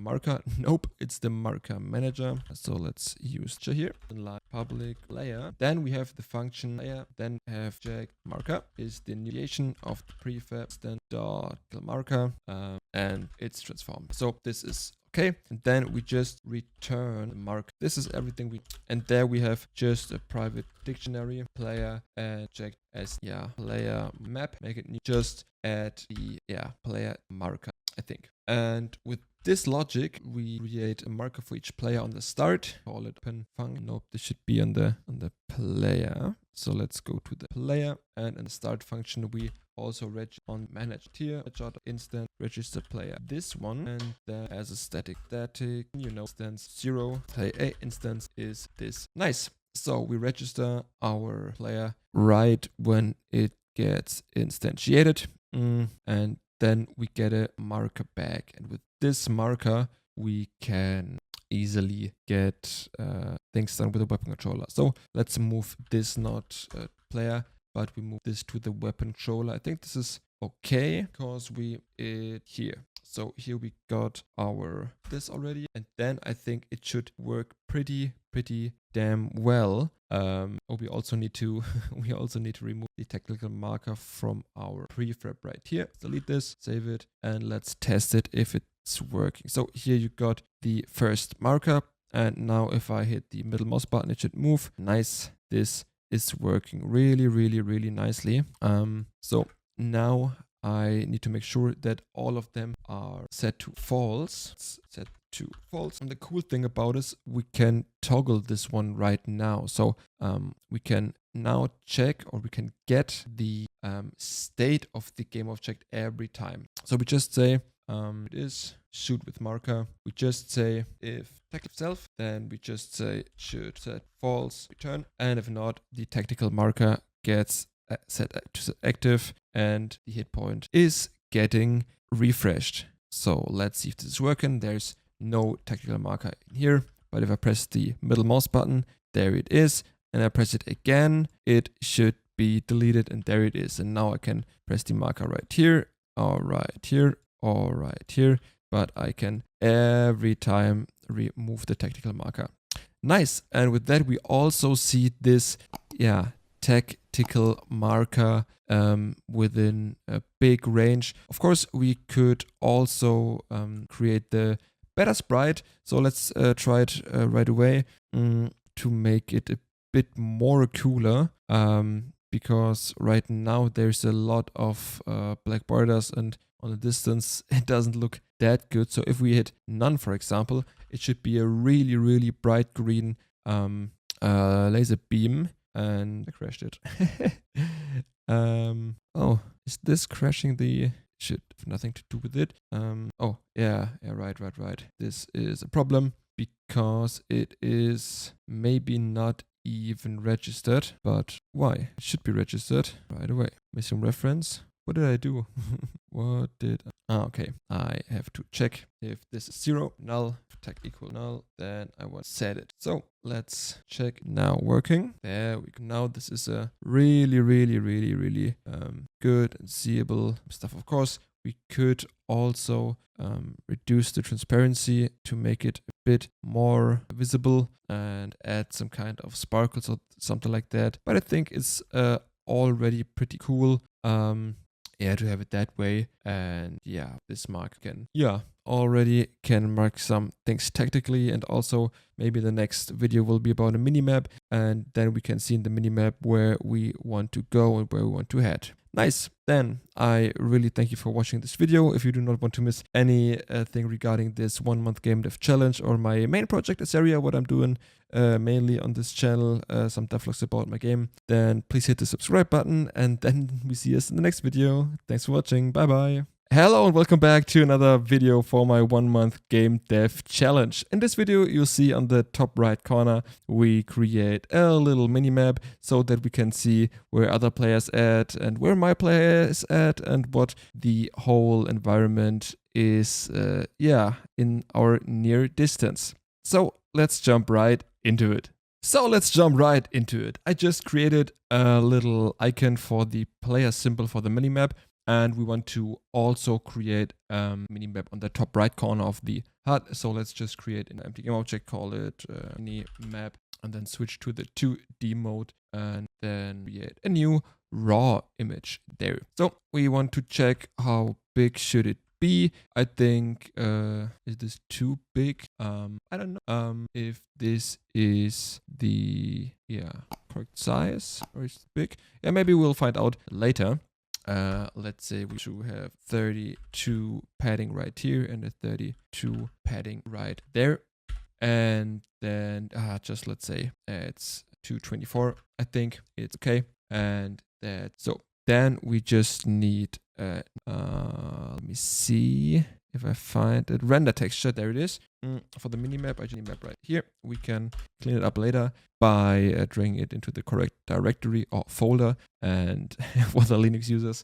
And then this also should be good. So what do I do now? I want to set this minimap for the raw image as a texture right here. And now we want to have another camera where we just have the camera output set to this render texture. So let's just create camera here, the player. Here it is, a new camera, minimap camera. And what is the deal with that one? I just want to have it 90 degrees to look down. Then it should be an autographic camera. It should not render any shadows or stuff like that, and also no post-processing.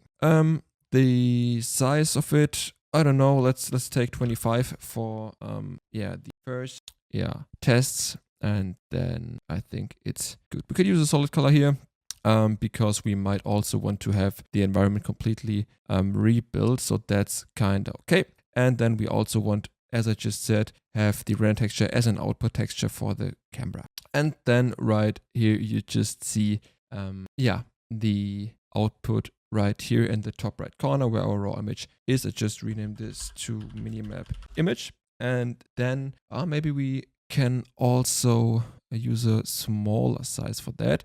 And now it gets interesting because we want to render just stuff we want to see in our minimap.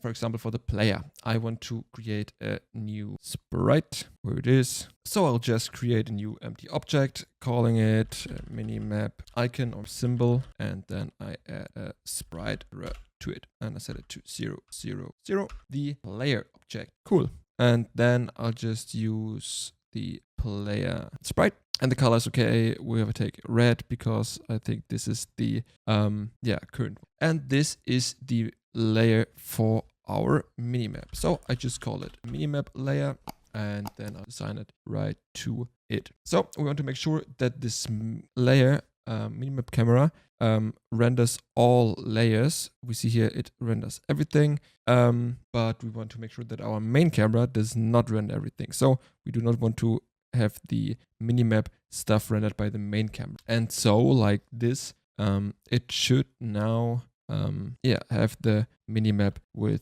us. So let's see if this is working. As you see, this is working pretty well. Of course, the camera is rotating with the player, as you see it like that, but we might want to have it rotated with our camera. Maybe we do that, maybe not. and you see that you do not see the minimap symbol. That's why we to check our symbol right here. We want to have an offset right here, let's say 2, and then have it rotated by t degrees. So now the stuff should be visible, but it isn't, and this is because the camera is too near to the object, and the clipping is right too low. But instead of just have the clipping plane super low, we want to just increase the precision of the camera. Let's say it is 10, or let's say 50. No, let's say 10. 10 is okay. And then we will also increase the size of arrow. This is okay. And yeah, actually, we do not want to see everything. We just want to see stuff like, but let's just copy these values right here, the opponent, then assign it correctly to our minimap symbol right here. And we also want to just this camera here. What do we also not want to show to the user? We want to call the player, and default is a bit too much, but we also might want to have some kind of ground or something like that. But for most of the stuff, the user got different symbols like trees or something like that. So I think this is fine. It's just important that the player is not visible to the player. With that, it is of course possible to just figure it out that way. Of course, now we can test other sizes of the orthographical camera. For example, 8 good, I don't know. Let's say it's 20. I think this should be a good minimap range where you can see enemies, for example. Then we also need to increase the symbol size of that one. I think this is a good one with 8 here and 20 in the size of the orthographic camera. So let's just adjust these values, and then I think we're good to go with our nice minimap. Nice. So this way we can have a cool minimap, and we also want to maybe create some other symbols for that. But we also want to create some new terrain or something like that. So this is kinda not beautiful, I would say. So this was it for this really short video. This time I hope you had a lot of fun, and if you want to stay up to date and do not want to miss any updates on this 1 month game dev challenge or on my game area, which I'm doing devlogs about on my YouTube channel, then hit the subscribe button, and then we see us tomorrow. Thanks for watching. Bye bye. Hello and welcome back to another video on this 1 month game dev challenge. In this video, we'll do just some UI stuff. For example, this little symbol, which is intending that the zone is shrinking, as you see here in the game world. And also, you see the timer is now running, that you have now 1 minute and 30 seconds to get a better place. So let's dive right into it. So we first want to duplicate this canvas and just name it, I think world info or zone. I think let's call it game info, because we maybe also make some things visible like player count or something like that. But we do that later. We first want to have some kind of world zone and world information or zone information about that. This is not the way you should do it, because it is better to keep it organized within a hierarchy and not just painting this whole rectangle manually. But for this little project, I think it's okay. I hope it will scale properly. For that, we maybe also want to have the correct reference solution right here. So it will scale properly with the whole game. So I just call this zone information. And there we want two things. First, I want to have a horizontal layout group, and on the left side, I want to have a UI image, which is the ring. I have it here, I think. Yeah, there it is, but I need to change the texture type to sprite. There it is. And just make it, I don't know, div size 64. Let's go with 32, half of it. I think this is okay. And then the next step is to add some text to it. Oops. Zone type, zone symbol. But the zone symbol should be there because we want to animate the zone symbol. So it is better to create zone symbol first. Can this stretched or just make it centered, and I think this is okay like it is. And then the text can be also centered. There we go. Also want to make sure that the child size is also automatically adjusted. So we also want to change the format of that to see if it's looking good, and also have the counter in the correct font size or font in general. Yeah, so let's do it again. We just want to have this at the left side. I'm just thinking about, I think we do not need this at all. I honestly just placed this manually, and I think we're totally fine with that. But we maybe want to have this with a background image with the transparency, and I think this is pretty cool. Then we can just have it underneath. Go.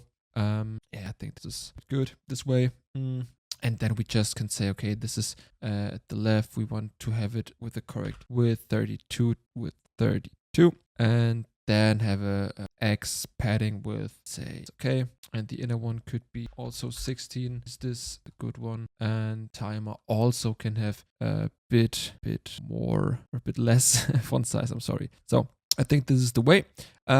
Just to check these. Yeah, I think this looks quite good. Okay, then we to create a script for it, like always. I just call it game info, UI game info. And there we go. We just want to create some serialized fields for the image and for the Text Mesh Pro label. Just have the serialized field, the engine, and then as zone. Next serialized field we have is text I timer, and I think this is it already. Then we just have the private, it's public void set timer, and then we have the string right here. And yeah, that's it. Label timer text equals timer. Nice. Then also we want to have set is zone shrinking, and then just the boolean. Also want to have a private bool which says is zone shrinking, and then we just can say this is zone equals is zone shrink. If the zone is shrinking, we want to animate. I think we can do it right away. So we can say, okay, if the zone is shrinking, then we just want to have the ring animated. So we have zone image dot do scale. It's form of it. Scale to the end value of, I would say, just half of the size in 1 second. We want to loop it. Set loop. It's -1 with a yo-yo effect. So it's a yo-yo. And we want to set the ease type to, do we want to set the ease type? Yeah, let's make it linear. No, we want to make it, let me just think. I think out circ could be a good, yeah, that's the plan. And else we do, yeah, kill the animation on it, dot form kill. And we want to set size, so form scale, local scale it is, I think, is equals to. So let's just everything but this window. And now we want to check the world zone script, where it is, world zone, there it is. And yeah, there we go. And I think this is the important part where we need to create an event and register this event right in here, like we did with the other UI stuff you see in the UI manager. We have something called the register event blah blah blah, and we want to just react on stuff that happens in the business logic right here. So what we do now, we just create a new script, calling it void register world zone. Then the world zone is getting passed, and then we have this I don't know, this world zone called right here. And we have this world zone equal world zone, and then we go this world zone dot on. Then we can say on change. Change is shrinking, we call it. See, it's on shrink resting. Okay, on change is resting. Change is resting. Then we just the add listener for that. Now we just say to have UI game info. Say okay, game info dot update is resting. I think this is the correct way, as we also have it defined. Like in the other classes. So let's just voiv. No, we do not want to have the voiv. Update is resting, and then I think we have the is resting boolean here, and we want to add this to the world zone, like in the inventory controller, for example. We have here, I can show it to you real quick. We have defined some Unity events right here, and if this, for example, if item removed, we want to invoke an event. This is happening right here. For example, we just removing inventory, and then we just invoke a new event, and that's it, like we do it also right here. So for that, we just need to copy it. Event, which is like just in boolean, it should say on change is resting, and we want to select with it. Here we go, and then just to invoke it right here. Resting is on resting value, and the same one is for that. But I think this is not the production way we do it. We make a property out of it, like in a real production ready game. Call it the same one, but with a big I. Then create a get function and a set function. And the set function is the important part, because if the set function is getting called, so if the variable is getting changed, then it gets invoked automatically. So we do not have to care about that in our code itself. So this is the right way to do it, to just have it here called once, and this is pretty interesting. So let's see if there's another part where it comes in. Nope, it's just in here. Nice. So with every is resting change, we invoke a new event, and every time this is getting updated. So then we can see if the zone is resting, and then we can use this code up here and change it logically to be correct. So this is not that good, but this. So if the zone is resting, what do we do now? Then this should happen, and the local scale should be 1, and if not, then this should be animated. So that's the case that we want to just invert the logic to say, okay, if it's not resting, then please animate it. And I think this is pretty awesome. So let's just test it if this is working right away. And if this is working, we can go a bit further to the text format right here. So let's do not forget this time to add the zone symbol right here. And let's take a look if this is working. But at first I want to adjust this real quick, because the resting time should be just I think 2 or 5 seconds to see if it is working, so that we do not have to wait like 90 seconds for it to work. Okay, this Unity self error. I think this is sometimes. Okay, what's that? Unity self value cannot be null. Let's test it right away. Again, what's happening here? Strange. So let's see. It should be 5 seconds until it changes. So did it work correctly? This working or not, to be honest? So we just can look in our world zone. Where is the zone? There it is. And go into the debug mode to see what's going on inside. So we have the temp zone resting, and this is 4T, and the current world step is the zone 1. That's this one. So let's see what this tells us. And it says 90 seconds. So we might have a look on the eye in like 20 seconds while the zone is waiting and shrinking. I want to make sure that you already get to know that this is just a little project in between. I do not want to cancel my game Azaria because I read some comments about this. This is just a project for in between, and I think you should know that the game Azaria is getting also developed after this little challenge, this little Battle Royale challenge. Yeah, so I think that's the stuff I wanted to say. This is not working, so I just debug right in here. I just log with is resting, so one is resting away this front there. So it should be invoked after like 5 seconds, I think. No, oh god, it's my fault. I totally forgot. Oh, it's bad to register this world zone. Oh my god. Okay, then on the start function, I want to register this. Yeah, that was my mistake. I'm sorry. So let's give it another try to make it work. Argument action value does not fall within the expected range. I do not know what you mean with the expected range. Okay, I think I was missing out that I didn't assign the game info, as I do like forget every time. So let's do it again. We have to go to the UI manager, there it is, and then drag and drop right here. Yeah, I forget this every single time to drag and drop the classes or game objects into the variable. So let's see if this is working.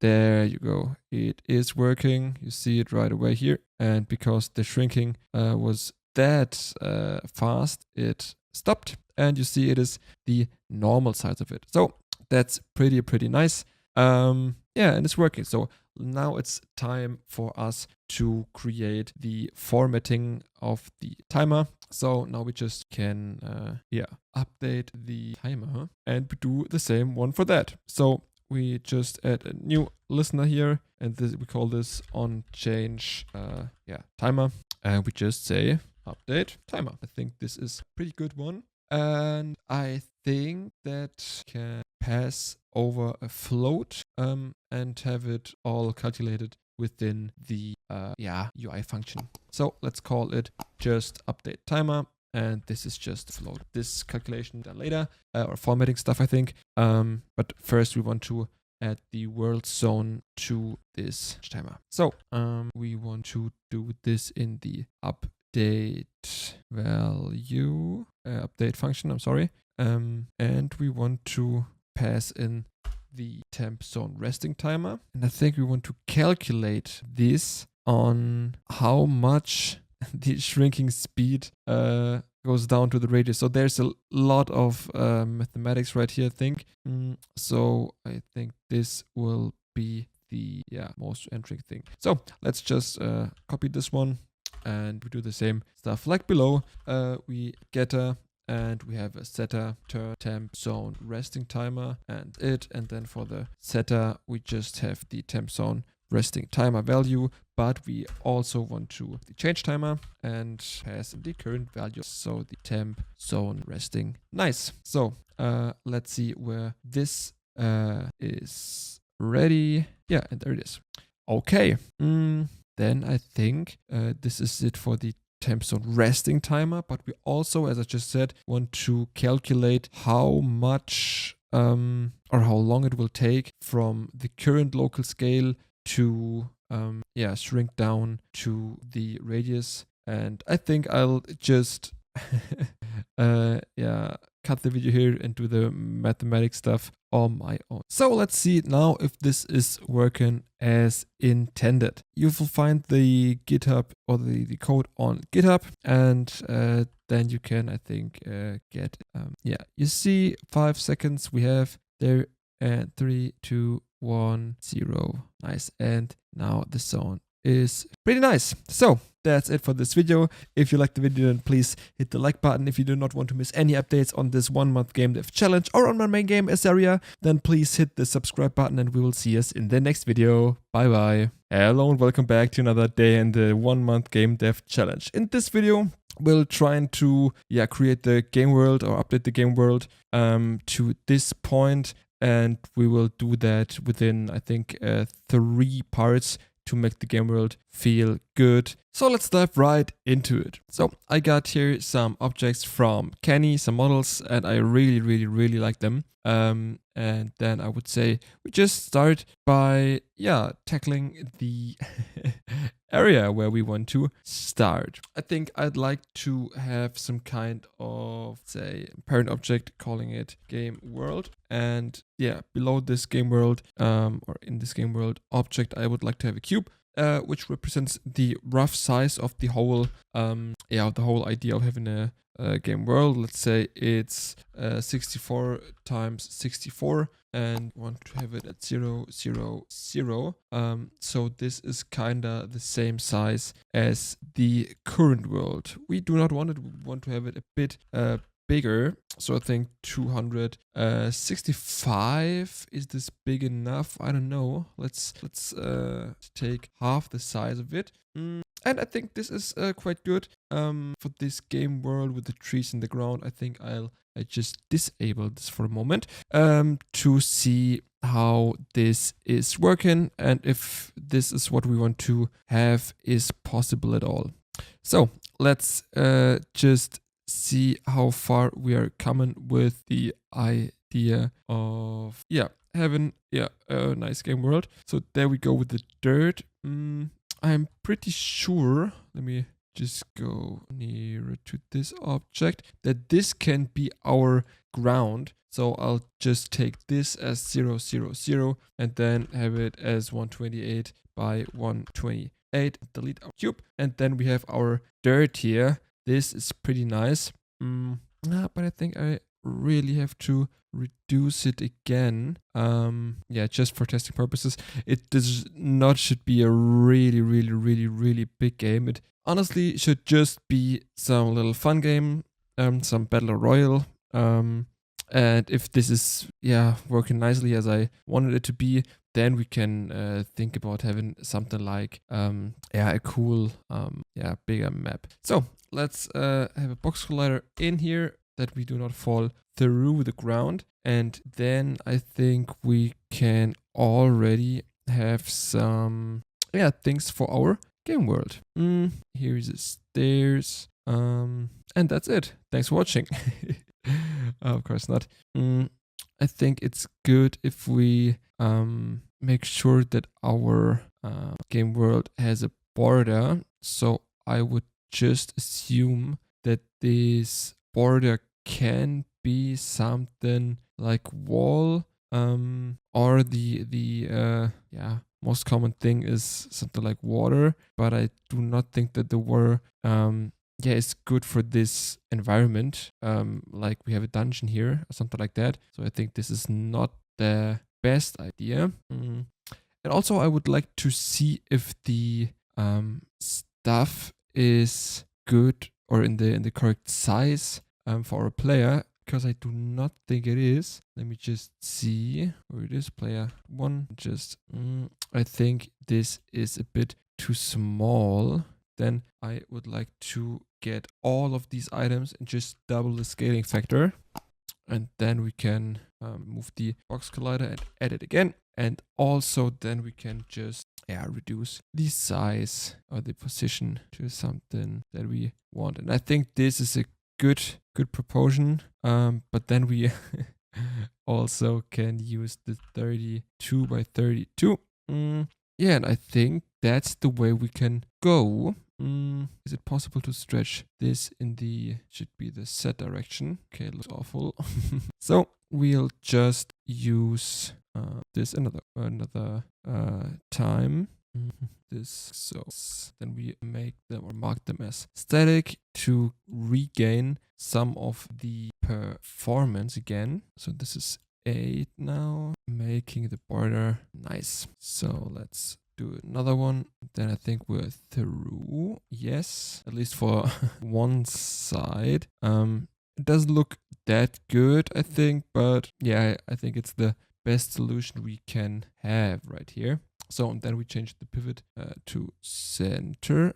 We want to create an empty parent, call it wall. So let's see, is this wall having the correct amount of size? It does, and it's a bit too much also, but it's okay. And here's a bit too less. I think it's in total it's yeah, fine.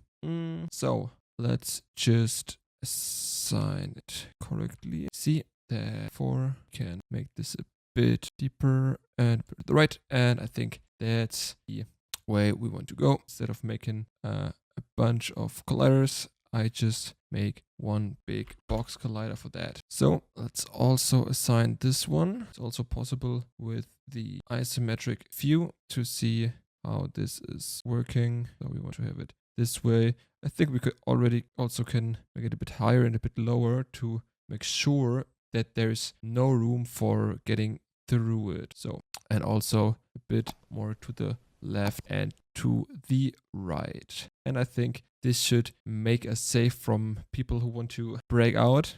Yeah, that should not be, can be easily done right now. So, and now we just want to, yeah, add the other parts of the border. Let's just also have this one signed correctly, and we want to, yeah, oops, copy it again and have it a third time right here. There you go. There you go. And then last time we want to have it with a, I think 90 degrees. Good. Also, yeah, and that's it already. And for that we can just, yeah, delete yeah, some parts of it that seem to be, yeah, a bit ugly. There we go. And I think that's it. Yes.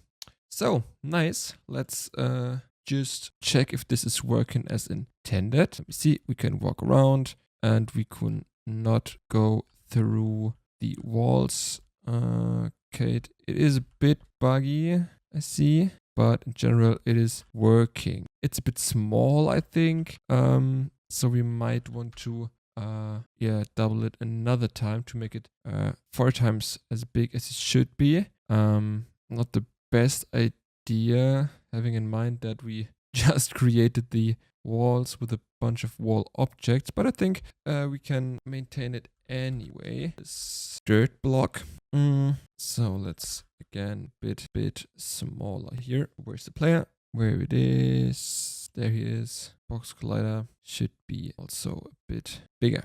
So this is not what we want. Maybe 3 is 3 good. Yeah, I think 3 is great. Okay, let's check this again. Yeah, apparently the things like walls are not getting rendered correctly, but that's okay. We just do it all over again.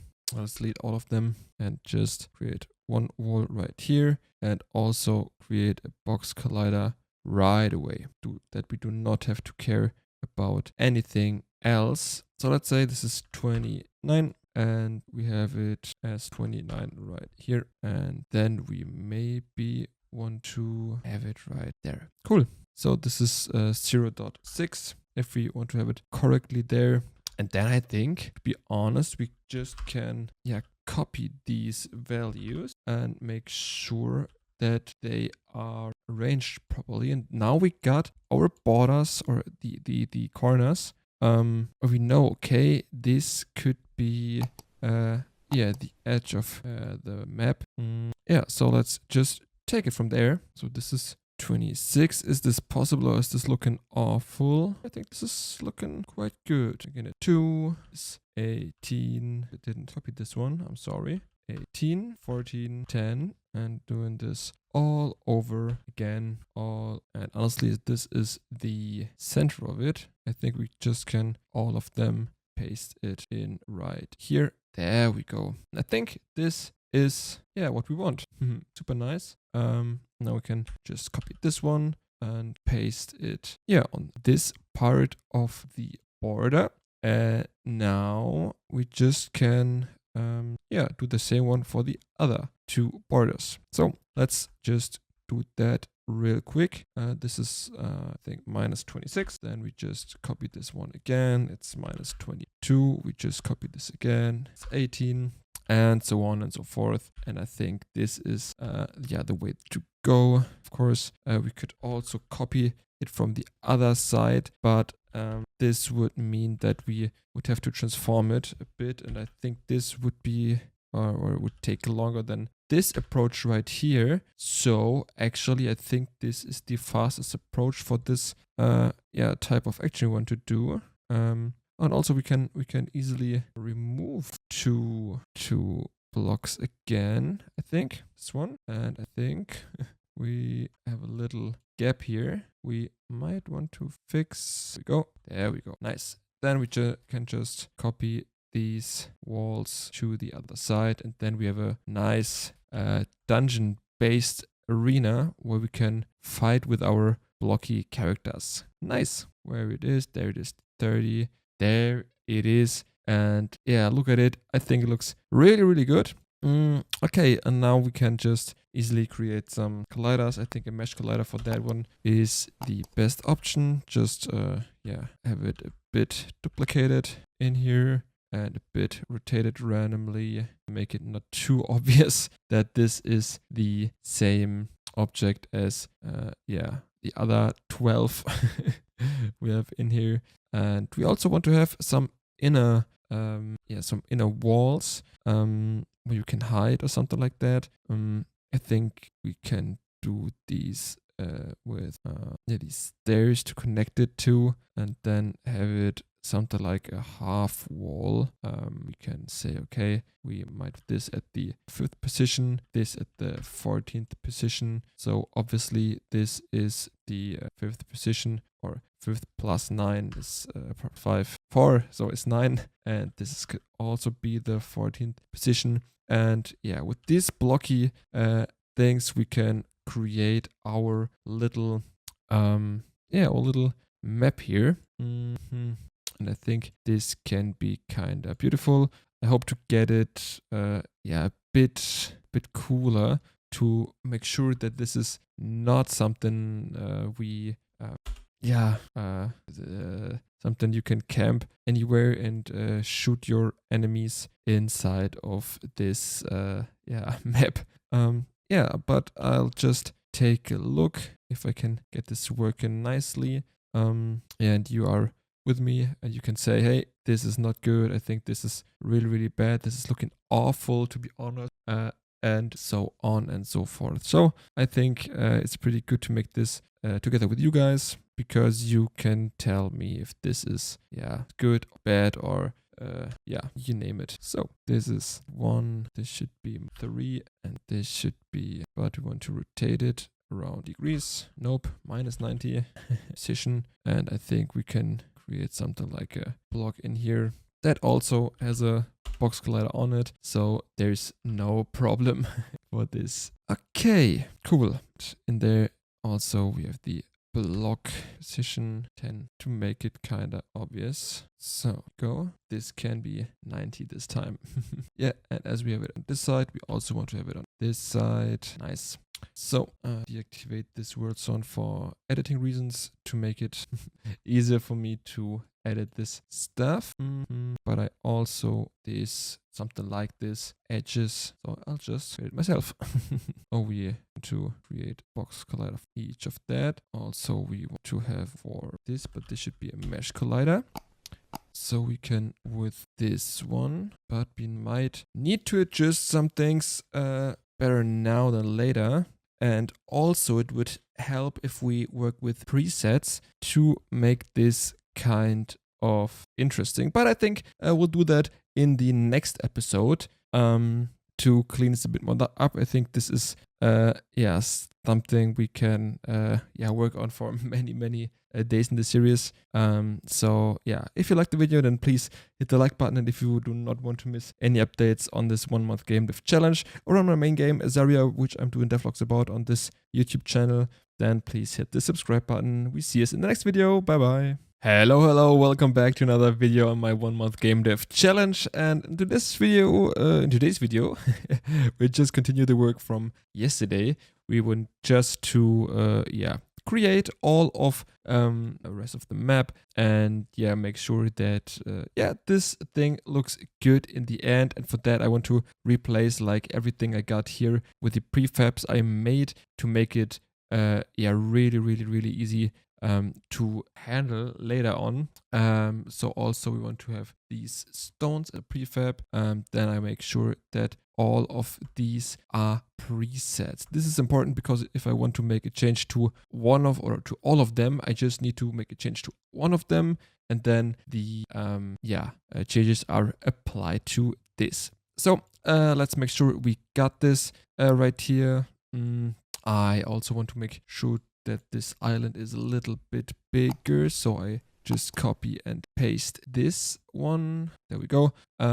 Also, we could have had duplicated this one, the same as this one, and then I'll duplicate it again because I think we can easily make the island complete this way. One time and another time to make it finish. Yeah, nice. Then I'll just copy this edge right here, or this corner, I think it is in English. Here we go. And then one last time, I think. So is this 3? It is. Yes. So nice. Then we have the first little island here, and I think the other one goes right here. So I'll just copy a bit of these items or models, I think it is, and push it against this wall. I think here is this corner. So this also as a little island here. Just make sure that this goes right into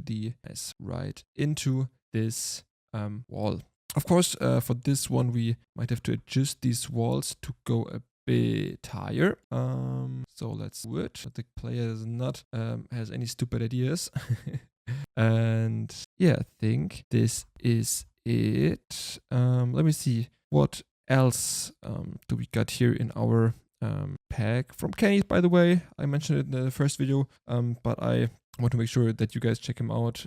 These awesome free assets. I think I'll leave a link in the video description so that you can check out this amazing work. Good. So we might also want to consider to have some temple things right here. There we go. Think that we also can. Oh no, I oh no, I didn't copy it at all. I just that's bad. I'll just dragged it from one side to another, but did not copy of it. There we go. Now I just copied it. Oh god. Okay, so let's quickly align this with our current implementation or current build. There we go. And there it is. And I think this is pretty cool. And I also think that if we want to create another one, like, come on, let's create another one. Just copy that, paste it. Then I'll make a parent out of empty parent and say wall island, and then rotate it by 9 degrees. Then have it placed on this side of the map. I think it is okay. And then as we had it also on the other wall island to stick a bit into it. There we go. So I think this is also completed. Nice. So what do we want to have in the game? We want to have these known treasure chests from some battle royale games, and I think this will happen and will be there, but I think I need to change a bit of them because I had my own treasure chest, but I now see that there are plenty of items within this package from Kenny, so I'll need to refactor them a bit, but it's okay. I think this is kind of cool. Do not think that this should be big work of it. So we have this little arena looking a bit better than than my old one, and I think now because we have these stones, we might consider making these world entity with a maximum health of like 500. This good amount, I don't know. And we maybe also want to have some destroyed prefab, but I think this will be much more for the convenient stuff. Not convenient stuff, I'm sorry, for the stuff we want to make beautiful in this game. The same for this barrel. So this is also like 200. And then we can make sure that we have this barrel made a prefab. So select all of these barrels we have here, not the ground, the barrel, thank you. And then paste in this barrel here. Nice. So we have some destroyable stones and some destroyable barrels. Let's just test it real quick. If we can destroy it, or we not have any weapons. That's bad. And we have to make these barrels a little bit smaller. Oh, there's the normal scar. Nice. So let's just test it. There we go. It is working indeed, but the weapon is too strong at the moment. But it's okay. We fix this later in the balancing and all this stuff. The game world folder under the ground game object. There we go. And then we can close this a bit and we can just make these a bit higher. Okay, this way could be. I think a little bit is possible still. Okay, so this was too much. Yeah, we might want to delete these because we do not want to have the weapons in there. We want to have it in these chests. So let's just delete the sniper and the scar and yeah, care about the treasure chests we have here. So let's go to Kenny's again and there to the chest. We want to make it a bit smaller, the same as the barrel. That's half the size of that. And then I've seen that there's a animation on the chest and I'm really curious how this is looking. So let's see how this is working. This is close animation. This is the open animation. Okay, this is just the open. Oh, okay. But this is kind of the same mechanic as okay. Okay, this is great that this is the same mechanic as I used with my chest, so we can just reuse this animation I have here. This is really good. I kind of love that. So let's just create here this script, world treasure chest. Yeah, honestly, I think this will do out of the box. Let's just have a try. Maybe we have to adjust the location of the loot. This is possible, but I think in general, this is totally possible that this is looking good and is working right off the bat. Let's test it. Yeah, of course, it's not working because we do not have a box collider in here or some other stuff of collider, but it's totally fine. And also I maybe want to have it right here that I do not have to walk 1,000 miles every time. So let's see if this is working. It is working. Oh my god, I love it. Nice. Okay, cool. This is working. Okay, this is looking awful. But let me see. I didn't concentrate on the treasure chest itself, on the animation. Okay. This is because it's the wrong axis. So I think the x-axis should be tackled, but this is tackling the z-axis, yes. So we need to tackle the x-axis. There you go. And this is the 0. Then I think we can remove these treasure chests from the game. Nice. The old ones. To be clear, we do not want to destroy our little project we have here. So we can destroy this one. Pretty cool.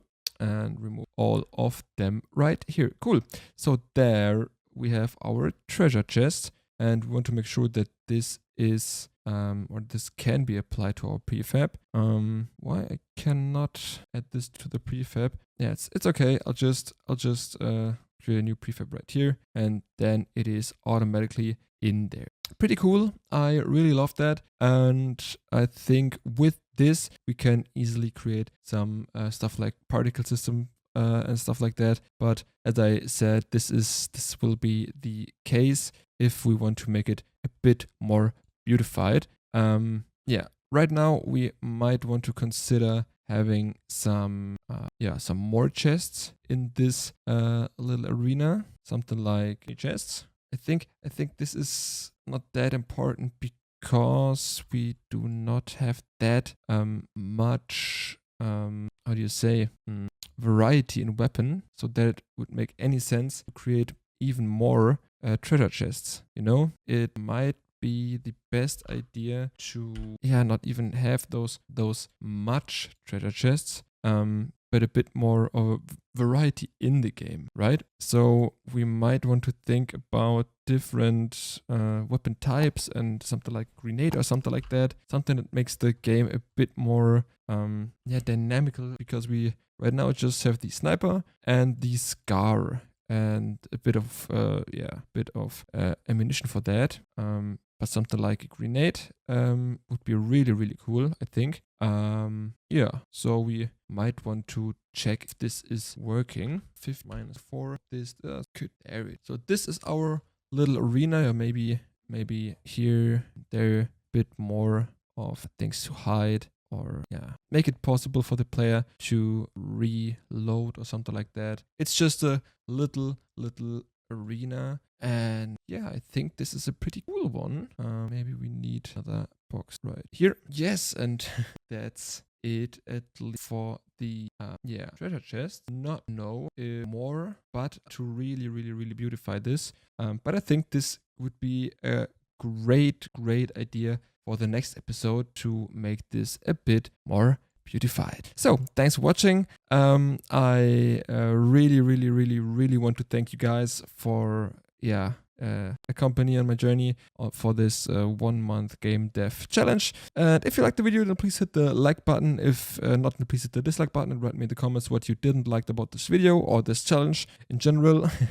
And also, if you want to not miss any updates on this challenge or my main game Azaria, which I'm doing devlogs about on this channel, then please hit the subscribe button, and we will see us tomorrow. Thanks for watching. Bye bye. Hello and welcome back to another video on this 1 month game dev challenge. In this video we want to create some more beautiful assets and pimp these assets we got here. For example, creating particles and some lighting on this little treasure chest. And so let's not waste any time and dive right into it. I just create a new object as a child object from the treasure chest and name it particles. Then I want to make sure that these particles are kind of stars. I think stars are pretty cool in my opinion. So let's just see if I got any stars in my sprite folder. Where it is, there it is. But it doesn't seem like it. So we're just importing some star sprites.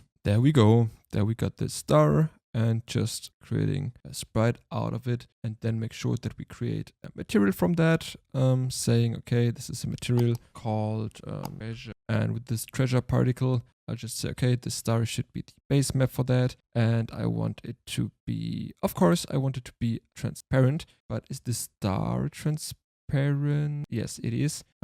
So this can be transparent also. So it's alpha, nice, and it should not be smooth, so we can just go back to our particles. I think we do not want to make this lit, so we make this particles unlit, and I think this should do, I think. Then we just drag and drop this right here, and let's see if this is looking good. Right now it is looking good, and also the color is working nice. So we just create the start color, which should be anything random between this yellow and this orange, I think. And this can make it a bit more, looking a bit shiny and a bit special. And also I want to change the speed of these particles, something like 0.1, 0.2. And for that also we want to reduce the start size of it. So let's just anything between 0.1 and 0.2. Is this good? Yeah, seems so. We want to have the color over lifetime. This should be pretty interesting, because we want to have it fade in and fade out. So this is the easiest way to do it. We just create some key points on this gradient editor, and there you see that this is working, and they are just getting spawned and then fade in and then fade out. But in my taste, it's a bit too much or too fast, so we might want to think about, yeah, I don't know, something like, I don't know, smaller start speed, to make it a bit more, yeah, I don't know, a bit more static. I don't know, to be honest, how I should describe this. Yeah, so we also can now create a bigger radius times 0.5. Yeah, I think this can look good. Let's make the radius a bit smaller. If the radius is a bit smaller, we can also create a bigger angle for that and make this whole thing a bit more, yeah, a bit more stronger. Then I think it's also not that bad if we have more of these stars. Yeah, there we go. Then I think also the lifetime can be a bit long. Does this look good? No, to be honest. Let's see if a box can do better. Honestly, this looks better. So I think I'll take this. And I also want to keep the size not the same over the lifetime. So I'll just want to make sure that it's popping out and then getting smaller with the time. And there we go. This can pretty cool. And also now I want to create some point light. This is too much or too big. I think this is the way we can use it. Yeah, so let's see if this is working or if the light is not affecting its environment. Would be great if it's working right away, but as you see, it maybe is working if we want to reduce the directional light. So let's say this is let's say we got no light in here, but we have the skybox. So let's do it with a 0. And with a 0, it kind of looks cool, to be honest. But I think we need to... okay, this kind of looks cool. But we need to make it a bit more over the top of the box or in the front. But I think too obvious. Maybe this. Yeah, I like this. I like this really, really good. So let's just copy and paste this world transform of the point light, and then we want to make sure that we want to destroy prefab stuff. So then we get into the point light again and we create or paste in the world transform. Nice. This is pretty cool. So every box now is getting lighted up. Nice. This is really, really cool. We want to make sure that the light is getting deleted or disabled if it's already opened. The same for the particle system. So get in the particle system. I hope this is working without the manual. So let's just say these are the treasure particles, the treasure light. Go. And then we want to make sure treasure light enabled false and the treasure particles enabled. Let's take the game object and deactivate this. And to just stay the same. Also with the light bit of structure in the code, even if the code is a chaos in the meanwhile, but it's available for free on my GitHub account. So if you want to dig around, then please check the video description and you'll find the free GitHub code for this project. So you can just check it out yourself. And so again, let's just try it there and press E, and this is working nicely. Cool. So let's just also destroy this one. making a bit of fun actually right now. And it kind of seems like a normal video game, to be honest. Of course some things are not working correctly, like walking in, because I have a blending tree right there. It is working if you shoot and walk. This is working. But you see, if I'm working now, the whole animation stuff is not really working. But that's okay. And also we want to make sure that these barrels or something like that will drop anything like ammunition or something like that. So we also want to make it kind of lootable. I don't know. What are your thoughts about? Maybe you can write it in the comments and we can talk next time about that, because I do not want to create them so inflationary. That would be kind of bad idea, so that we have tons and tons of ammunition. But I think a little bit of it should be there. just to make the player feel a bit more impactful, that the player can destroy stuff and has a little bit of impact on the game world. I really dig that. So I think it's a nice idea. Yes. So that's the current game world with the lighting and particles for the treasure chest. I want to make sure also that the treasure chest has some kind of canvas dropping up, like when you see a weapon. So let's make sure that we just say, hey, there's an action you can take. And a good idea for that would be something like making the weapon canvas, which is getting spawned or enabled, a prefab, and then we can just create that for every type of info we want to provide to the player. So let's go to the weapon and get anything about this canvas. Let's say this one, prefab. Let's say this is UI, and then we can make a original prefab out of it and just say, okay, we already got that. Wow, I'm so good. Obviously you see that we already have that. So let's just delete this. Where did I take this from? From the weapon scar, I think. Yeah, and there it is missing. Wow, this was a pretty good idea.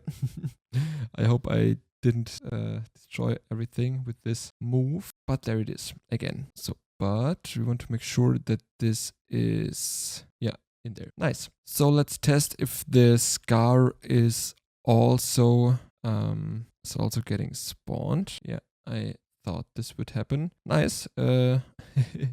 Easily destroyed the whole game with just one prefab error. Nice. But I think I will fix that without you guys, because this is a quite a boring error to fix. Thank you really for watching. If you liked the video, please hit the like button. And if you do not want to miss any updates on this game challenge or on my main game, Azaria, which I'm making devlogs about on this channel, then please hit the subscribe button. And we see us tomorrow. Thanks for watching. Bye bye. Hello and welcome back to another day in the 1 month game dev challenge. In this video we will make a lobby for our game with login and lobby creation and automatically creating a game for 2 players. We can hit ready on both sides and hit play, and we get spawned into the game world. So let's dive right into it. I'll just create a new scene, which should be our lobby scene. So click create and then the scene, where it is. I'm blind today, kinda. So this is the scene. Okay, before we jump right into this scene, I want to copy my world scene, where it is. Here it is. And the net manager. Then I'll hop into lobby scene and paste this right in here. And I also want to have the skybox changed to a cooler one. I think this one is nice. Yeah. This is it. And then maybe we want to also have the camera a bit rotated so it's looking nice. Yeah, there we go. And then we create a little script calling it world camera. Oh, let's call it animate. Oh, naming is my problem, like for years. I think this could be the lobby camera, just the lobby camera. I think this is okay. This is the lobby camera, and we can move the audio listener and also, have it. So now I'll just create a script cam, and then I just say cam. And then I'll just use do tween stuff. So this is do local rotate form of it. So honestly, I have the transform of it. So we do rotate this rotate. And the thing is, how do we want to rotate this? I think the best idea is to just say, okay, to have it vector 3, moving it from -t, and we start at t. So we say in inspector that we want to have the camera at 90. Oh, I'm sorry, this should be 40 is good. And then having it here at 90, and then we want to have it to rotate it t. With an ease type, I don't know, I think can have a type. It can be in sign, then also we want to have a loop, to have infinity loop with a yo-yo effect. Yeah, and that's it already. And I think we need to have a duration here.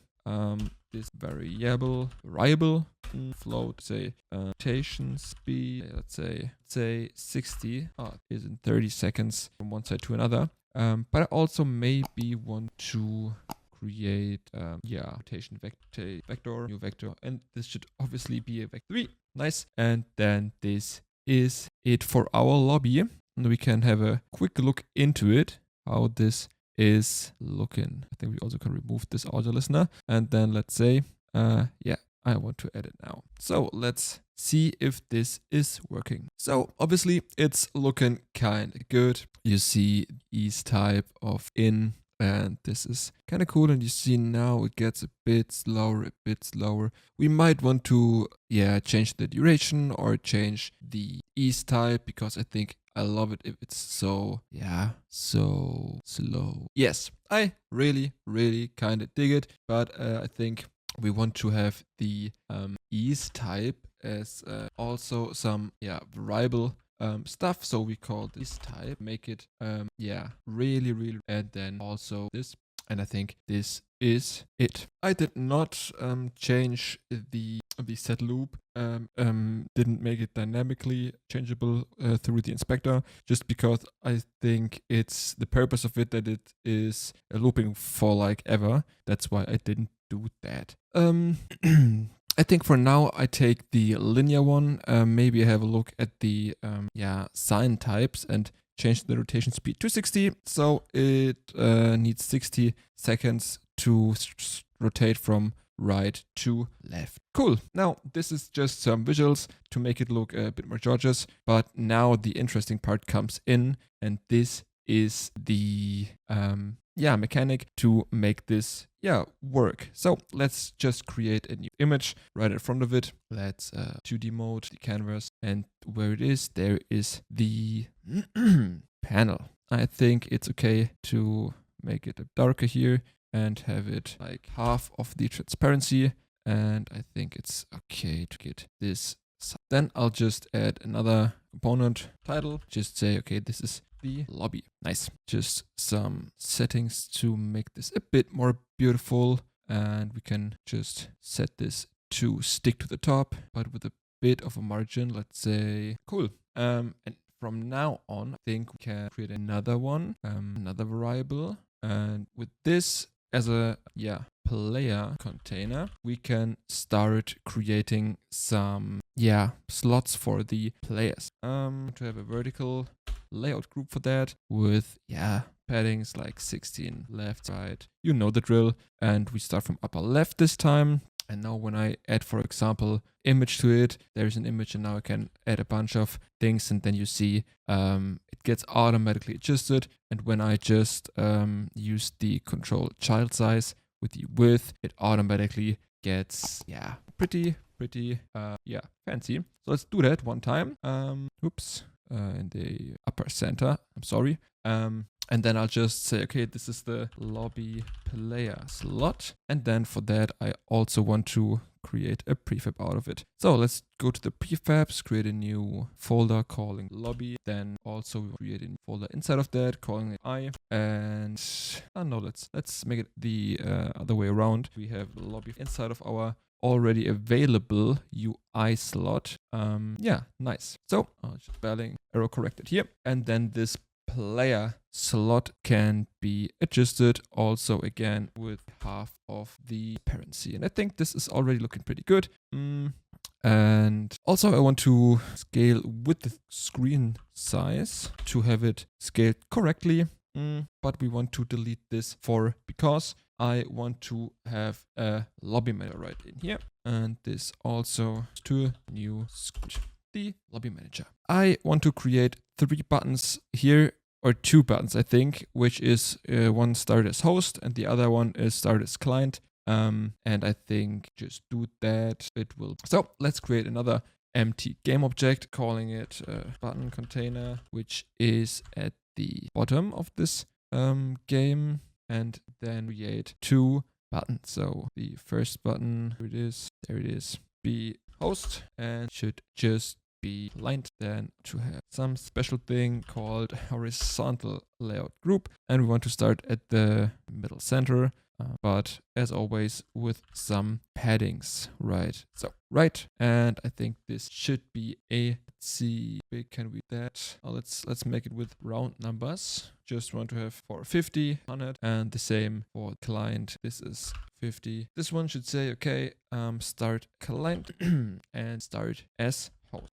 Okay, cool. Then we go right into the lobby manager, and there we have, we should have functions, which is obviously the first one, void should say start as, and as, then we want sure to behavior instead of the mono behavior right here. And then super duper easy, we want to get our network manager we have and start the function start host or start server. This is easily by going single. Then we have start host here, and the other side start as client, right? So these are the functions we need, and then we want to also make sure that we want to create a player slot if the player prefab was spawned. But that's just one step before another step. So let's see if we can get this to work. So we just need the on click event here. Therefore, we add the lobby manager in here, lobby manager, and then start as host. And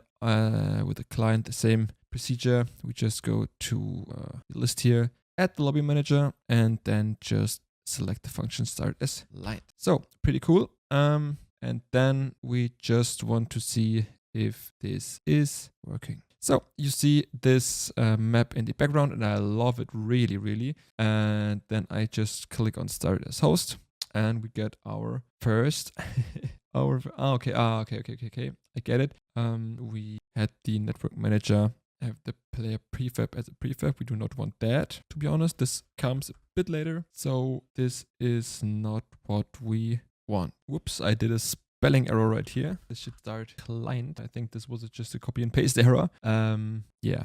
And then I think that we can say, okay, after this one, just want to notify all. It's just a test. This is just a test function, but we want this just to happen if the call for that, so the start host or start client is, should be working. So I'll just copy and paste it again. So want to start client, and then we just want to add a new listener to the on client connected callback. So network manager singleton, we have on client connected callback, and this is pretty cool because we just can add a listener to it, and we say, okay, we want to defy all for that, and we do not have the function right now, but that's okay because we can just have the IDE created. And then we see, okay, a ulong argument is getting parsed. I just called it a line ID, and then I can do a quick security check, a super little security check, which is like checking if the actual ID is my ID. So we check just the local client ID, if this is the same one as my client ID. And if this is the case, then we want to call the server RPC. And I think this is the way to go. I missed the I. There is go. And if this is the case, we just can send out the some call to our FC, something like notify all C. We also can all C, right one. Or we want to say, okay, to pass the client in here, and this function we can tell like everyone, hey, we are here, we have a new player, so let's some weird things. I then unfortunately struggled with implementing some stuff regarding the multiplayer stuff and followed the tutorial from gamedev, which is a YouTuber with its focus on Unity tutorials. And I followed this netcode for Unity or game objects tutorial and added the multiplayer there. So check them out. I'll leave the link in the description to see what I did there. And also you can get the code for free on the GitHub to see or investigate the code. And that's it. Thank you really for watching this video.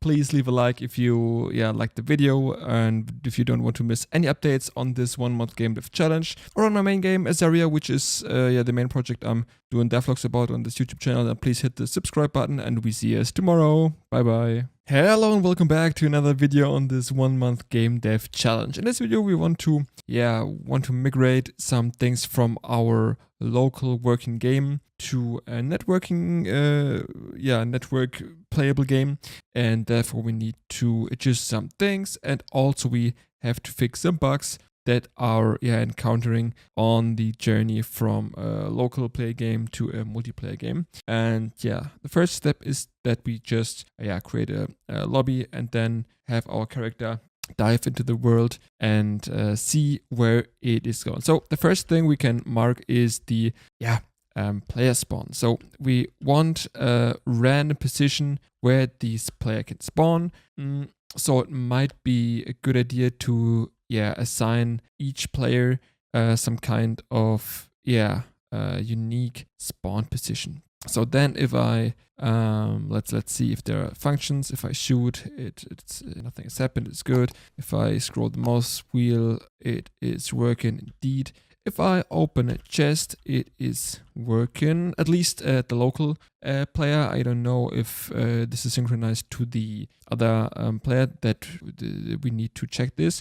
But you see also now the bullets are not updating correctly in the bottom right corner, so nothing happened here. If I now shoot, it is getting updated. Strange.